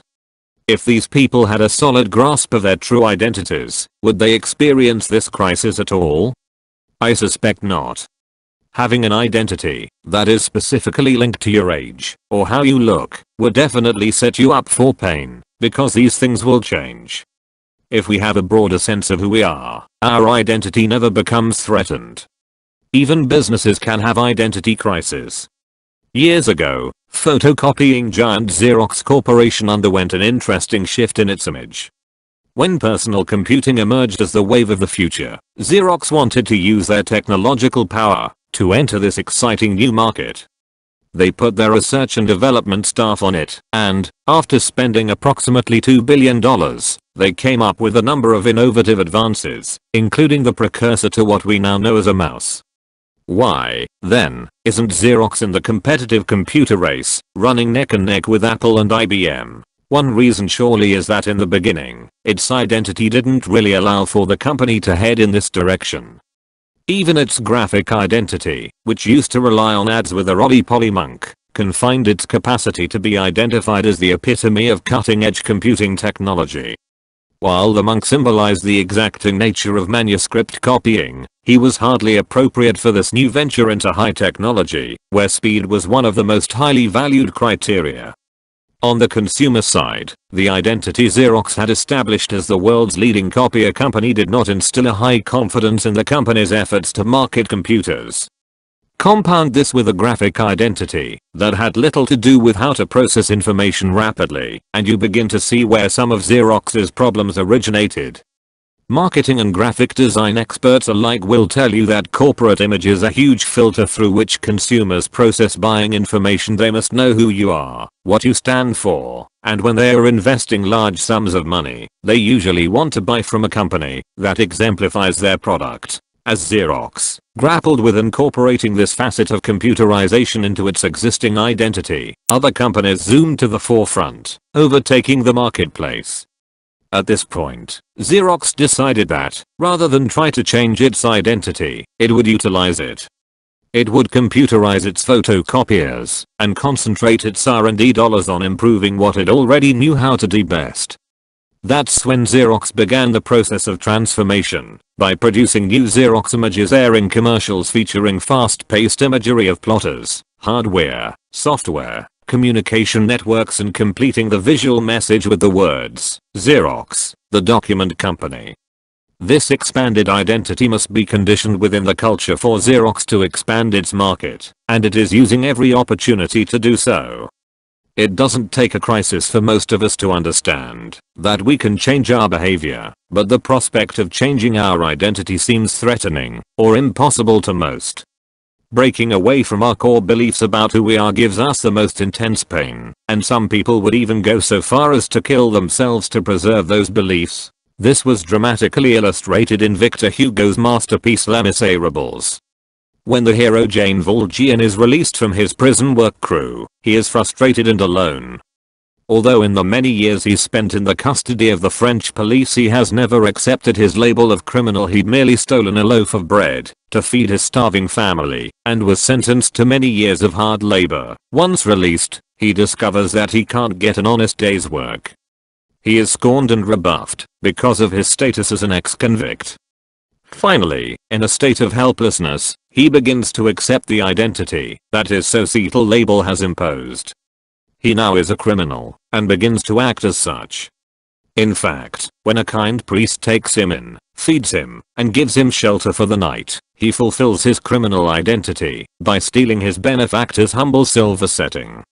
When the police stop Valjean on a routine check, they discover not only that he is an ex-convict, but also that he is carrying the priest's most valuable possessions, a crime punishable by a life of hard labor. Valjean is brought back to face the priest, and upon presentation of the facts, the priest insists that the silver was a gift, and reminds Valjean that he's forgotten the 2 remaining silver candlesticks.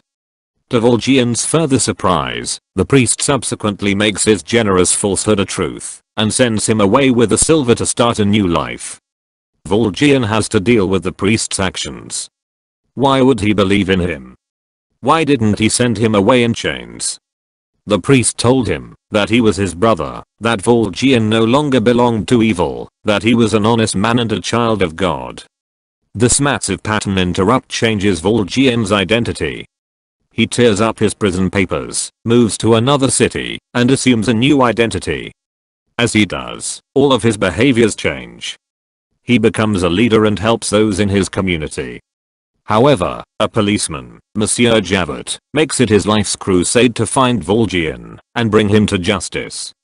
He knows Valjean is evil and defines himself as one who brings evil to justice. When Javert finally catches up with him, Valjean has the opportunity to eliminate his nemesis, but he magnanimously spares his life. After a lifetime of pursuit, Javert discovers that Valjean is a good man, perhaps a better man than he, and he cannot deal with the potential of realizing that maybe he was the one who was cruel and evil. As a result, he throws himself into the rapids of the River Seine. Who are you, anyway? What does all of this really mean?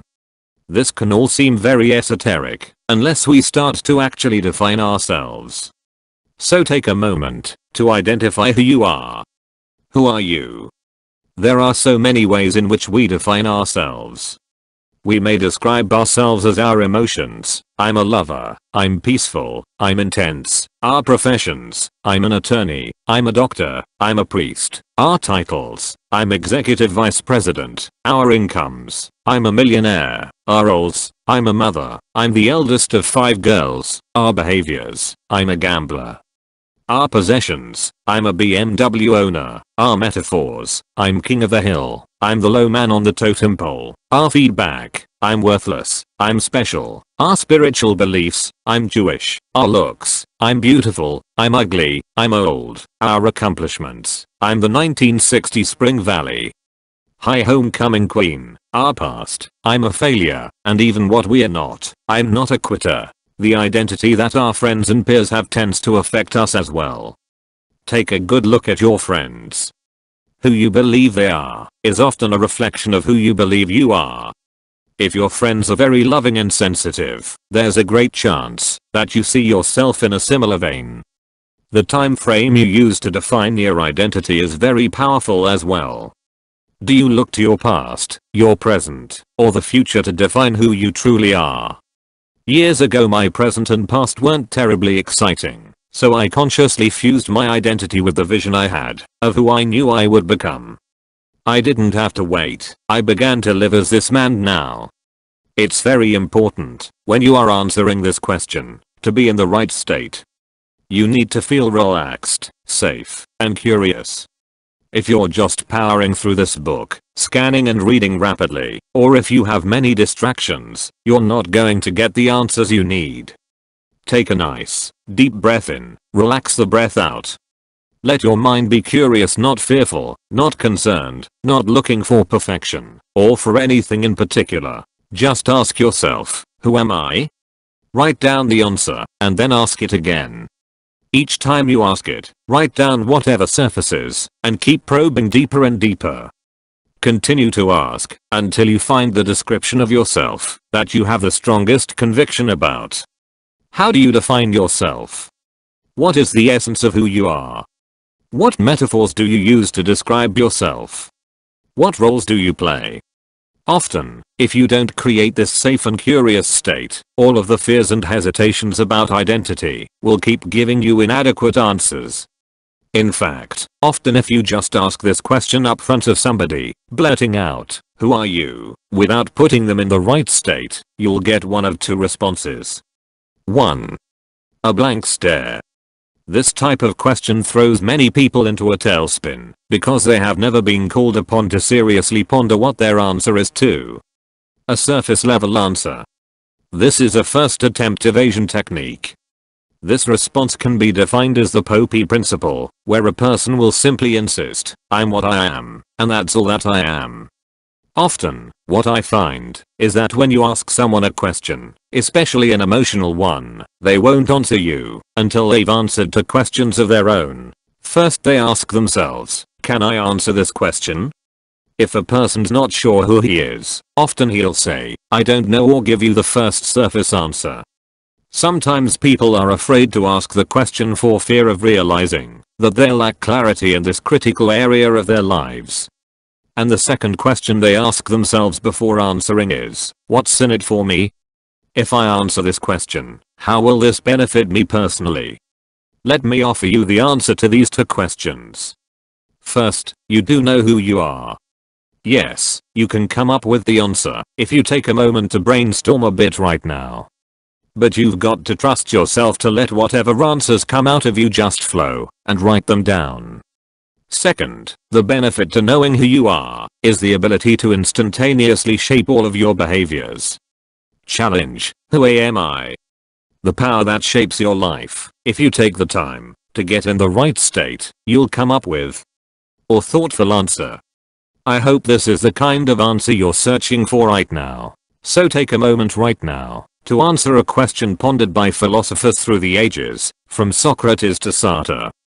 Put yourself in that safe, curious state. Take a deep breath and release it. Ask, who am I? I am. To assist you in defining yourself, remember that identity is simply what distinguishes you from everyone else. Here are a couple of exercises I think you will enjoy. 1. If you were to look in the dictionary under your name, what would it say? Would 3 words just about cover it, or would your epic narrative consume page after page, or demand a volume of its own? Right now, write down the definition you would find if you were to look up your name in a dictionary. Take a moment and let your answers sink in. When you're ready, move to the next exercise 2. If you were to create an ID card that would represent who you truly are, what would be on it, and what would you leave off? Would it include a picture or not? Would you list your vital statistics? Your physical description? Your accomplishments? Your emotions? Your beliefs? Your affiliations? Your aspirations? Your motto? Your abilities? Take a moment to describe what would be on this identity card and what would be left off in order to show someone who you really are. Now, take a look at what you've written down, at the descriptions you have of your identity in essence, the story of your life.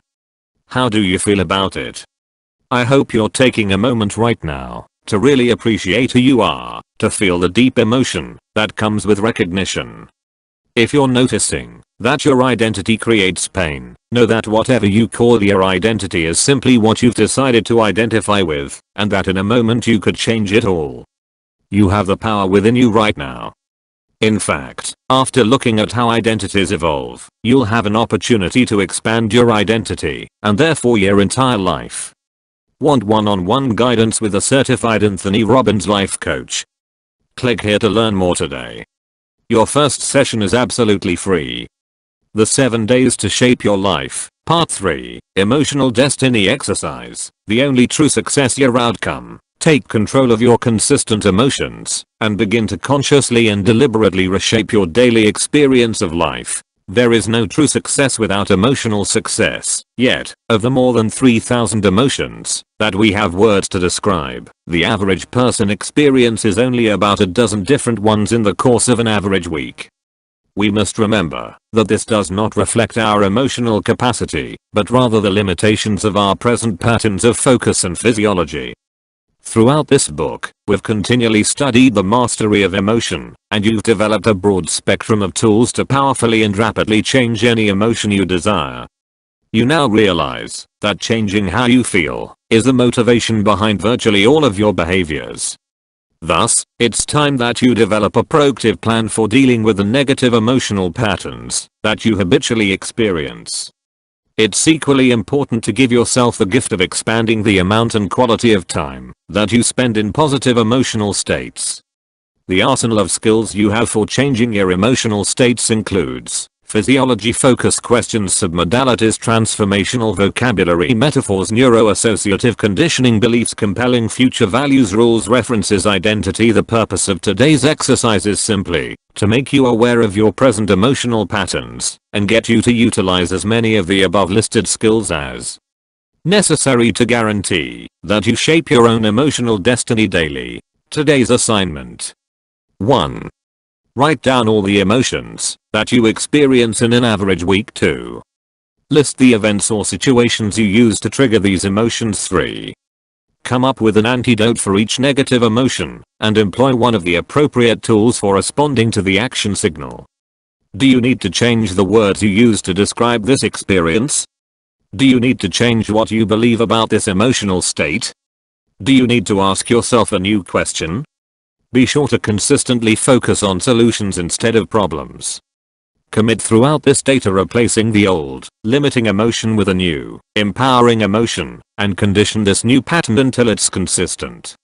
With our emotions well in hand, we'll begin tomorrow to master our relationship destiny exercise, the place to share and care your outcome, measurably enhance the quality of your personal relationships, and deepen your emotional connection with the people you care about most by reviewing the 6 fundamentals of successful relationships. Success is worthless if we don't have someone to share it with. Indeed, our most desired human emotion is that of connection with other souls. Throughout this book we've talked consistently about the impact of relationships on shaping character, values, beliefs, and the quality of our lives. Specifically, today's exercise is designed simply to remind you of 6 key points that are valuable to any relationship. Let's briefly review them before I give you your assignment for today. 1.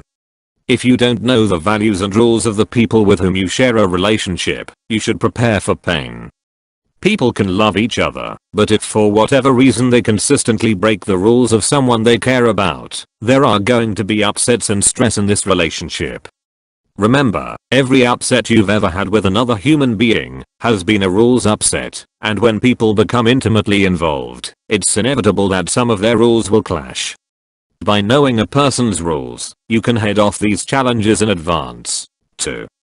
Some of the biggest challenges in relationships come from the fact that most people enter a relationship in order to get something. They are trying to find someone who's going to make them feel good.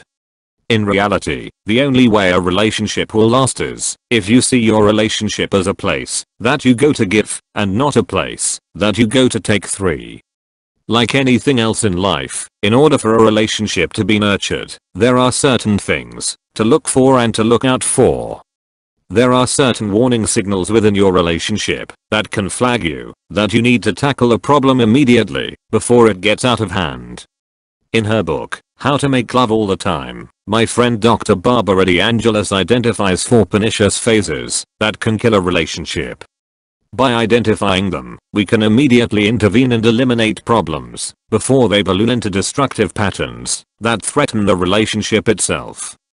Stage 1. Resistance. The first phase of challenges in a relationship is when you begin to feel resistance. Virtually anyone who's ever been in a relationship has had times when they felt resistance towards something their partner said or did. Resistance occurs when you take exception, or feel annoyed, or a bit separate from this person.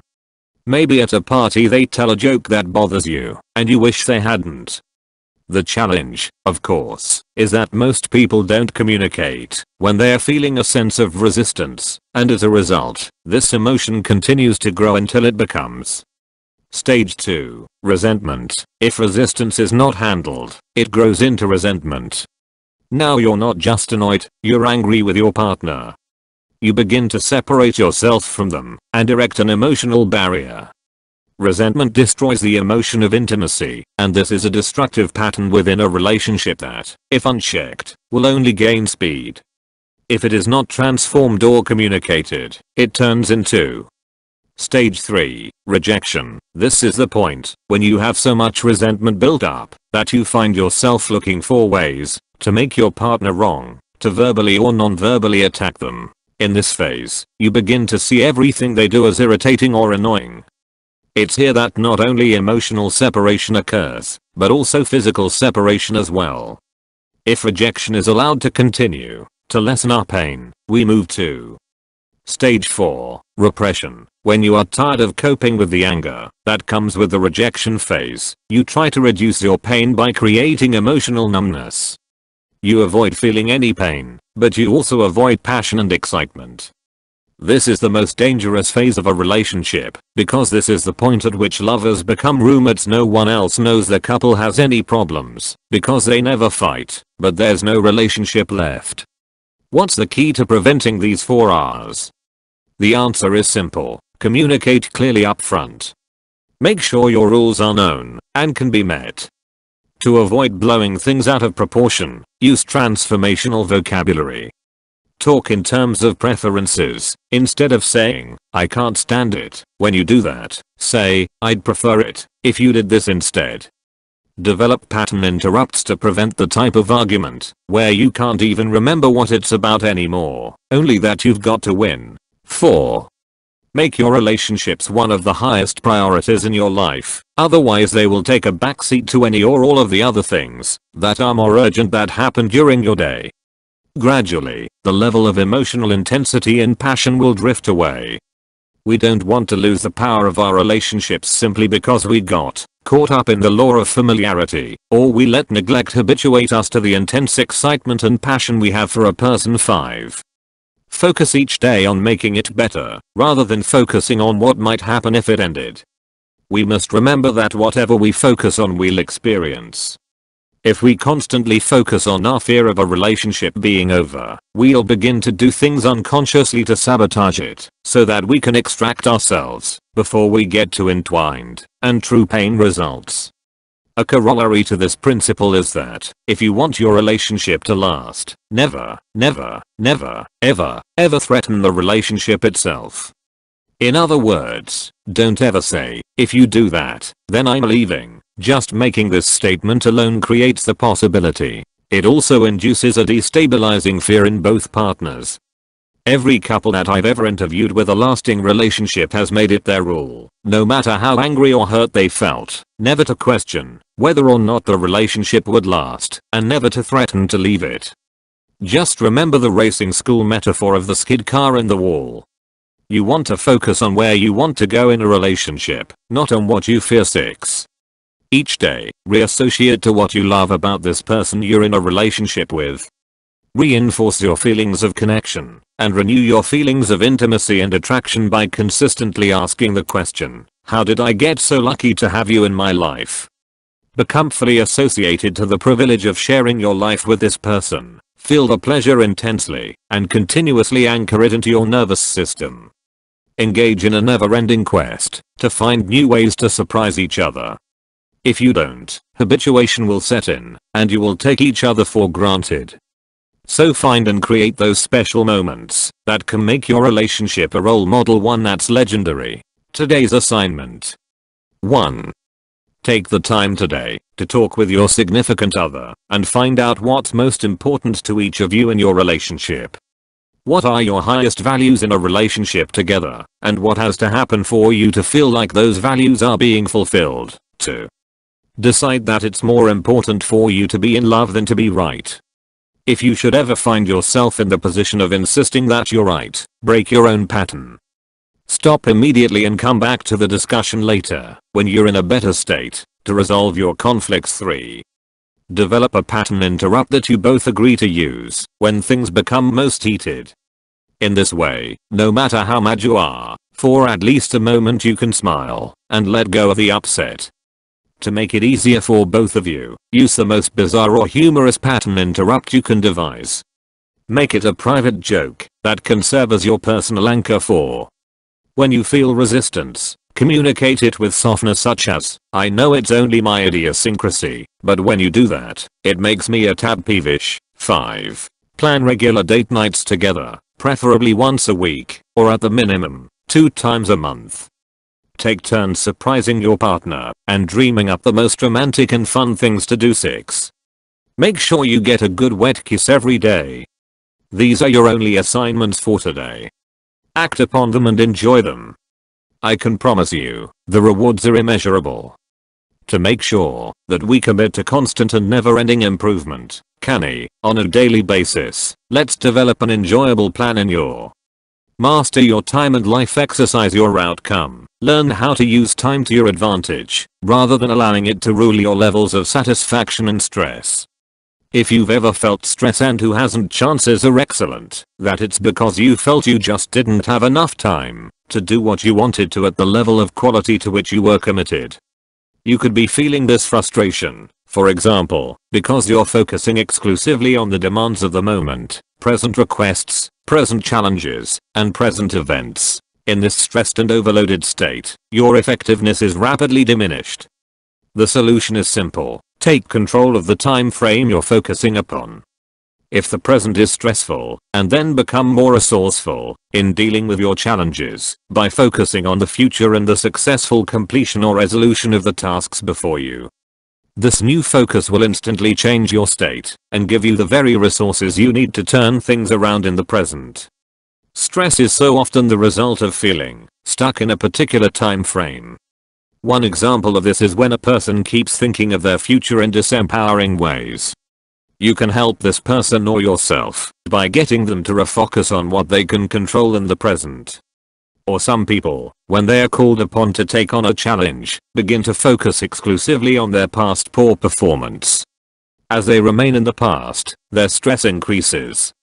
A shift to the present, or an anticipation of a positive future, could instantly change their emotional state. Our emotions, then, are powerfully impacted by the time frame in which we are operating at the moment. So often we forget that time is a mental construct, that it is completely relative, and that our experience of time is almost exclusively the result of our mental focus. How long is a long time, for example? It all depends upon the situation, doesn't it? Standing in line for more than 10 minutes can seem like an eternity, while an hour of making love can pass all too quickly. Our beliefs also filter our perception of time. For some people, regardless of the situation, 20 minutes is a lifetime. For others, a long time is a century. Can you imagine how these people walk differently, talk differently, look at their goals differently, and how stressed they might be if they were trying to deal with one another while operating out of completely different frames of reference? This is why time mastery is a life skill. The ability to flex your experience of time is the ability to shape your experience of life. For today's exercises, let's briefly review and apply 3 time-saving tips. The ability to distort time. After you've mastered the ability to change time frames by changing your focus, you're ready to move on to the first major skill of time mastery, and that is the ability to distort time so that a minute feels like an hour, or an hour like a minute. Haven't you noticed that when you become totally engrossed in something, you lose track of time? Why? Because you no longer focus upon it. You make fewer measurements of it. You're focused on something enjoyable, and, therefore, time passes more rapidly. Remember that you're in control. Direct your focus and consciously choose how to measure your time. If you are constantly checking your watch, then time seems to crawl. Once again, your experience of time is controlled by your focus. How do you define your use of time? Are you spending it, wasting it, or killing it? It's been said that killing time is not murder, it's suicide. Second. A matter of importance. The second, and perhaps the most critical distinction of all, is an understanding of how urgency and importance control your decisions about what to do with your time, and therefore your level of personal fulfillment. What do I mean? Let me ask you this, have you ever worked your tail off, completed every single thing on your to-do list, but at the end of the day still felt unfulfilled? That's because you did everything that was urgent and demanded your attention in the moment, but you didn't do what was important, the things that would make a difference long term. Conversely, have you ever had days when you got only a few things done, but at the end, felt that this was a day that had really mattered? These are the days when you've focused on what's important, rather than what urgently needed your attention. Urgency seems to control our lives. The phone rings, and we are doing something important, but we have to pick it up. After all, what if we missed out on something? This is a classic example of handling what's urgent. After all, you might miss out on a high-powered phone conversation with a computerized surveyor.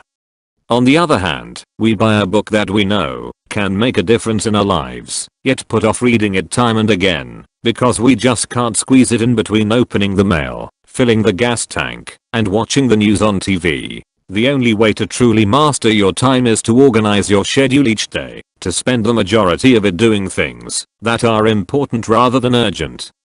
Third. Save yourself years. The most powerful way I've learned to compress time is to learn through other people's experience. We can never truly master time as long as our primary strategy for learning and mastering our world is based upon trial and error. Modeling those who've already succeeded can save you years of pain. This is why I'm a voracious reader and a committed student of audio programs and seminars. I've always seen these experiences as necessities, not accessories, and they have given me the wisdom of decades of experience and the success that results from it. I challenge you to learn from other people's experiences as often as you can, and to utilize whatever you learn. Today's assignment. 1. Throughout this day, begin to explore changing time frames. Whenever you're feeling the pressures of the present, stop and think about the future in ways that are empowering. For example, think of goals that compel you, and become fully associated to them. Visualize the image, listen to it, step into it, and notice how it feels. Put yourself back into the midst of a treasured memory, your first kiss, the birth of your child, a special moment with a friend. The more you develop your capability to quickly change time frames, the greater your level of freedom and the range of emotions you will be able to create within your at a moment's notice. Do this enough until you truly know you can. This change in focus to instantly change your state too. Learn to deliberately distort time. For something that normally seems to take a long time to complete, add another component that will not only speed up your perception of time, but allow you to accomplish 2 things at once. For example, when I'm running, I'll don a pair of headphones and listen to my favorite music. Or I'll watch the news or make phone calls while I'm on my Stairmaster. This means I'll never have an excuse not to exercise or not to do what's important. I can work out while I return my calls. 3. Write a to-do list that prioritizes according to importance instead of urgency. Instead of writing down zillions of things to do and feeling like a failure at the end of the day, focus on what's most important for you to accomplish. If you do this, I can promise you that you'll feel a sense of satisfaction and accomplishment that few experience. Secrets from A Lesson in Destiny, Part 4. The secret to living is giving. He knew he had to stop them. With a mere $800 in his pocket, Sam Labud drove across the Mexican border, stood on the fishing docks of Ensenada, and waited for his opportunity. Toting a video camera to get some home movies of his excursion, he posed as a naive American tourist and offered his services as a deckhand or engineer to each captain who docked his boat in the harbor. He was hired on the Maria Luisa as a temporary crew member, and as the Panamanian tuna boat pulled away from the Mexican coast, Labud began to secretly film the activities of the crew. He knew that, if he were discovered, his life would be in jeopardy. Finally it happened. They were surrounded. A whole school of dolphins, known to many as water people, began jumping and chattering near the Maria Luisa. Their friendly nature had drawn them to the boat. Little did they know that they were also being drawn to their death. The fishermen trailed the dolphins because they knew that yellowfin tuna usually swim below the playful creatures.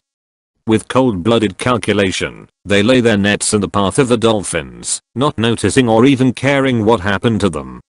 Over the course of 5 hours, Labud's video recorded the horror.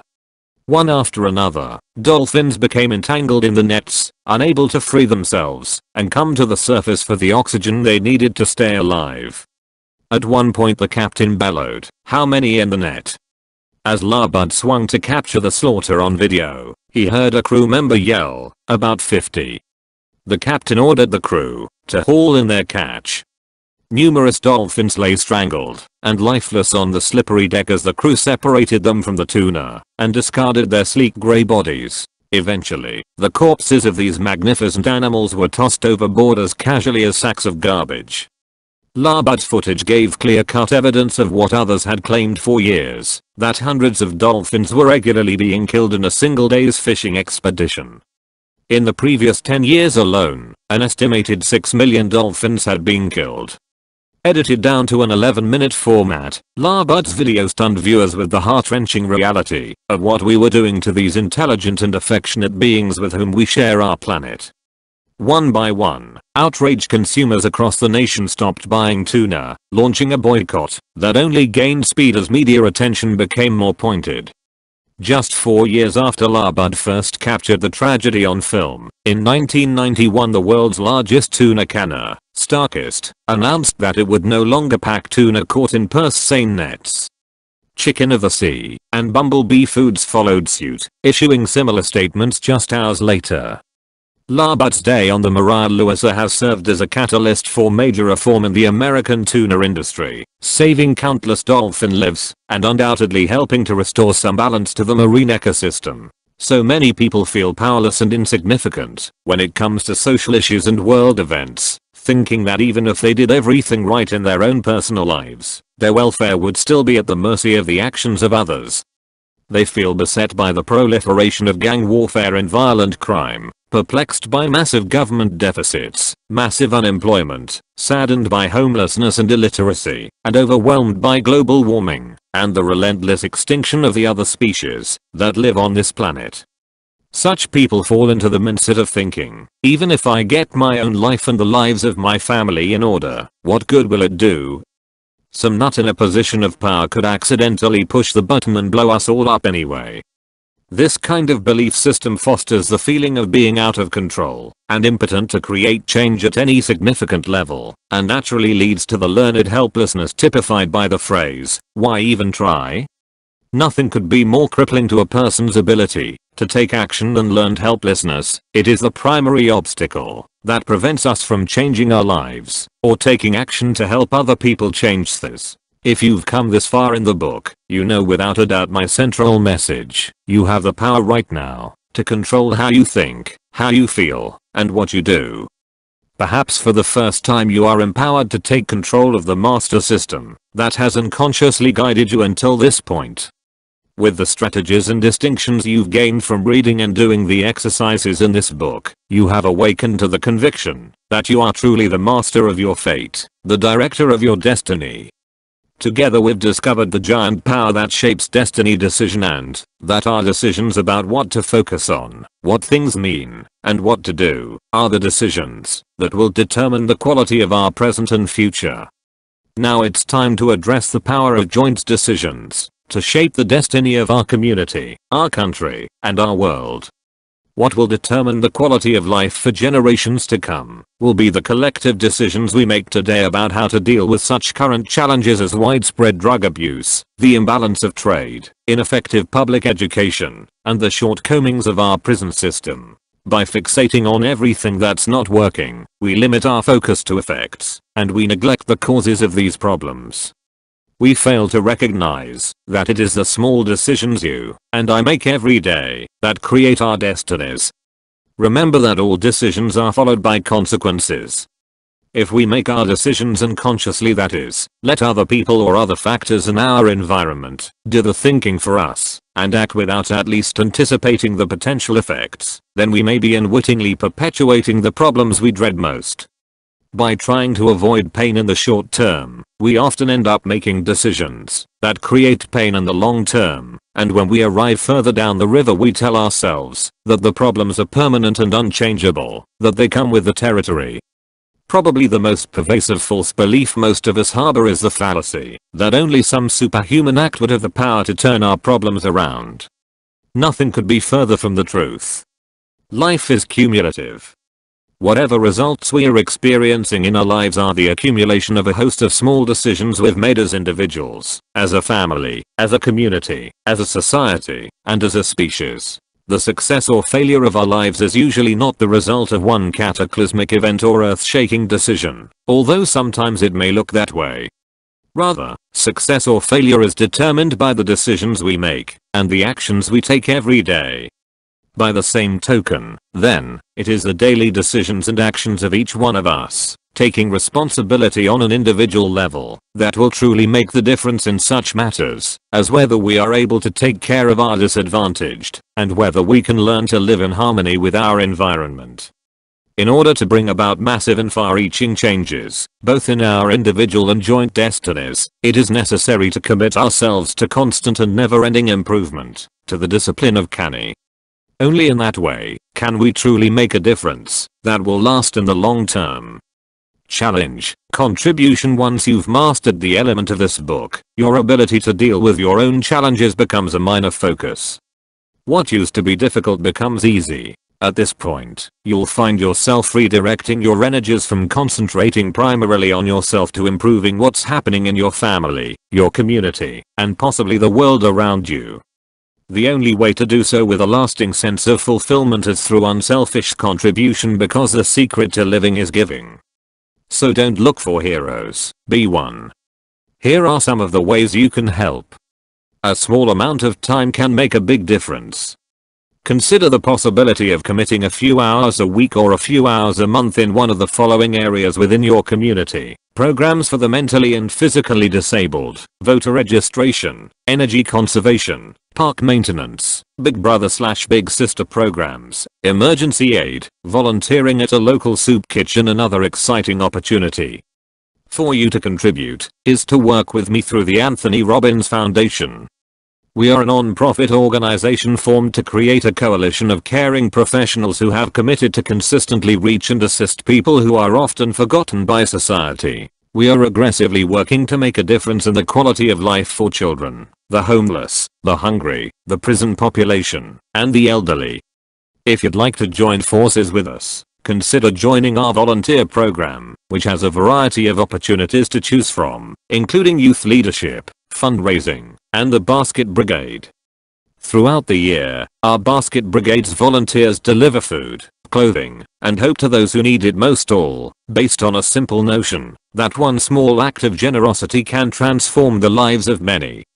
What began as my individual effort to feed families in need has now grown into a force for good that impacts the lives of 2 million people every year in countries all over the world. And remember, you don't have to take the weight of the world on your shoulders. More people would contribute if they realized that they didn't have to give anything up to do so. So do a little and know that it can mean a lot.